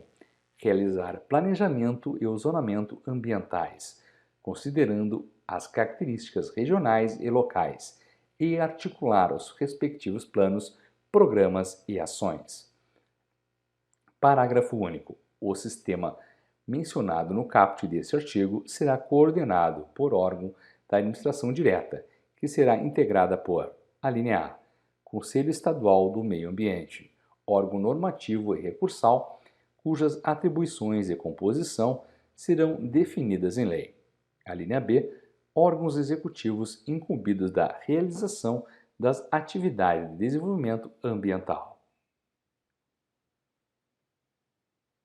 Artigo 194.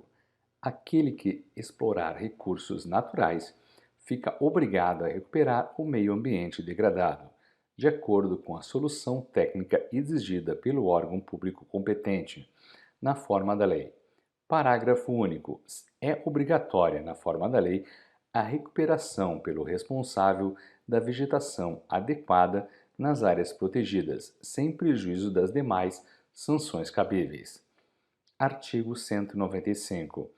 As condutas e atividades lesivas ao meio ambiente sujeitarão os infratores, pessoas físicas ou jurídicas, às sanções penais e administrativas, com aplicação de multas diárias e progressivas no caso de continuidade da infração ou reincidência, incluídas a redução do nível de atividade e a interdição, independentemente da obrigação dos infratores de reparação aos danos causados. Parágrafo único. O sistema de proteção e desenvolvimento do meio ambiente será integrado pela Polícia Militar, mediante suas unidades de policiamento florestal e de mananciais incumbidas da prevenção e repressão das infrações cometidas contra o meio ambiente, sem prejuízo dos corpos de fiscalização dos demais órgãos especializados. Artigo 196. A Mata Atlântica, a Serra do Mar, a Zona Costeira, o Complexo Estuarino Lagunar, entre Guapé e Cananeia, os vales dos rios Paraíba, Ribeira, Tietê, Paranapanema e as unidades de conservação do Estado são espaços territoriais especialmente protegidos e sua utilização far-se-á na forma da lei, dependendo de prévia autorização e dentro de condições que assegurem a preservação do meio ambiente. Artigo 197. São áreas de proteção permanente, inciso 1, os manguezais, inciso 2, as nascentes, os mananciais e matas ciliares, inciso 3, as áreas que abriguem exemplares raros da fauna e da flora, bem como aquelas que sirvam como local de pouso ou reprodução de migratórios, inciso 4, as áreas estuarinas, inciso 5, as paisagens notáveis, inciso 6, as cavidades naturais subterrâneas. Artigo 198. O Estado estabelecerá, mediante lei, os espaços definidos no inciso 5 do artigo anterior, a serem implantados como especialmente protegidos, bem como as repartições ao uso e ocupação desses espaços, considerando os seguintes princípios. Inciso 1. Preservação e proteção da integridade de amostras de toda a diversidade de ecossistemas. Inciso 2. Proteção do processo evolutivo das espécies. Inciso 3. Preservação e proteção dos recursos naturais. Artigo 199. O poder público estimulará a criação e manutenção de unidades privadas de conservação. Artigo 200. O poder público estadual, mediante lei, criará mecanismos de compensação financeira para municípios que sofrerem restrições por força de instituição de espaços territoriais especialmente protegidos pelo Estado. Artigo 201. O Estado apoiará a formação de consórcios entre os municípios, objetivando a solução de problemas comuns relativos à proteção ambiental, em particular a preservação dos recursos hídricos e ao uso equilibrado dos recursos naturais. Artigo 202. As áreas declaradas de utilidade pública para fins de desapropriação, objetivando a implantação de unidades de conservação ambiental, serão consideradas espaços territoriais, especialmente protegidos, não sendo nelas permitidas atividades que degradem o meio ambiente ou que, por qualquer forma, possam comprometer a integridade das condições ambientais que motivaram a expropriação. Artigo 203. São indisponíveis as terras devolutas estaduais apuradas em ações discriminatórias e arrecadadas pelo poder público, inseridas em unidades de preservação ou necessárias à proteção dos ecossistemas naturais. Artigo 204. Fica proibida a caça sob qualquer pretexto em todo o Estado. Seção 2 dos recursos hídricos. Artigo 205. O Estado instituirá, por lei, sistema integrado de gerenciamento dos recursos hídricos, congregando órgãos estaduais e municipais e a sociedade civil, e assegurará meios financeiros e institucionais para, inciso 1, a utilização racional das águas superficiais e subterrâneas, e sua prioridade para abastecimento às populações. Inciso 2. O aproveitamento múltiplo dos recursos hídricos e o rateio dos custos das respectivas obras na forma da lei. Inciso 3. A proteção das águas contra ações que possam comprometer o seu uso atual e futuro. Inciso 4. A defesa contra eventos críticos que ofereçam riscos à saúde, à segurança pública e prejuízos econômicos ou sociais. Inciso 5. A celebração de convênios com municípios para a gestão, por estes, das águas de interesse exclusivamente local. Inciso 6. A gestão descentralizada, participativa e integrada em relação aos demais recursos naturais e às peculiaridades da respectiva bacia hidrográfica. Inciso 7. O desenvolvimento do transporte hidroviário e seu aproveitamento econômico. Artigo 206. As águas subterrâneas, reservas estratégicas para o desenvolvimento econômico-social e valiosas para o suprimento de água às populações, deverão ter programa permanente de conservação e proteção contra poluição e superexploração, com diretrizes em lei. Artigo 207. O poder público, mediante mecanismos próprios definidos em lei, contribuirá para o desenvolvimento dos municípios em cujos territórios se localizarem reservatórios hídricos e naqueles que recebam o impacto deles. Artigo 208. Fica vedado o lançamento de efluentes em esgotos urbanos e industriais, sem o devido tratamento, em qualquer corpo de água. Artigo 209. O Estado adotará medidas para controle da erosão, estabelecendo-se normas de conservação de solo em áreas agrícolas e urbanas. Artigo 210. Para proteger e conservar águas e prevenir seus efeitos adversos, o Estado incentivará a adoção pelos municípios e medidas no sentido, inciso 1, da instituição de áreas de preservação das águas utilizáveis para abastecimento às populações e da implantação, conservação e recuperação das matas ciliares.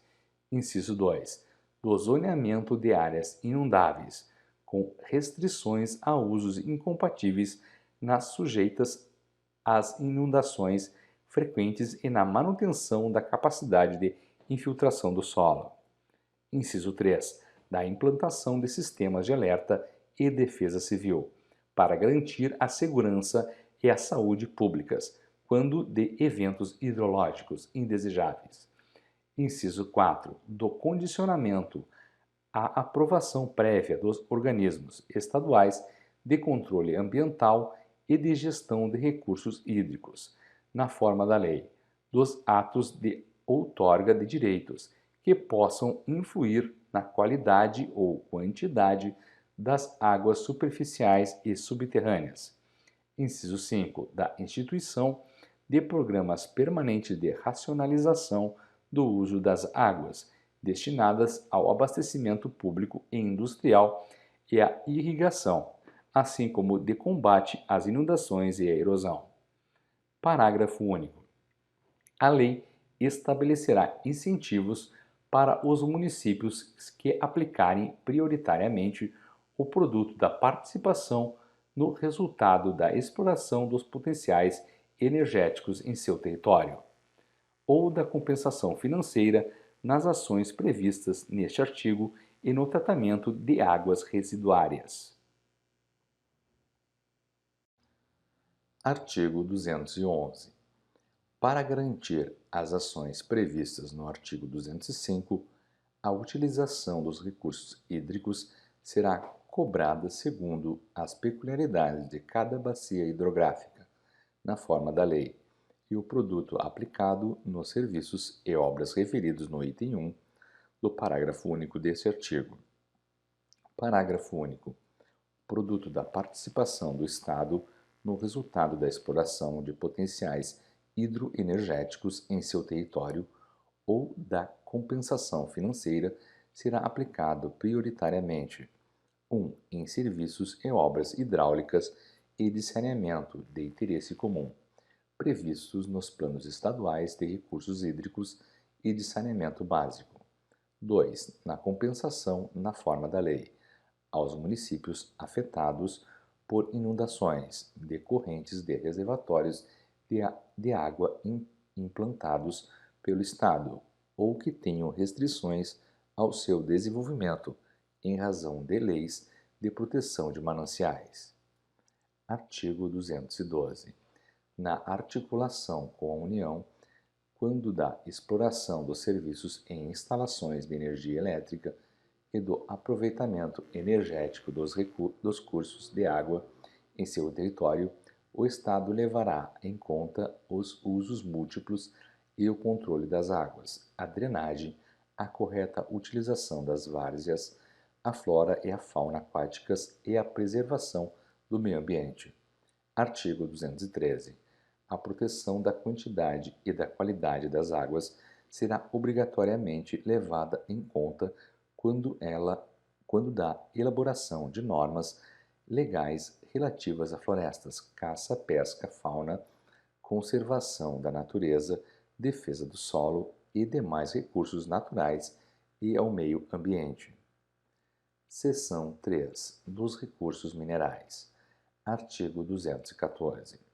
Compete ao Estado, inciso 1, elaborar e propor o planejamento estratégico do conhecimento geológico de seu território, executando programa permanente de levantamentos geológicos básicos no atendimento de necessidades do desenvolvimento econômico e social, em conformidade com a política estadual do meio ambiente. Inciso 2. Aplicar o conhecimento geológico ao planejamento regional, às questões ambientais, de erosão do solo, de estabilidade de encostas, de construção de obras civis e à pesquisa e exploração de recursos minerais e de água subterrânea. Inciso 3. Proporcionar o atendimento técnico nas aplicações do conhecimento geológico às necessidades das prefeituras do Estado. Inciso 4. Fomentar as atividades de mineração de interesse socioeconômico-financeiro para o Estado, em particular de cooperativas, pequenos e médios mineradores, assegurando o suprimento de recursos minerais necessários ao atendimento da agricultura, da indústria de transformação e da construção civil do Estado, de maneira estável e harmônica com as demais formas de ocupação do solo e atendimento à legislação ambiental. Inciso 5. Executar e incentivar o desenvolvimento tecnológico, aplicado à pesquisa, exploração racional e beneficiamento de recursos minerais. Seção 4. Do saneamento. Artigo 215. A lei estabelecerá a política das ações e obras de saneamento básico no Estado, respeitando os seguintes princípios. Inciso 1. Criação e desenvolvimento de mecanismos institucionais e financeiros destinados a assegurar os benefícios do saneamento à totalidade da população. Inciso 2. Prestação de assistência técnica e financeira aos municípios para o desenvolvimento dos seus serviços. Inciso 3. Orientação técnica para os programas visando ao tratamento de despejos urbanos e industriais e de resíduos sólidos, e fomento à implantação de soluções comuns, mediante planos regionais de ação integrada. Artigo 216. O Estado instituirá, por lei, plano plurianual de saneamento, estabelecendo as diretrizes e os programas para as ações neste campo. Parágrafo 1º.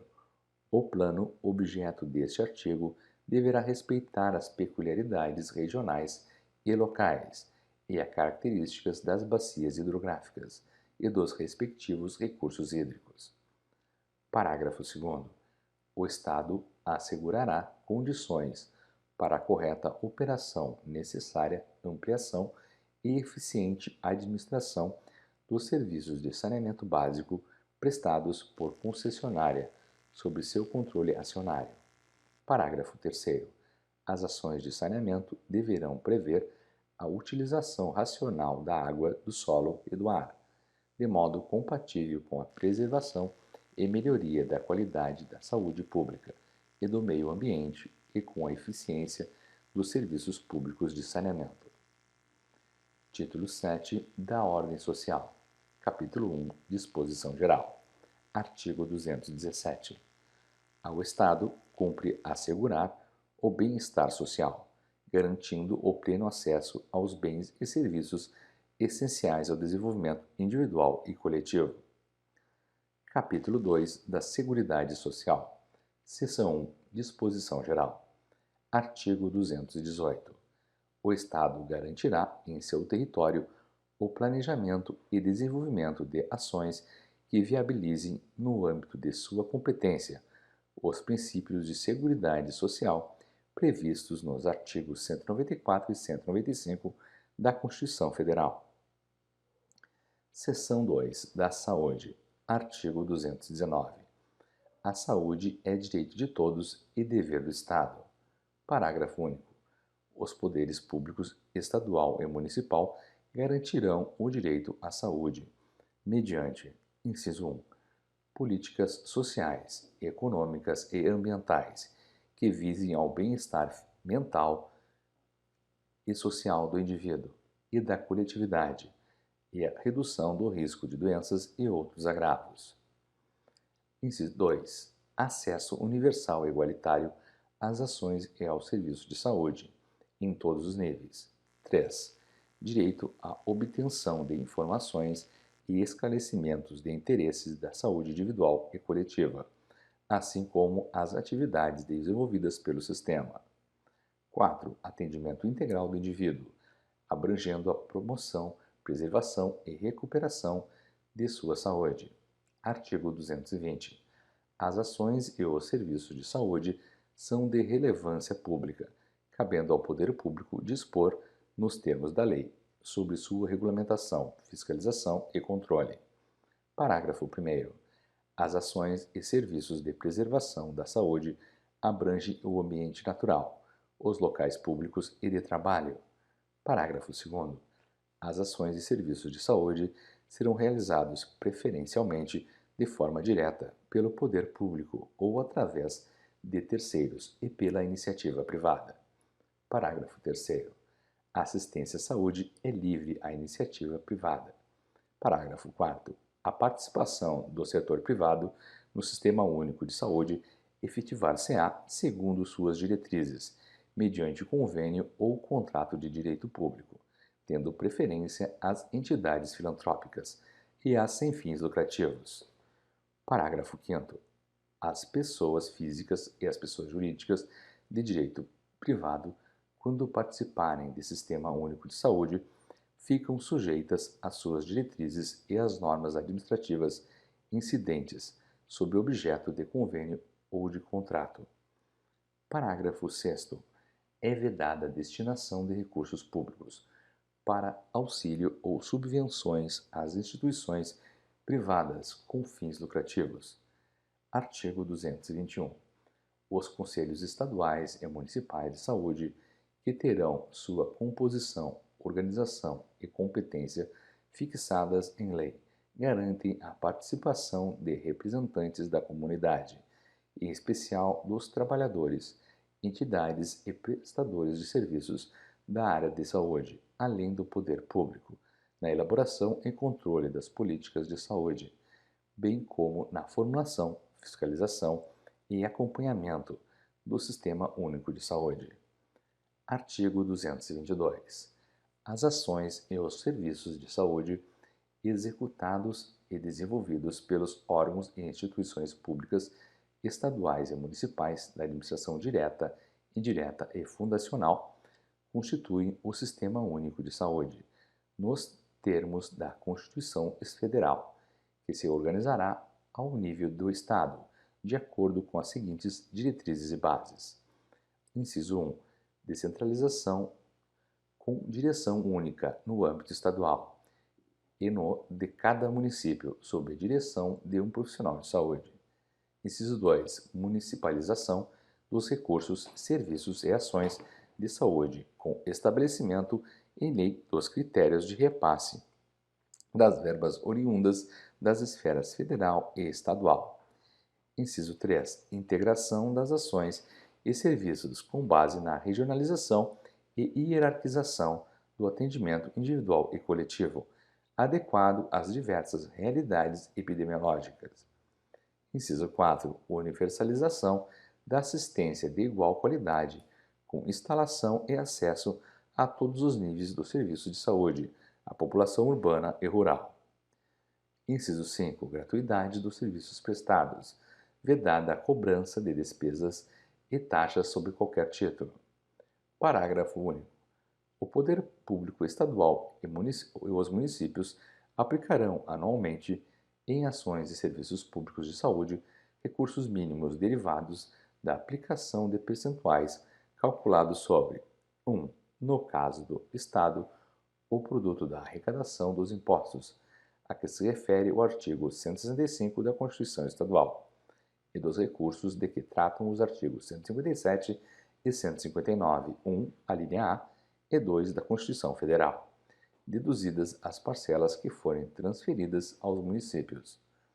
2. No caso dos municípios, o produto da arrecadação dos impostos, a que se refere o artigo 156 da Constituição Federal, e dos recursos de que tratam os artigos 158, inciso 1 e 2, 159, inciso 1, a linha B da Constituição Federal, e artigo 167 da Constituição Estadual. Artigo 223. Compete ao Sistema Único de Saúde, nos termos da lei, além de outras atribuições, inciso 1, a assistência integral à saúde, respeitadas as necessidades específicas de todos os segmentos da população. Inciso 2, a identificação e o controle dos fatores determinantes e condicionantes da saúde individual e coletiva, mediante especialmente ações referentes a linha A, vigilância sanitária, a linha B, vigilância epidemiológica, a linha C, saúde do trabalhador, a linha D, saúde do idoso, a linha E, saúde da mulher, a linha F, saúde da criança e do adolescente, a linha G, saúde dos portadores de deficiências. Inciso 3. A implementação dos planos estaduais de saúde e de alimentação e nutrição, em termos de prioridades e estratégias regionais em consonância com os planos nacionais. Inciso 4. A participação na formulação da política e na execução das ações de saneamento básico.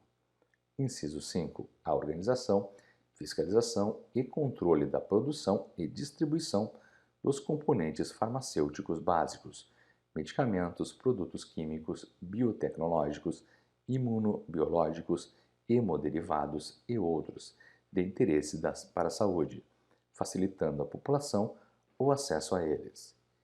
Inciso 6. A colaboração na proteção do meio ambiente, incluindo do trabalho, atuando em relação ao processo produtivo, para garantir a linha A, o acesso dos trabalhadores às informações referentes a atividades que comportem riscos à saúde e a métodos de controle, bem como aos resultados das avaliações realizadas. A linha B, a adoção de medidas preventivas de acidentes e de doenças do trabalho. Inciso 7. A participação no controle e fiscalização da produção, armazenamento, transporte, guarda e utilização de substâncias de produtos psicoativos, tóxicos e teratogênicos. Inciso 8.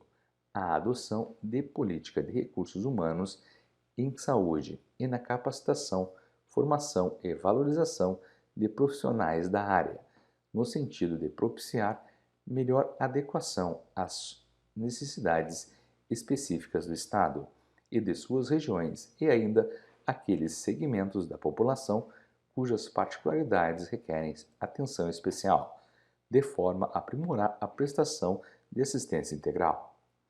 Inciso 9. A implementação de atendimento integral aos portadores de deficiências de caráter regionalizado, descentralizado e hierarquizado, em níveis de complexidade crescente, abrangendo desde a atenção primária, secundária e terciária de saúde, até o fornecimento de todos os equipamentos necessários à sua integração social.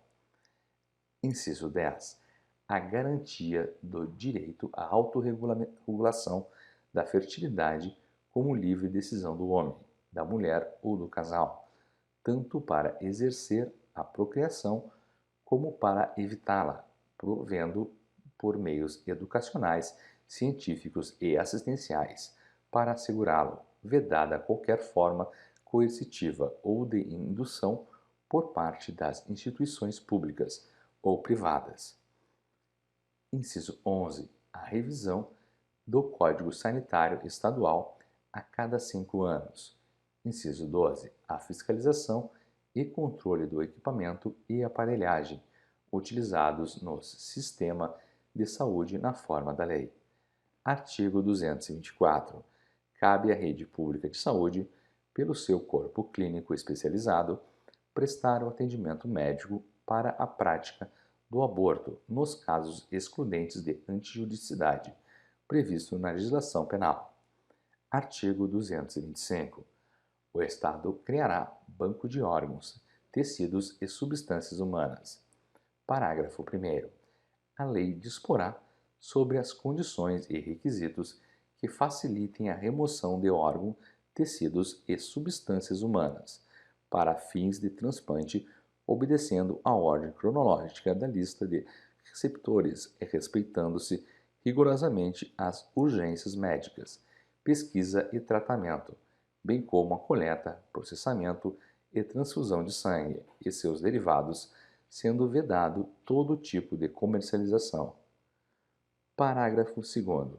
A notificação em caráter de emergência em todos os casos de morte encefálica comprovada, tanto para hospital público como para a rede privada, nos limites do Estado, é obrigatória.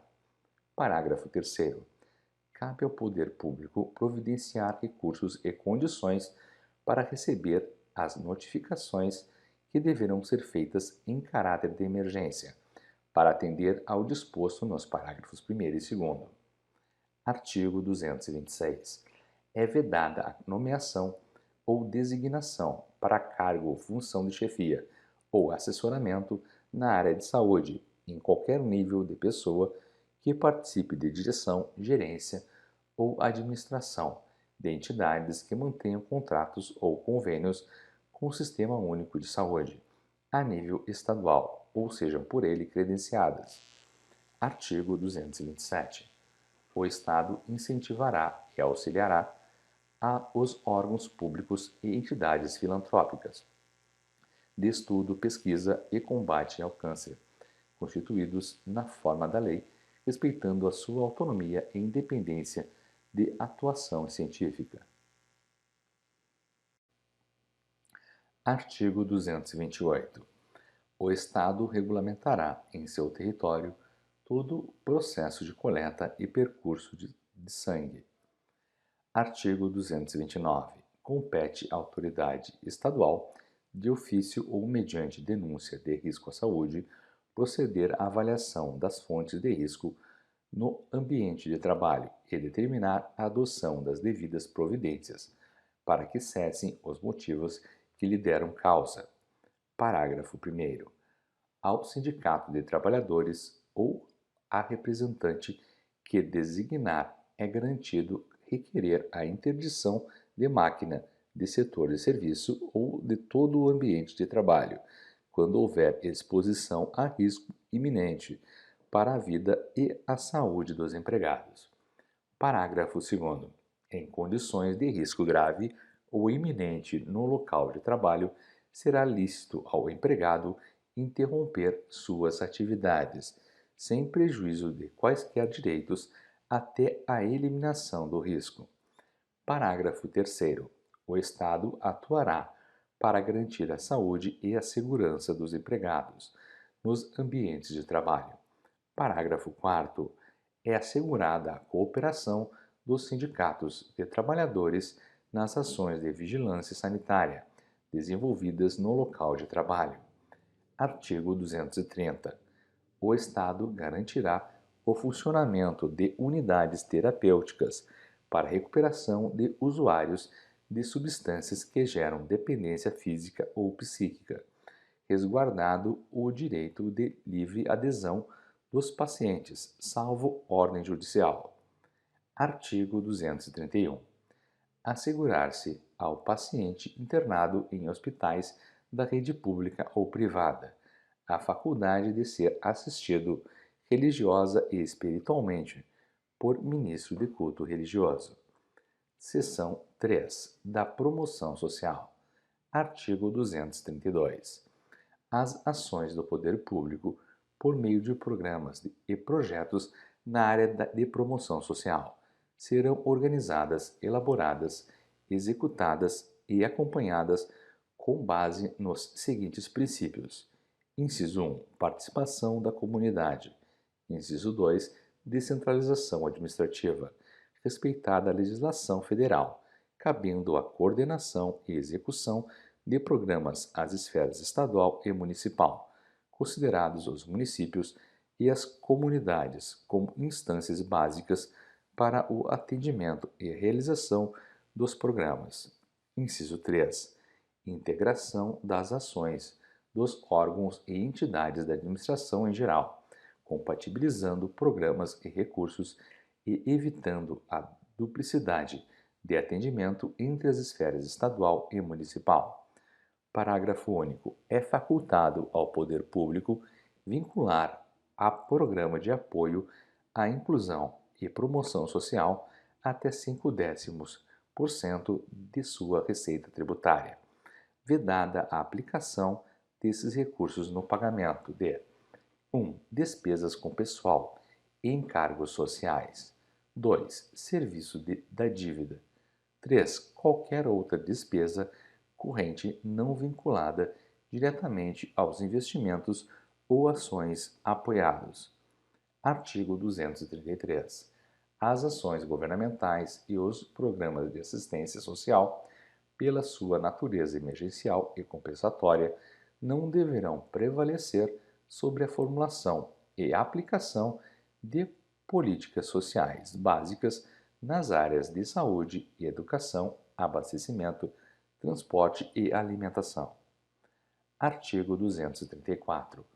O Estado subvencionará os programas desenvolvidos pelas entidades assistenciais filantrópicas e sem fins lucrativos, com especial atenção às que se dediquem à assistência aos portadores de deficiências, conforme critérios definidos em lei, desde que cumpridas as exigências de fins dos serviços de assistência social a serem prestados.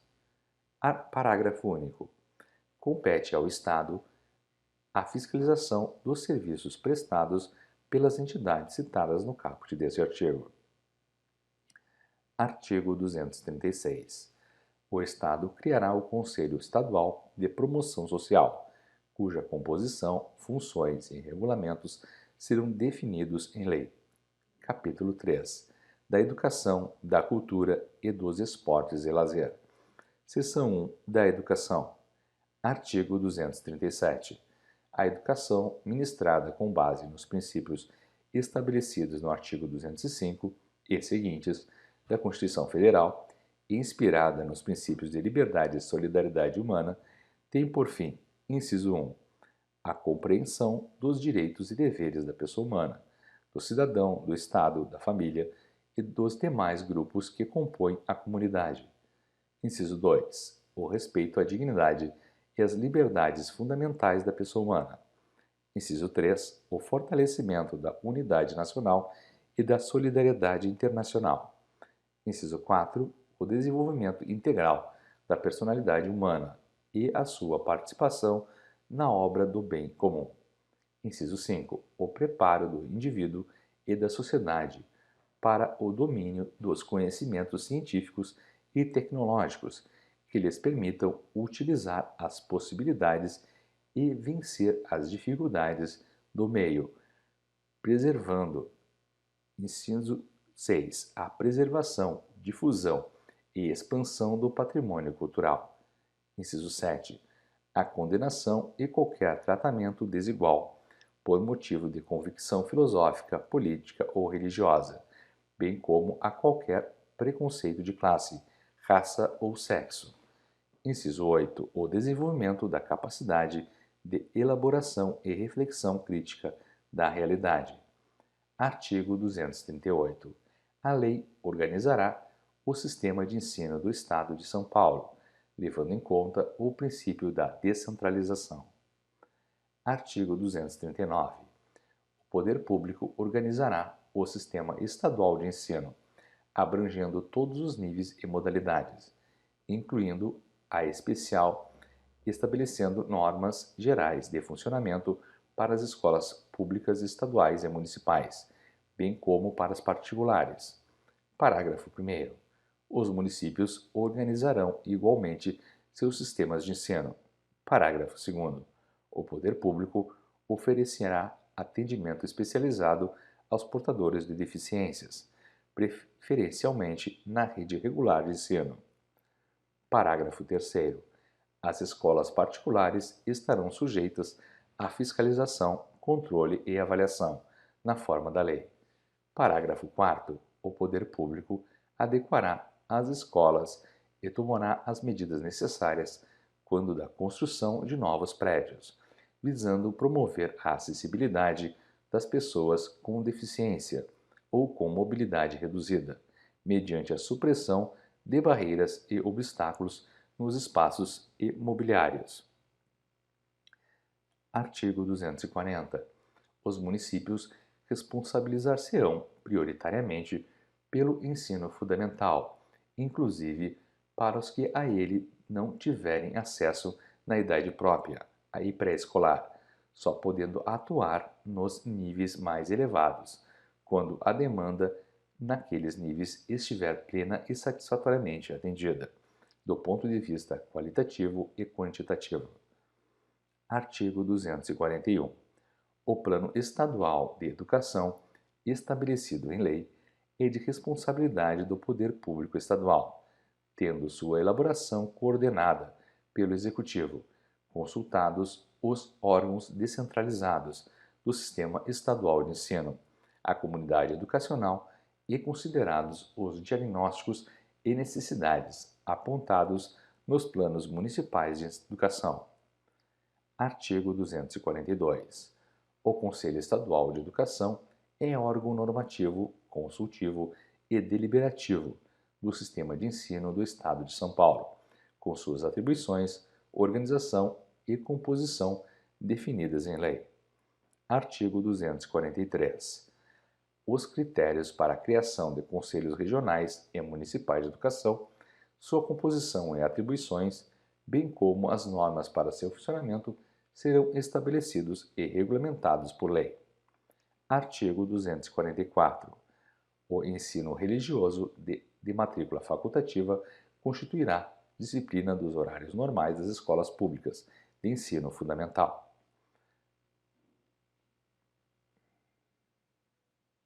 Artigo 245. Nos 3 níveis de ensino será estimulada a prática de esportes individuais e coletivos, como complemento à formação integral do indivíduo. Parágrafo único. A prática referida no caput, sempre que possível, será levada em conta em face das necessidades dos portadores de deficiência. Artigo 246. É vedada a cessão de uso de próprios públicos estaduais para o funcionamento de estabelecimentos de ensino privado de qualquer natureza. Artigo 247. A educação da criança de 0 a 6 anos, integrada ao sistema de ensino, respeitará as características próprias dessa faixa etária. Artigo 248. O órgão próprio de educação do Estado será responsável pela definição de normas, autorização de funcionamento, supervisão e fiscalização das creches e pré-escolas públicas e privadas no Estado. Parágrafo único. Aos municípios cujos sistemas de ensino estejam organizados, será delegada competência para autorizar o funcionamento e supervisionar as instituições de educação das crianças de 0 a 6 anos de idade. Artigo 249. O ensino fundamental, com 8 anos de duração, é obrigatório para todas as crianças a partir dos 7 anos de idade, visando a propiciar formação básica e comum indispensável a todos. Parágrafo 1º. É dever do poder público o provimento em todo o território paulista de vagas em número suficiente para atender à demanda do ensino fundamental obrigatório e gratuito.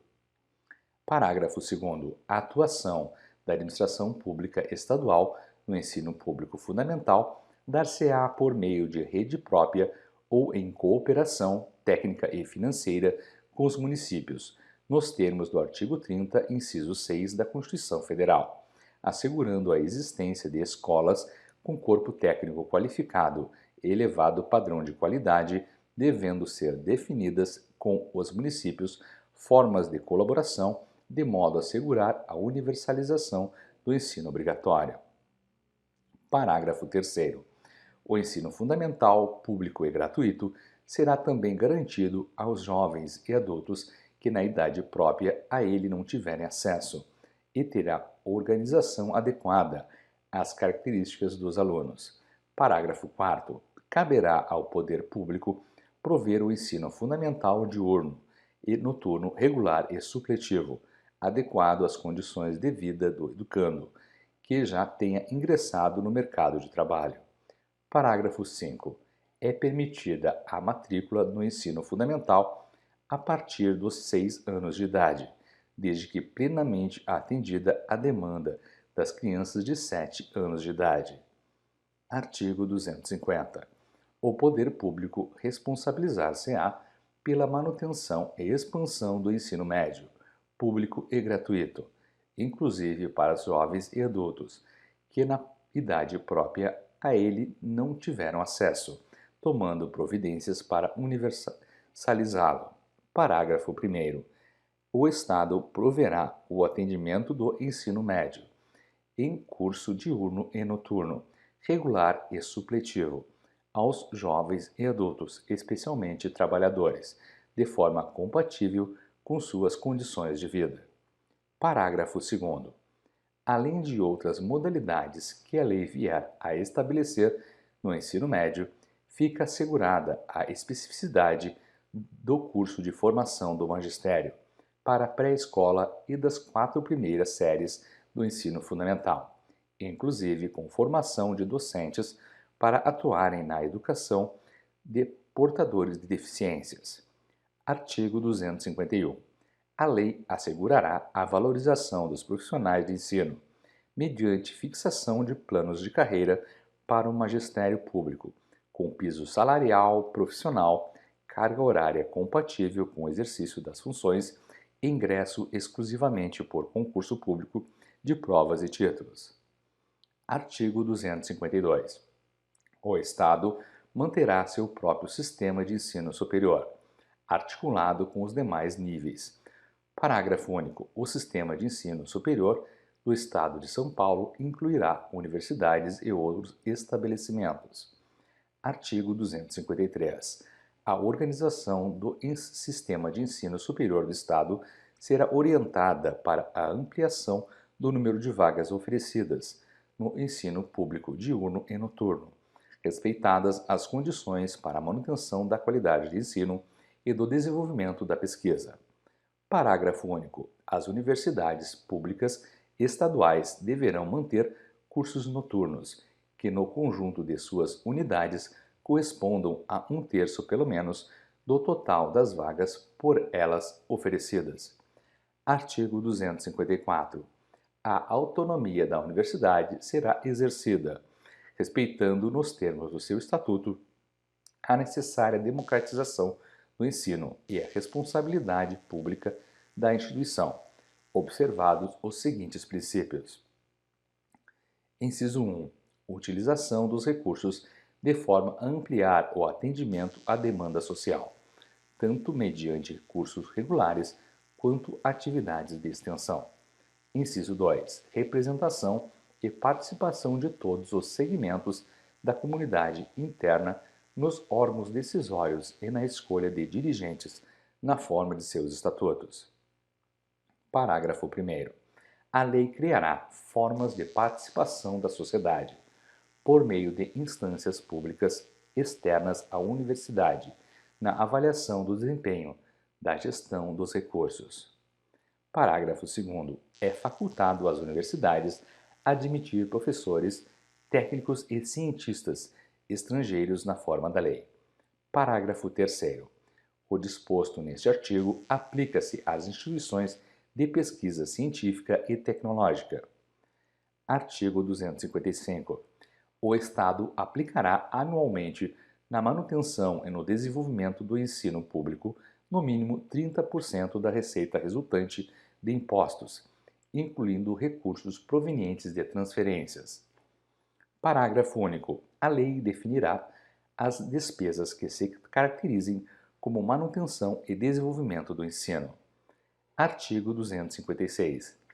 O Estado e os municípios publicarão até 30 dias após o encerramento de cada trimestre informações completas sobre receitas arrecadadas e transferências de recursos destinados à educação, nesse período e discriminadas por nível de ensino.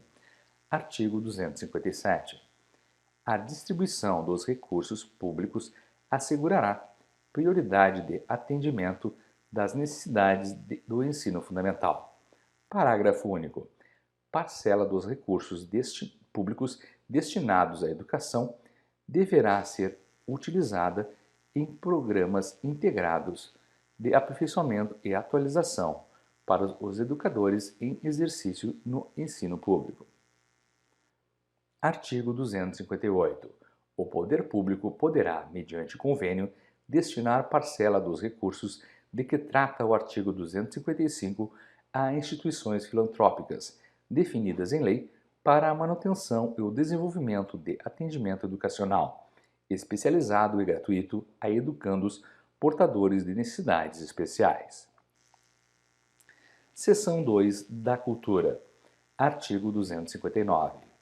O Estado garantirá a todos o pleno exercício dos direitos culturais e o acesso às fontes de cultura, e apoiará e incentivará a valorização e a difusão de suas manifestações. Artigo 260.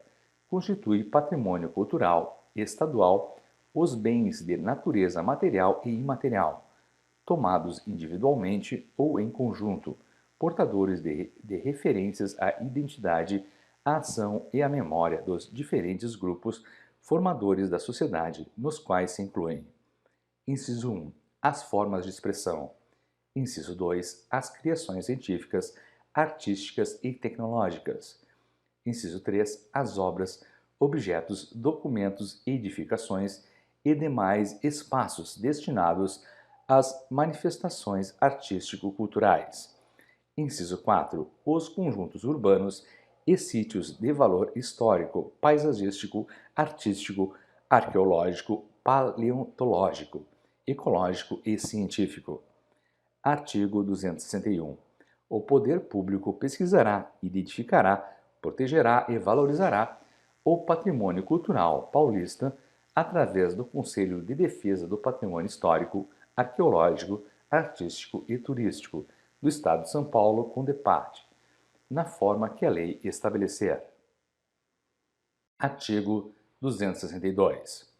O poder público incentivará a livre manifestação cultural mediante: inciso 1, criação, manutenção e abertura de espaços públicos devidamente equipados e capazes de garantir a produção, divulgação e apresentação das manifestações culturais e artísticas.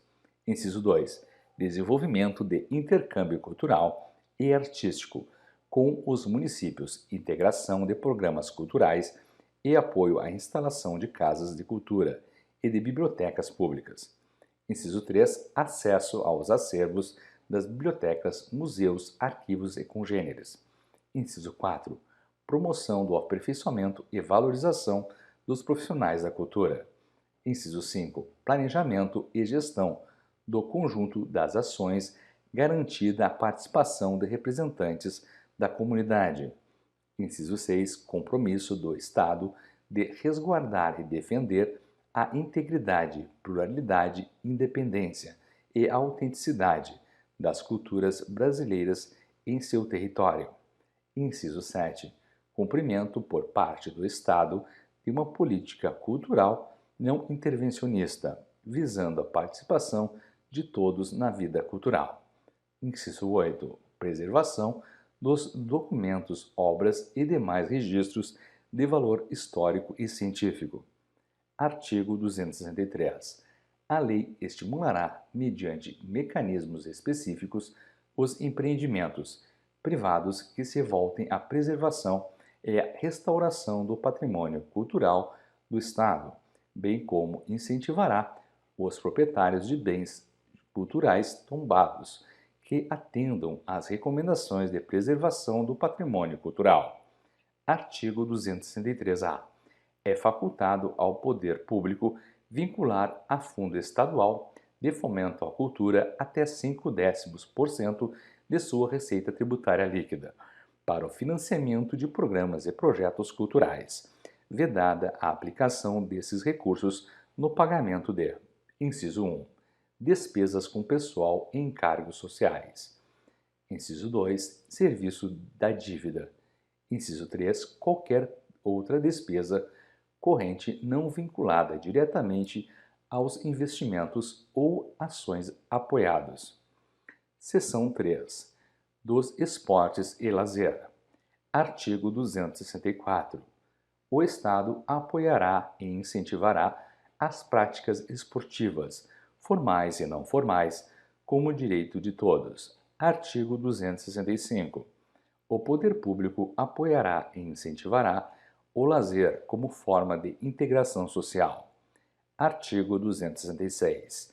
As ações do poder público e a destinação de recursos orçamentários para o setor darão prioridade.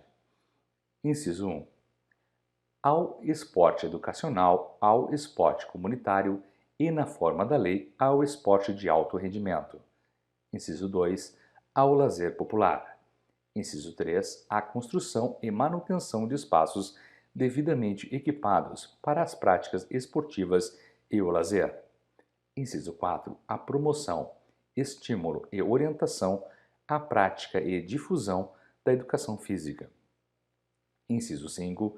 A adequação dos locais já existentes e previsão de medidas necessárias quando da construção de novos espaços, tendo em vista a prática de esportes e atividades de lazer por parte dos portadores de deficiências, idosos e gestantes, de maneira integrada aos demais cidadãos. Parágrafo único. O poder público estimulará e apoiará as entidades e associações da comunidade dedicadas às práticas esportivas. Artigo 267. O poder público incrementará prática esportiva às crianças, aos idosos e aos portadores de deficiências. Capítulo 9. Da Ciência e Tecnologia. Artigo 268. O Estado promoverá e incentivará o desenvolvimento científico, a pesquisa e a capacitação tecnológica. Parágrafo 1º. A pesquisa científica receberá tratamento prioritário do Estado, diretamente ou por meio de seus agentes financiadores de fomento, tendo em vista o bem público e o progresso da ciência. Parágrafo 2º. A pesquisa tecnológica voltar-se-á preponderantemente para a solução dos problemas sociais e ambientais e para o desenvolvimento do sistema produtivo, procurando harmonizá-lo com os direitos fundamentais e sociais dos cidadãos. Artigo 269. O Estado manterá Conselho Estadual de Ciência e Tecnologia, com o objetivo de formular, acompanhar, avaliar e reformular a política estadual científica e tecnológica e coordenar os diferentes programas de pesquisa. Parágrafo 1º. A política a ser definida pelo Conselho Estadual de Ciência e Tecnologia deverá orientar-se pelas seguintes diretrizes. 1. Desenvolvimento do sistema produtivo estadual. 2. Aproveitamento racional dos recursos naturais, preservação e recuperação do meio ambiente. 3. Aperfeiçoamento das atividades dos órgãos e entidades responsáveis pela pesquisa científica e tecnológica. 4. Garantia de acesso da população aos benefícios do desenvolvimento científico e tecnológico.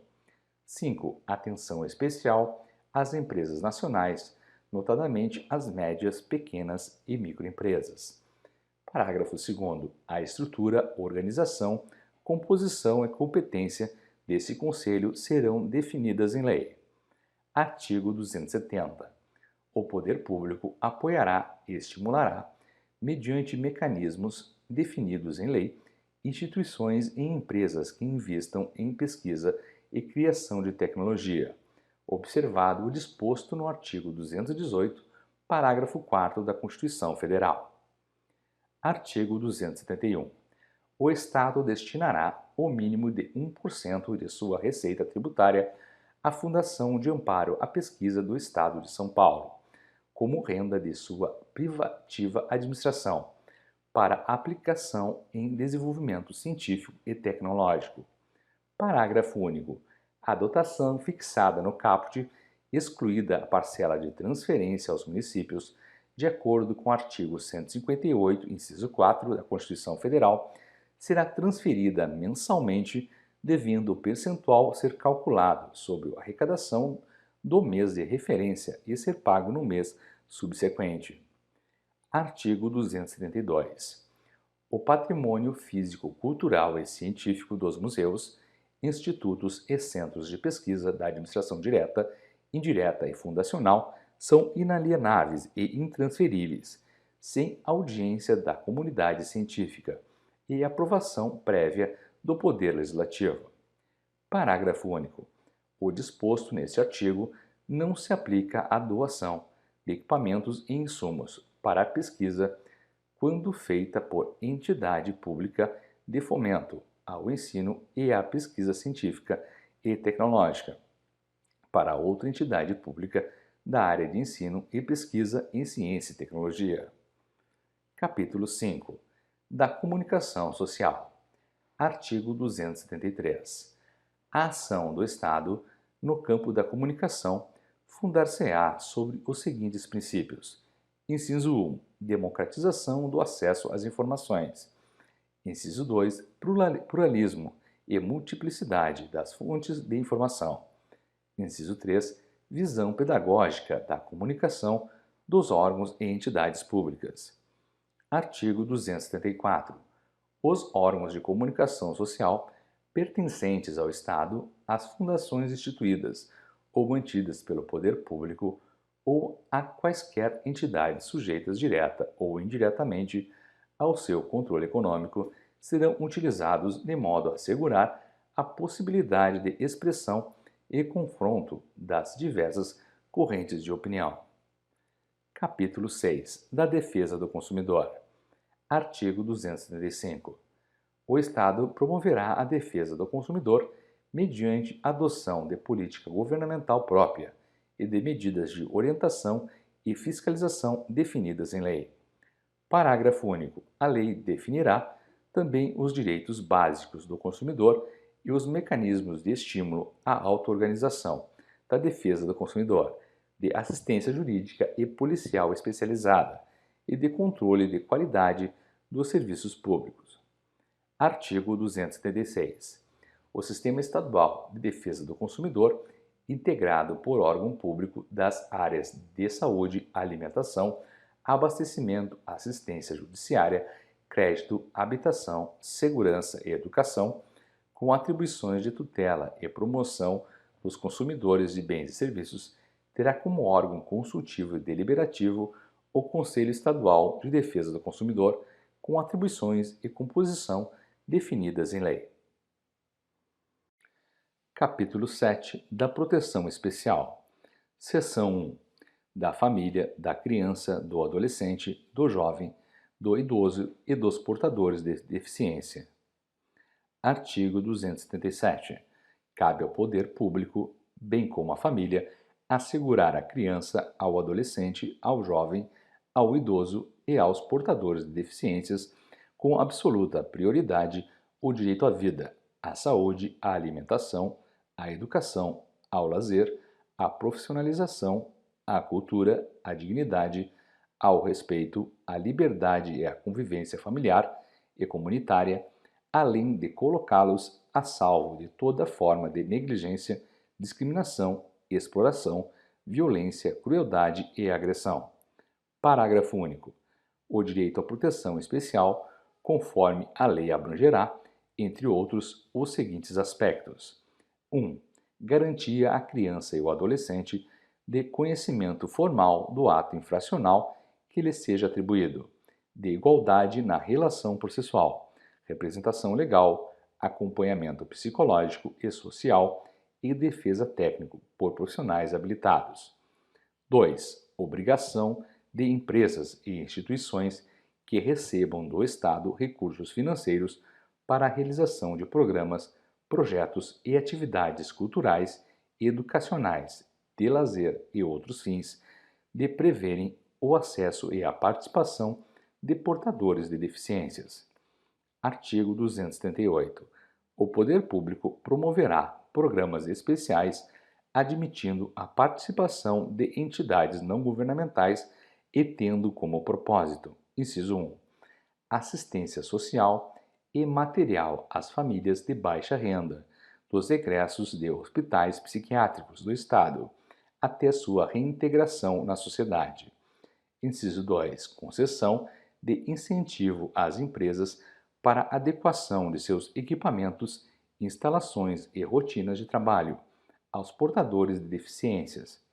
Inciso 3. Garantia às pessoas idosas de condições de vida apropriadas, frequência e participação em todos os equipamentos, serviços e programas culturais, educacionais, esportivos, recreativos e de lazer, defendendo sua dignidade e visando a sua integração à sociedade. Inciso 4.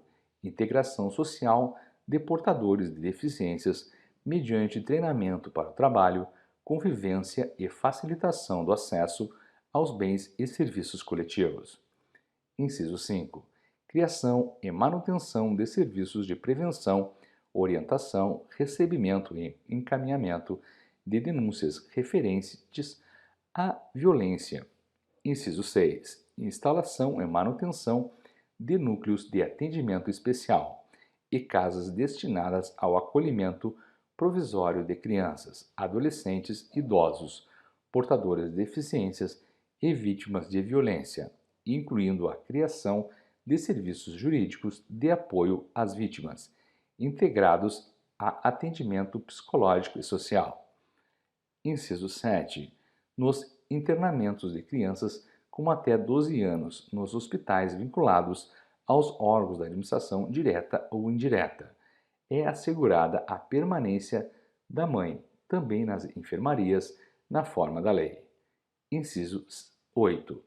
Prestação de orientação e informação sobre a sexualidade humana e conceitos básicos da instituição da família, sempre que possível, de forma integrada aos conteúdos curriculares do ensino fundamental e médio. Inciso 9.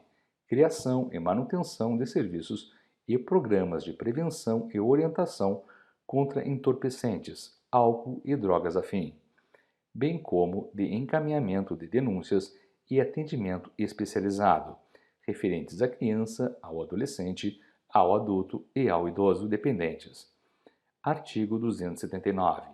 Os poderes públicos estadual e municipal assegurarão condições de prevenção de deficiências com prioridade para assistência pré-natal e à infância, bem como integração social de portadores de deficiências, mediante treinamento para o trabalho e para a convivência, mediante: inciso 1.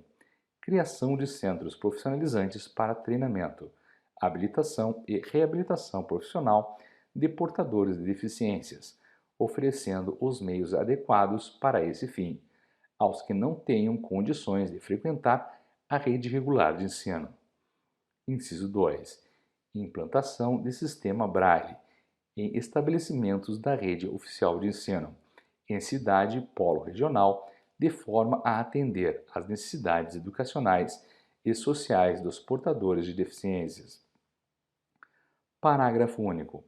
As empresas que adaptarem seus equipamentos para o trabalho dos portadores de deficiências poderão receber incentivos na forma da lei. Artigo 280. É assegurado na forma da lei aos portadores de deficiências e aos idosos acesso adequado aos logradouros e edifícios de uso público, bem como aos veículos de transporte coletivo urbano. Artigo 281. O Estado propiciará, por meio de financiamentos aos portadores de deficiência, a aquisição dos equipamentos que se destinam a uso pessoal e que permitam a correção, diminuição e superação de suas limitações, segundo condições a serem estabelecidas em lei. Seção 2. Dos índios. Artigo 282. O Estado fará respeitar os direitos, bens materiais, crenças, tradições e todas as demais garantias conferidas aos índios na Constituição Federal. Parágrafo 1º. Compete ao Ministério Público a defesa judicial dos direitos e interesses das populações indígenas, bem como intervir em todos os atos do processo em que os índios sejam partes. Parágrafo 2º. A Defensoria Pública prestará assistência jurídica aos índios do Estado, suas comunidades e organizações. Parágrafo 3º. O Estado protegerá as terras, as tradições, usos e costumes dos grupos indígenas, integrantes do patrimônio cultural ambiental estadual. Artigo 283. A lei disporá sobre formas de proteção do meio ambiente nas áreas contíguas às reservas e áreas tradicionalmente ocupadas por grupos indígenas, observado o disposto no artigo 231 da Constituição Federal. Título 8. Disposições Constitucionais Gerais. Artigo 284. O Estado comemorará anualmente, no período de 3 a 9 de julho, a Revolução Constitucionalista de 1932. Artigo 285. Fica assegurado a todos livre e amplo acesso às praias do litoral paulista. Parágrafo 1º. Sempre que, de qualquer forma, for impedido ou dificultado este acesso, o Ministério Público tomará imediata providência para a garantia desse direito. Parágrafo 2º. O Estado poderá utilizar-se da desapropriação para a abertura de acesso a que se refere o caput. Artigo 286. Fica assegurada a criação de creches nos presídios femininos e as mães presidiárias, a adequada assistência aos seus filhos durante o período de amamentação. Artigo 287. Fica declarado inconstitucional em controle concentrado pelo Supremo Tribunal Federal. Parágrafo único. Declarado inconstitucional em controle concentrado pelo Supremo Tribunal Federal. Artigo 288. É assegurada a participação dos servidores públicos nos colegiados e diretorias dos órgãos públicos, em que seus interesses profissionais, de assistência médica e previdenciários sejam objeto de discussão e deliberação, na forma da lei. Artigo 289. O Estado criará crédito educativo, por meio de suas entidades financeiras, para favorecer os estudantes de baixa renda, na forma que dispuser a lei. Artigo 290. Toda e qualquer pensão paga pelo Estado, a qualquer título, não poderá ser de valor inferior ao do salário mínimo vigente no país. Artigo 291. Todos terão o direito de, em caso de condenação criminal, obter das repartições policiais e judiciais competentes, após reabilitação, bem como no caso de inquéritos policiais arquivados, certidões e informações em folha corrida, sem menção aos antecedentes, salvo em caso de requisição judicial do Ministério Público ou para fins de concurso público. Parágrafo único. Observar-se-á o disposto nesse artigo quando o interesse for de terceiros. Artigo 292. O Poder Executivo elaborará plano de desenvolvimento orgânico e integrado com a participação dos municípios interessados, abrangendo toda a zona costeira do Estado. Artigo 293. Os municípios atendidos pela Companhia de Saneamento Básico do Estado de São Paulo poderão criar e organizar seus serviços autônomos de água e esgoto. Parágrafo único. Declarado inconstitucional em controle concentrado pelo Supremo Tribunal Federal. Artigo 294. Fica assegurada a participação da sociedade civil nos conselhos estaduais previstos nesta Constituição, com composição e competência definidas em lei. Artigo 295. O Estado manterá um sistema unificado, visando a localização, informação e referências de pessoas desaparecidas. Artigo 296. É vedada a concessão de incentivos e isenções fiscais às empresas que comprovadamente não atendam às normas de preservação ambiental e as relativas à saúde e à segurança do trabalho. Artigo 297. São também aplicáveis no Estado, no que couber, os artigos das emendas à Constituição Federal, que não integram o corpo do texto constitucional, bem como as alterações efetuadas no texto da Constituição Federal que causem implicações no âmbito estadual, ainda que não contempladas expressamente pela Constituição do Estado.